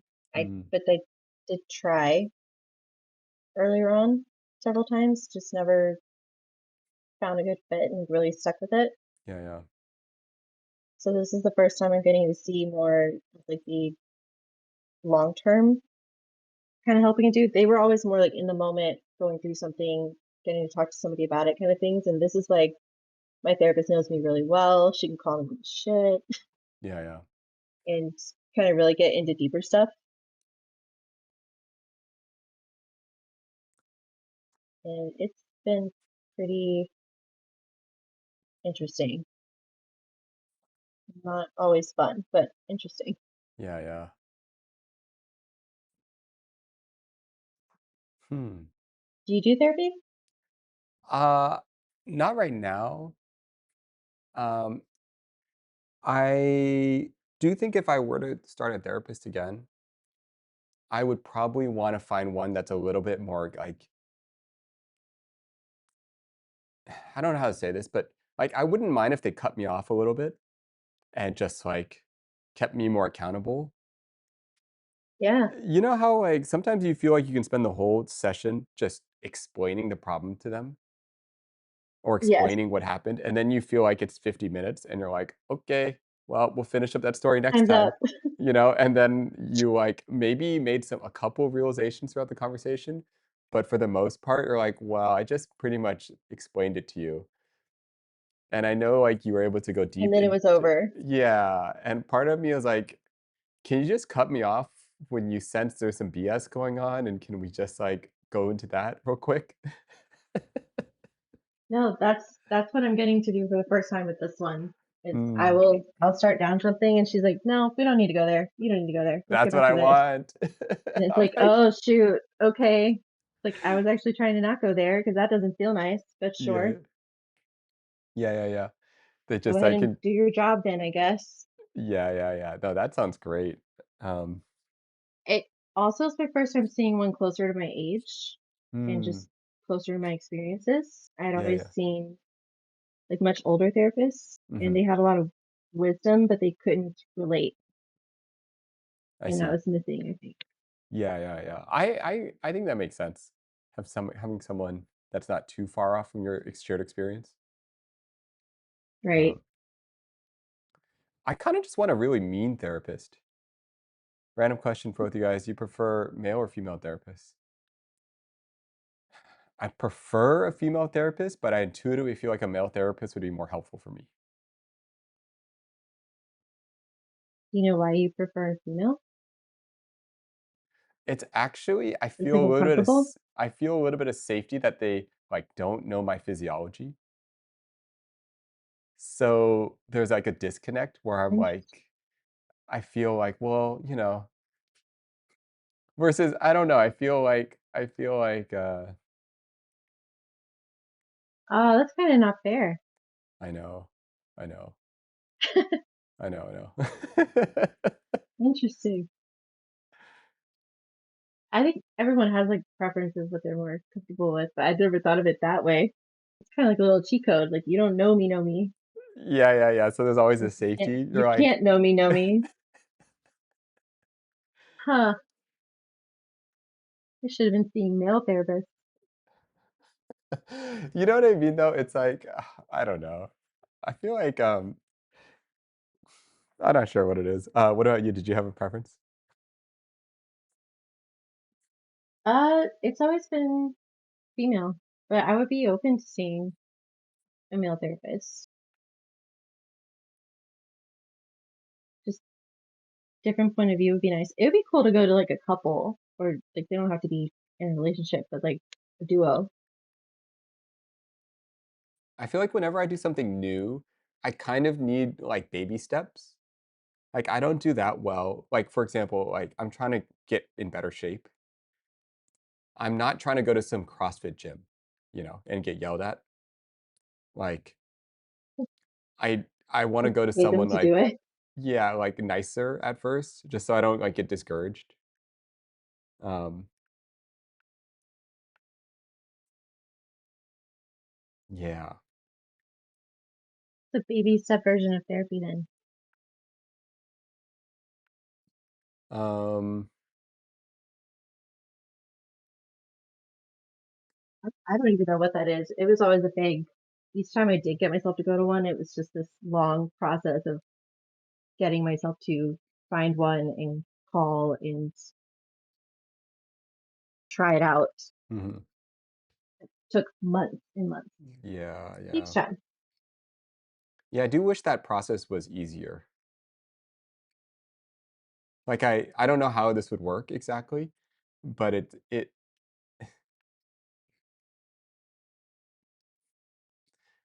it's almost like, it would be fun to, like, scroll through a TikTok of different therapists just talking, and then you could kinda get their vibe just from how they talk. I wish there was a better way to like shop Yeah, or yeah. What's the vibe? Can I just not scroll just through the that. vibe? Just throw some snippets out there so I can, get a feel for people. Or I'm actually sitting in their office, Yeah. which I have been doing therapy over Zoom, and I find I like that a lot better. It's a little less scary. Mhm.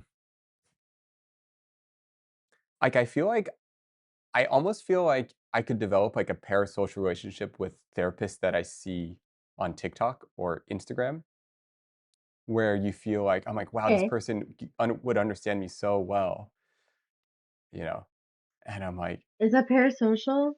"Oh, maybe not," but you know, like, part of me is like, "Ah," well, maybe part of me is like, "Oh, we would get along if we just met in person," you know?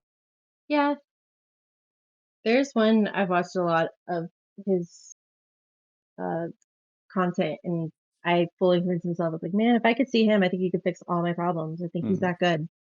I feel that with Gabor Mate or Gabor Mate. And love him. Yeah, He would fix all I everyone's know. problems. I'm like, "Ah, can I just talk to this guy?" And he just Uh, talked to everyone. I know. Every time I hear him talk, I'm like, "Wow, he said it so well." So if okay, he's the type of person who, like, like, sometimes I'll see an interview with him, and he'll almost, like, cut someone off and point straight at the problem. But in like the most peaceful way. Totally. Yes, Like, exactly. It's, like, in such a but he still does kind it. way. Yeah, yeah, yeah, and I'm like, "Oh, man." It's just so to the point, but, like, in a way that's like, "Look, you're struggling with some that all humans are struggling with." Like, it's this compassionate thing.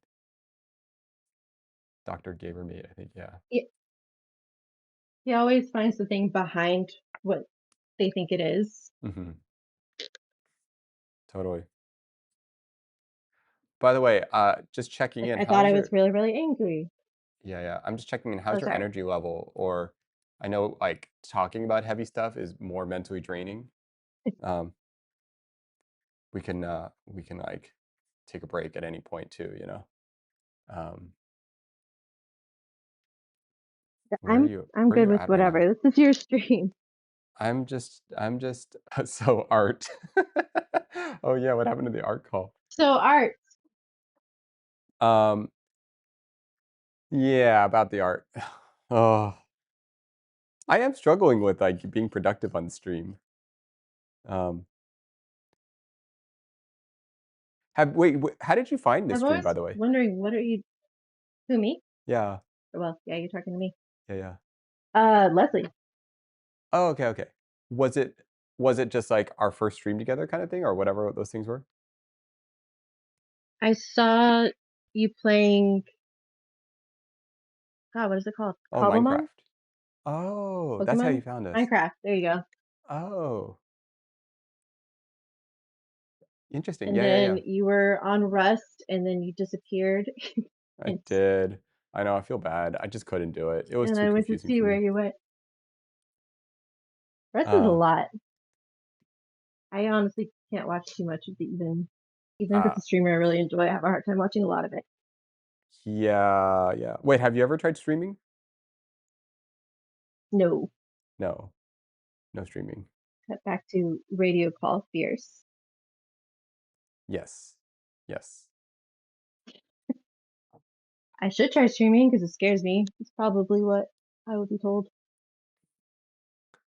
I hear Someday, you. maybe. Someone Chess wrote, I hear you. I have HCM and mental therapy can really help what HCM? Um, I encourage you to reach out to a doctor of recommendation, especially help folks with medical issues.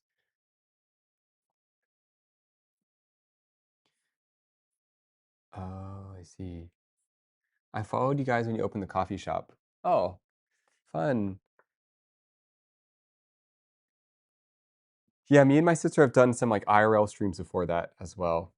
Um, she's a great Saw streamer. the video of the medals, Oh yeah, yeah, yeah, yeah, yeah, yeah.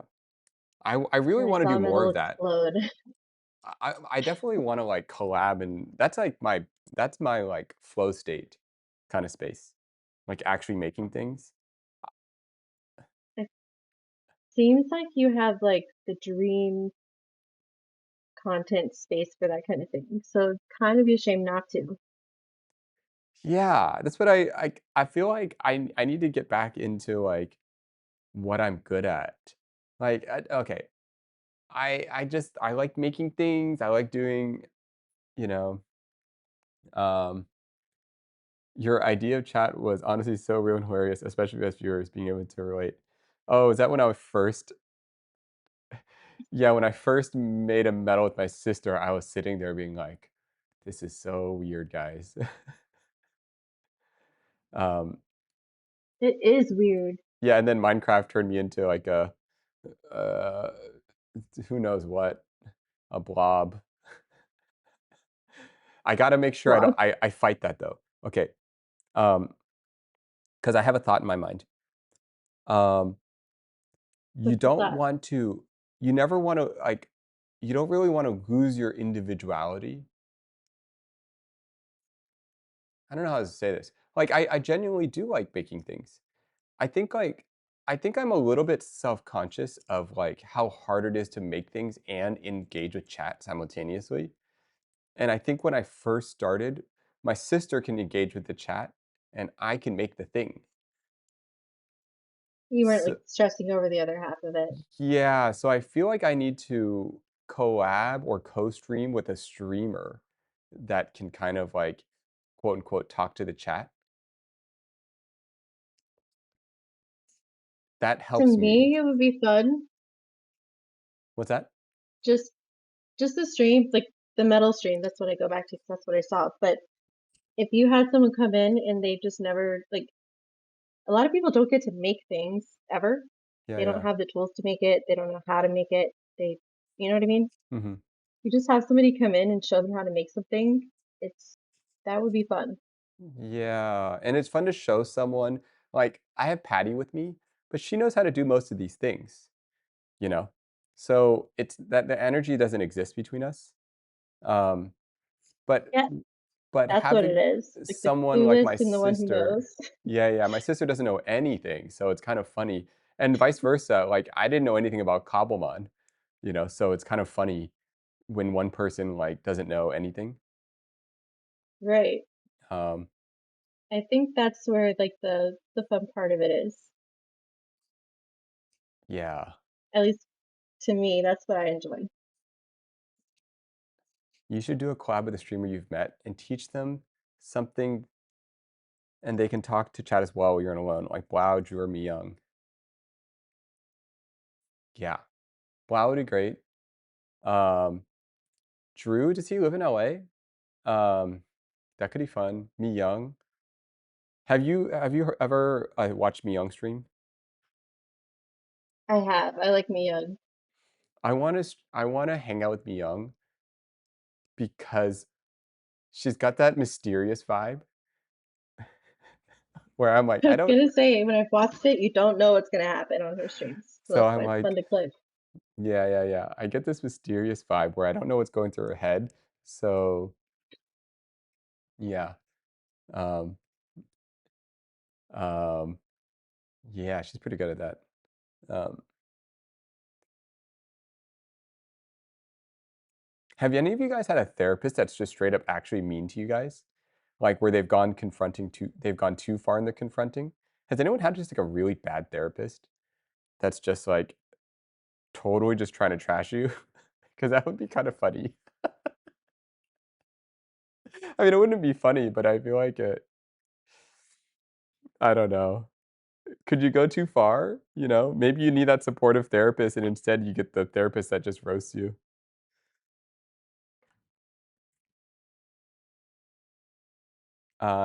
Kurt has I a think I stream idea. really want ones that will roast. I have a stream idea if you ever collab with her. Throw it out.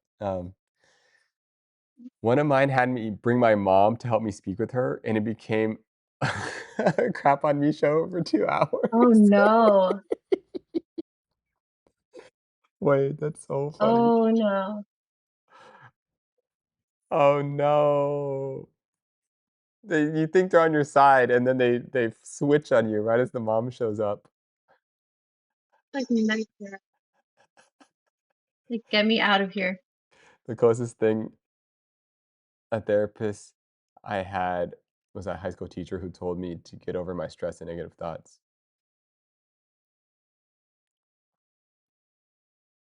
I didn't s I didn't see a therapist since, to be honest. I feel like that's a little Something fair. that was interesting is, um, when I was when I had a therapist, a lot of, um a lot of where the themes would kind of come back to would be sometimes, like, I would have a pretty good understanding of my mind and mental space. And then it was like trying to like make it present and connected to my body. Like sometimes almost too safe or I live too much in my own head. And so in that pursuit, I actually instead of putting money into a therapist, I put it into a physical therapist. And I decided like I want to get healthy, I want to get in shape, I want to move when I'm older.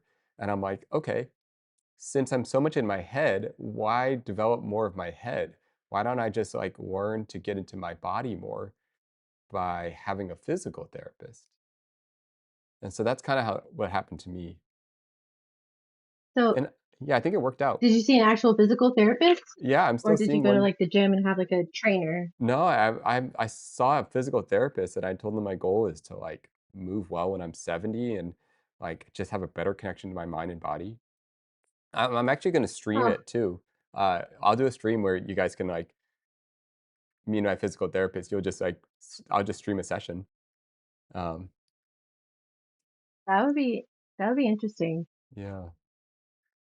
Um, Mine's always trying to connect me to what I'm feeling in my body when I talk about things, and it throws me every freaking time. exactly. So that's why I'm like, I don't know. and that's why I was like, well, then I'm gonna go and get a physical therapist. If I'm always trying to figure out what's feeling my body, then let me work with someone that's a specialist in mind body connection. That's fair, honestly. You know? Huh, I haven't thought of that. Do you do okay, when you're going through something, do you show it through your body? Like, do you get sick or like when I'm going through it, I get sick and I get hurt and just like physically, painfully feel what it is I'm dealing with. Hmm. Um, it's more subtle for me. Maybe a little bit, but it's not like I don't have like symptoms like that. To like really be going through it. Hmm. Yeah, yeah. Yeah, that's really going for it. To feel like I can't get out of my bed, that requires an immense amount of well, only a couple events in my life have ever pushed me to that state. Almost nothing has. Had a couple. Yeah. Um, I have um, a okay. just I have like therapist trauma that Ooh. the joke is now like if you can still be in therapy and get something good out of it, anyone can, basically. So it just I don't know, anyone thinking about it or I know it's kind of this really privileged thing to get to do. It's really expensive and insurance doesn't always cover it and just having the time to even go. But if you can, if there is any kind of possible way, don't give up just because of one bad experience or two or three. Yeah. Yeah, yeah, yeah. Um,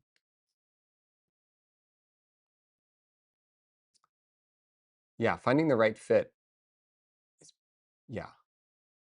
Um, if you can there it is possible to find someone with such incredible language abilities or listening abilities or compassion abilities that they can like change your life. It can. It's like I have like I feel like it's funny. I don't know if everyone else will find it funny. Oh, I don't know. You don't have to share if you don't want. You ever talk about something? Well, I feel like you talk about something, you think it's hilarious, but then the whole room kind of goes quiet, and they're looking Mhm. at you, and they're like, "Oh, honey," Yeah, yeah, yeah, yeah. Because, like yeah, yeah, no, no, I and you're like, totally "Oh mean. shit." Yeah, yeah. It just started feeling like that. Like, "Oh no." Performing under pressure, the signs of doing your best when it matters the most.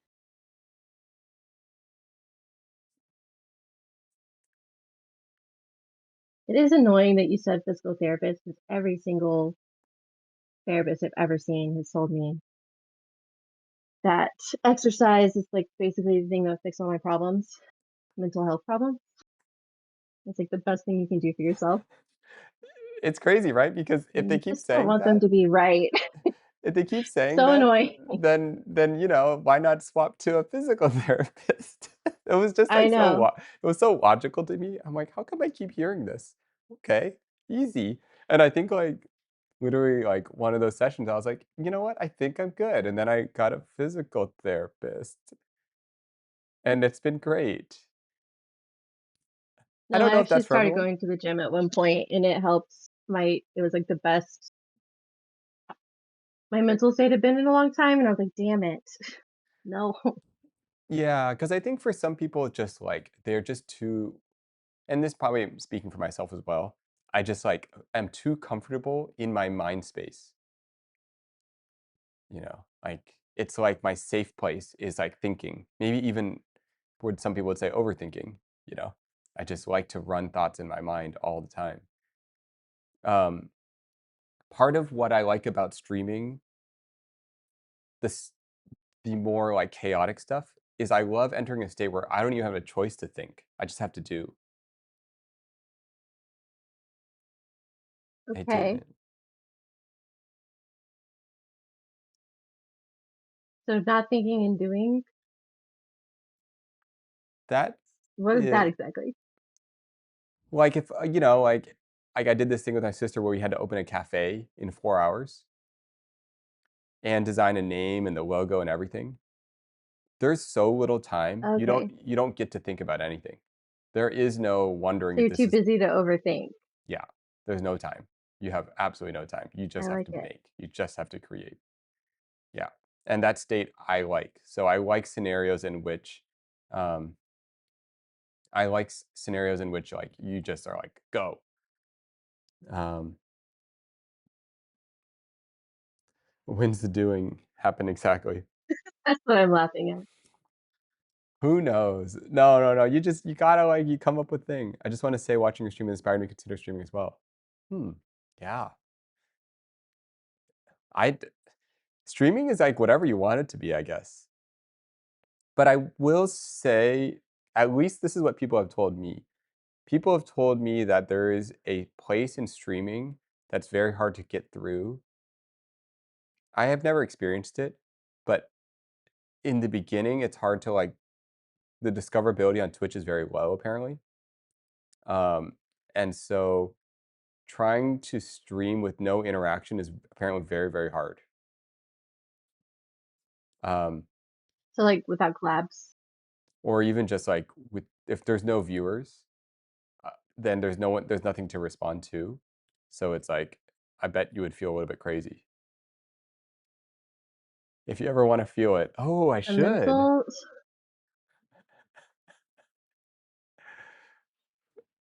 just create a burner account. Okay, that's a good idea. I was about to say the mental like anguish I would go through trying to stream and there just being no one there or maybe just one person, thank God. But I don't know. That would be Yeah, so hard. yeah. Streaming is yeah. Just create a burner account. There's so many states of streaming that would be, like, difficult. If you wanna shoot random ideas, you could visit the boys of Safety Third with Nigel, William, Backyard Scientist, Alan Pan, and sometimes Michael. What is this? Safety Third? That's such a great name. Oh my How goodness. have I not heard of this? Oh, it's so good. So when the people are giving you ideas, are you like excited about doing them and thinking about doing them, or does it stress you out? Like this is just I just started. It's way too much. Because there have been so many good ones. I like ideas. Yeah. Um,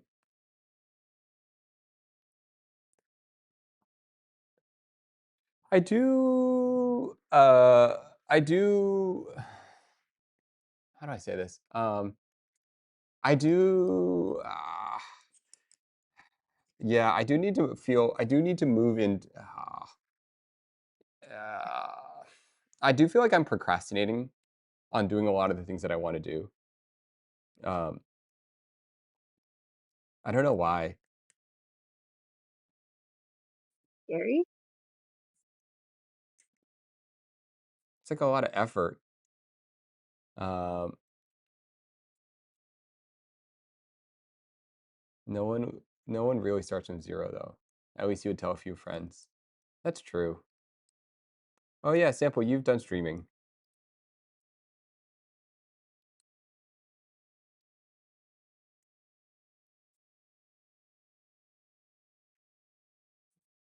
Um, Gwen, can I ask you a question about the streaming experience? Sure. Are you looking at the stream right now? Are you watching the stream? Well, I'm assuming you are too. I have chat open now and I had it open at the beginning, but I didn't in the middle. Um,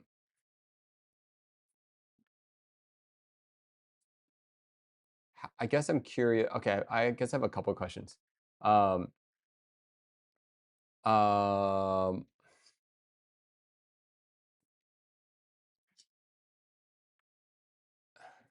do you, man, I have a bunch of, do you, well, okay, how about this? Are you aware that you're being listened to by the people? Does it feel like anything different than just like a Zoom call, or does it feel like anything?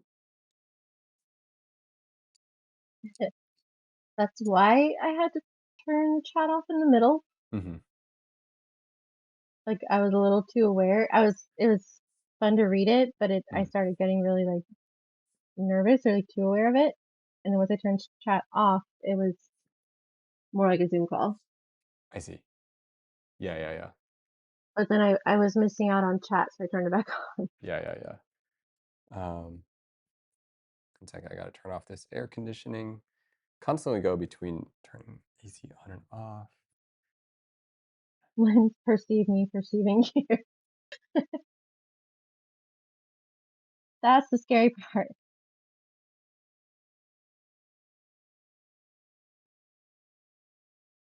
Yeah, I need a snack. What is your physical state right now, Lynn? Are you hungry? Are you tired? Where are you at right now? I'm pretty sure I need water in a desperate way. Yeah,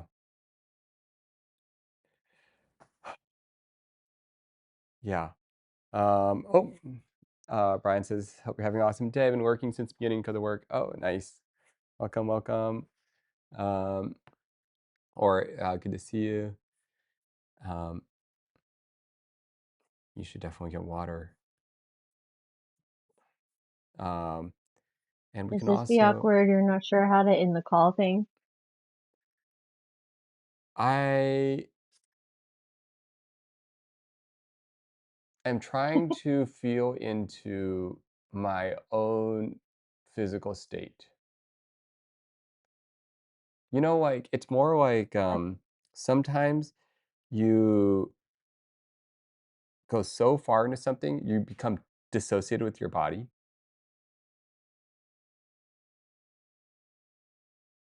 Does that make sense? You go so far into something you disassociate. Like we can get so far in a conversation and then you realize like, oh, I haven't stood up in like 3 hours, Oh you yeah. know? Or just even where am I in the Exactly. Like, have I stood up? Have how did I? I get here? Yeah, yeah. And then I think while streaming, while chatting is an extra layer to that because you're being present, we're being present for each other while simultaneously being present for the chat while, it's just like a lot. So your like your bandwidth is so high that you almost like dissociate a little, and you're like, wow, I haven't stood up in like 3 hours. Um, so I'm more just observing like, where is my body at? What am I feeling right now? What is it that I really want? Yeah, I really, really suck at that. So it's good for you to say that. Yeah. I'm just kind of I will eat observing. nothing, drink nothing, not move all day working on something and realize it's been 8 hours, 9 hours, and I haven't looked up. And Dr. Owen said, honestly, if you weren't reading chat, would you also pace around? Yes. If I wasn't reading chat, I would not be sitting down. If I I wasn't, was pacing around. oh, if I wasn't reading chat, I would be walking. I would have been outside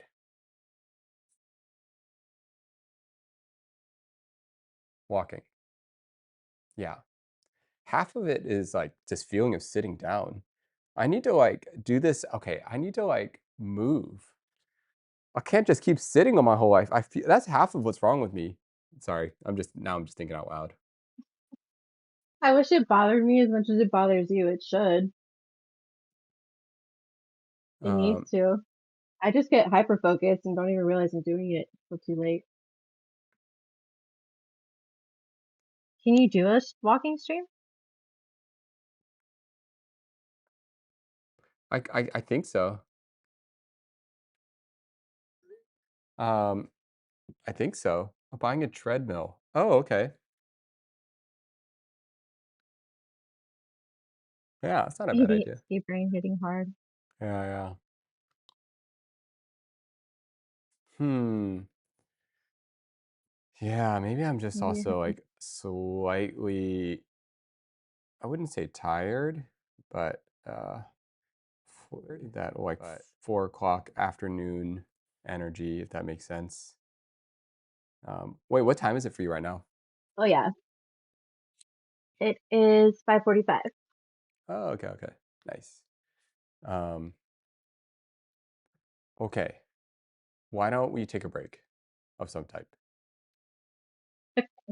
I don't know what, but I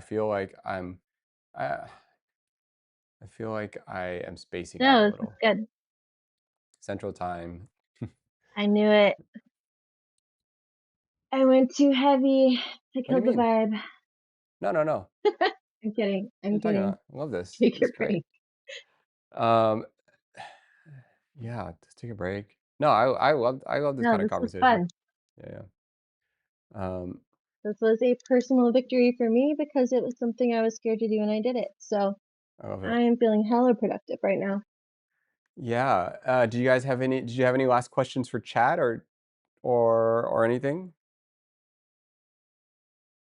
Any last questions for chat? or It's anything just really? funny because you watch enough and you feel like you start to get to know their names and their personalities and stuff. Yeah, yeah. Do you feel like that? Mm-hmm. Totally. Yeah.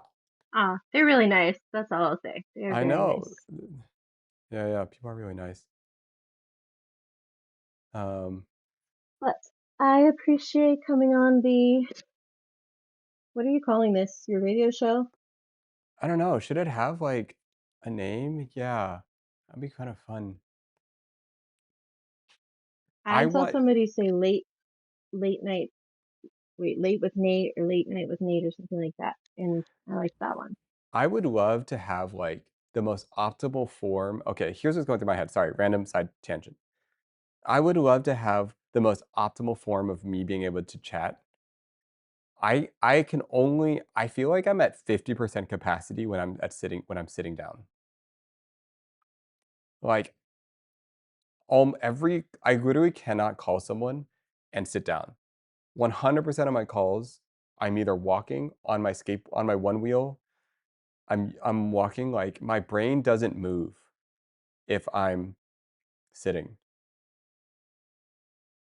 When I turned chat off, I paced around my entire house and it was great. Yeah, right? It's like I need that to like think properly, to be present. Like I don't feel like I'm the type of presence that I want. So, you Like could the walk fidget around. spinner effect. Yeah, okay. Okay, okay. This is giving me some ideas. Would you ever do another one? Would you ever join in again? Me? Yeah. I don't know why I keep saying that. I'm the only one on the call right now. Yes, Okay, okay. That'd be fun. I would like to do that as a little No pressure. personal goal thing. That would be cool. Yeah, yeah, no pressure. Just curious. Um, No, I'm um, just gonna very purposefully not go back and listen to any of this so I don't pick it apart and we're good to go. Yeah, yeah, yeah. Just don't worry, we're just talking about life and, um, yeah, you're great at conversation. It's very easy.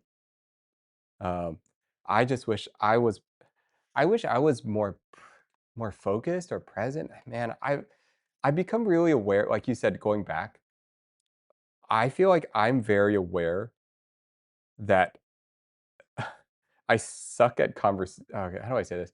I feel like I'm very aware that I'm not good at conversation while streaming. What? Are you serious?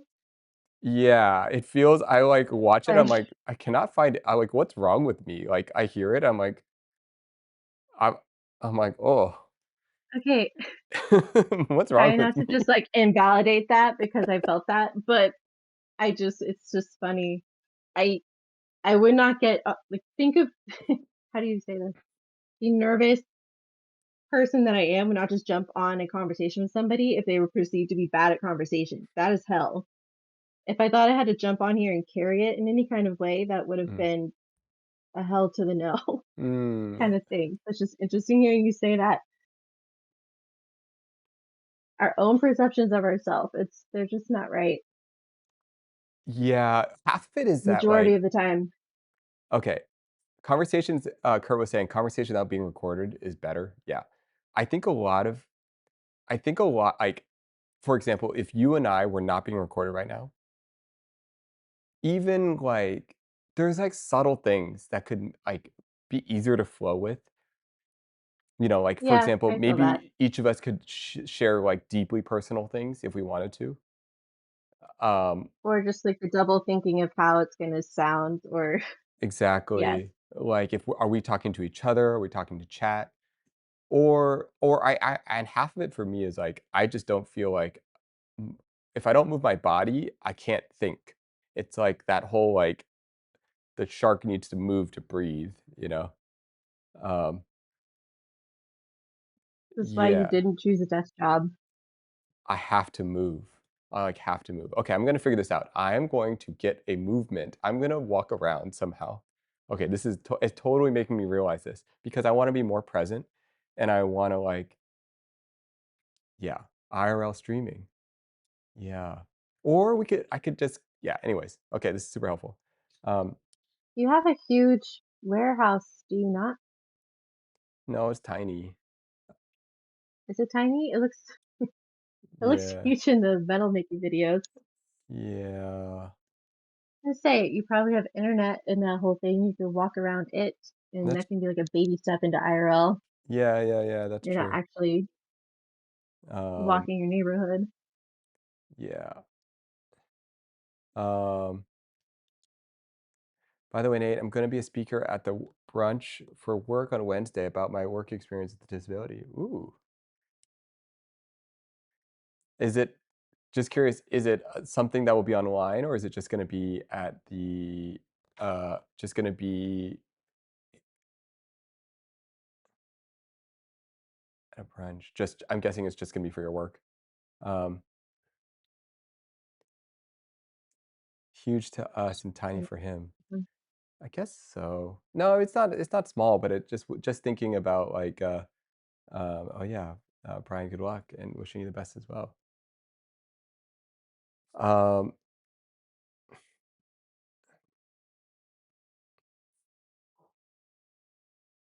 I watched oh. the Microsoft stream. You have a pond. Oh, yeah, we do. There's a pond well, it's like a little fountain. Okay, so It's like a maybe not a little pond. yeah, yeah, I just called it a pond. I was being vague, but I'm like, it's a little Okay. fountain. I was like, that sounds so nice. They're just walking out and it's so quickly able to get to N a pond. no, no, it's not how you think. You could also have a co-working stream. It's a category on Twitch, you set up your cameras around your work area. Whoa! Wait, that's cool. Um, Wait, okay. oh, it's Curtis. That's what Curtis and I were talking about earlier. Yeah, yeah. Okay. I used to actually work with those a lot.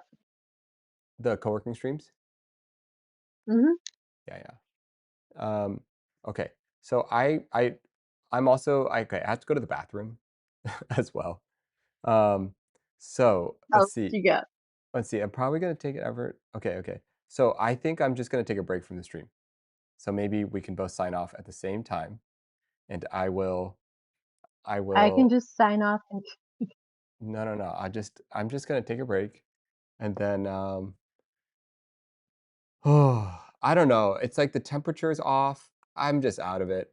Um, um, how long yeah. have you been streaming, honestly?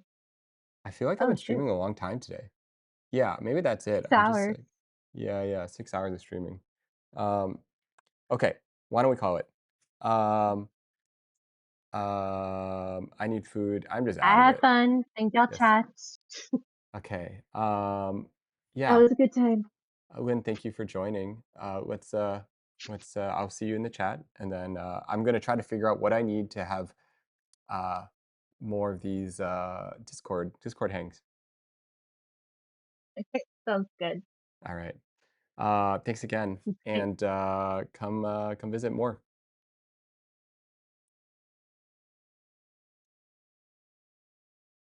Oh, goodbye. um. Oh. Okay.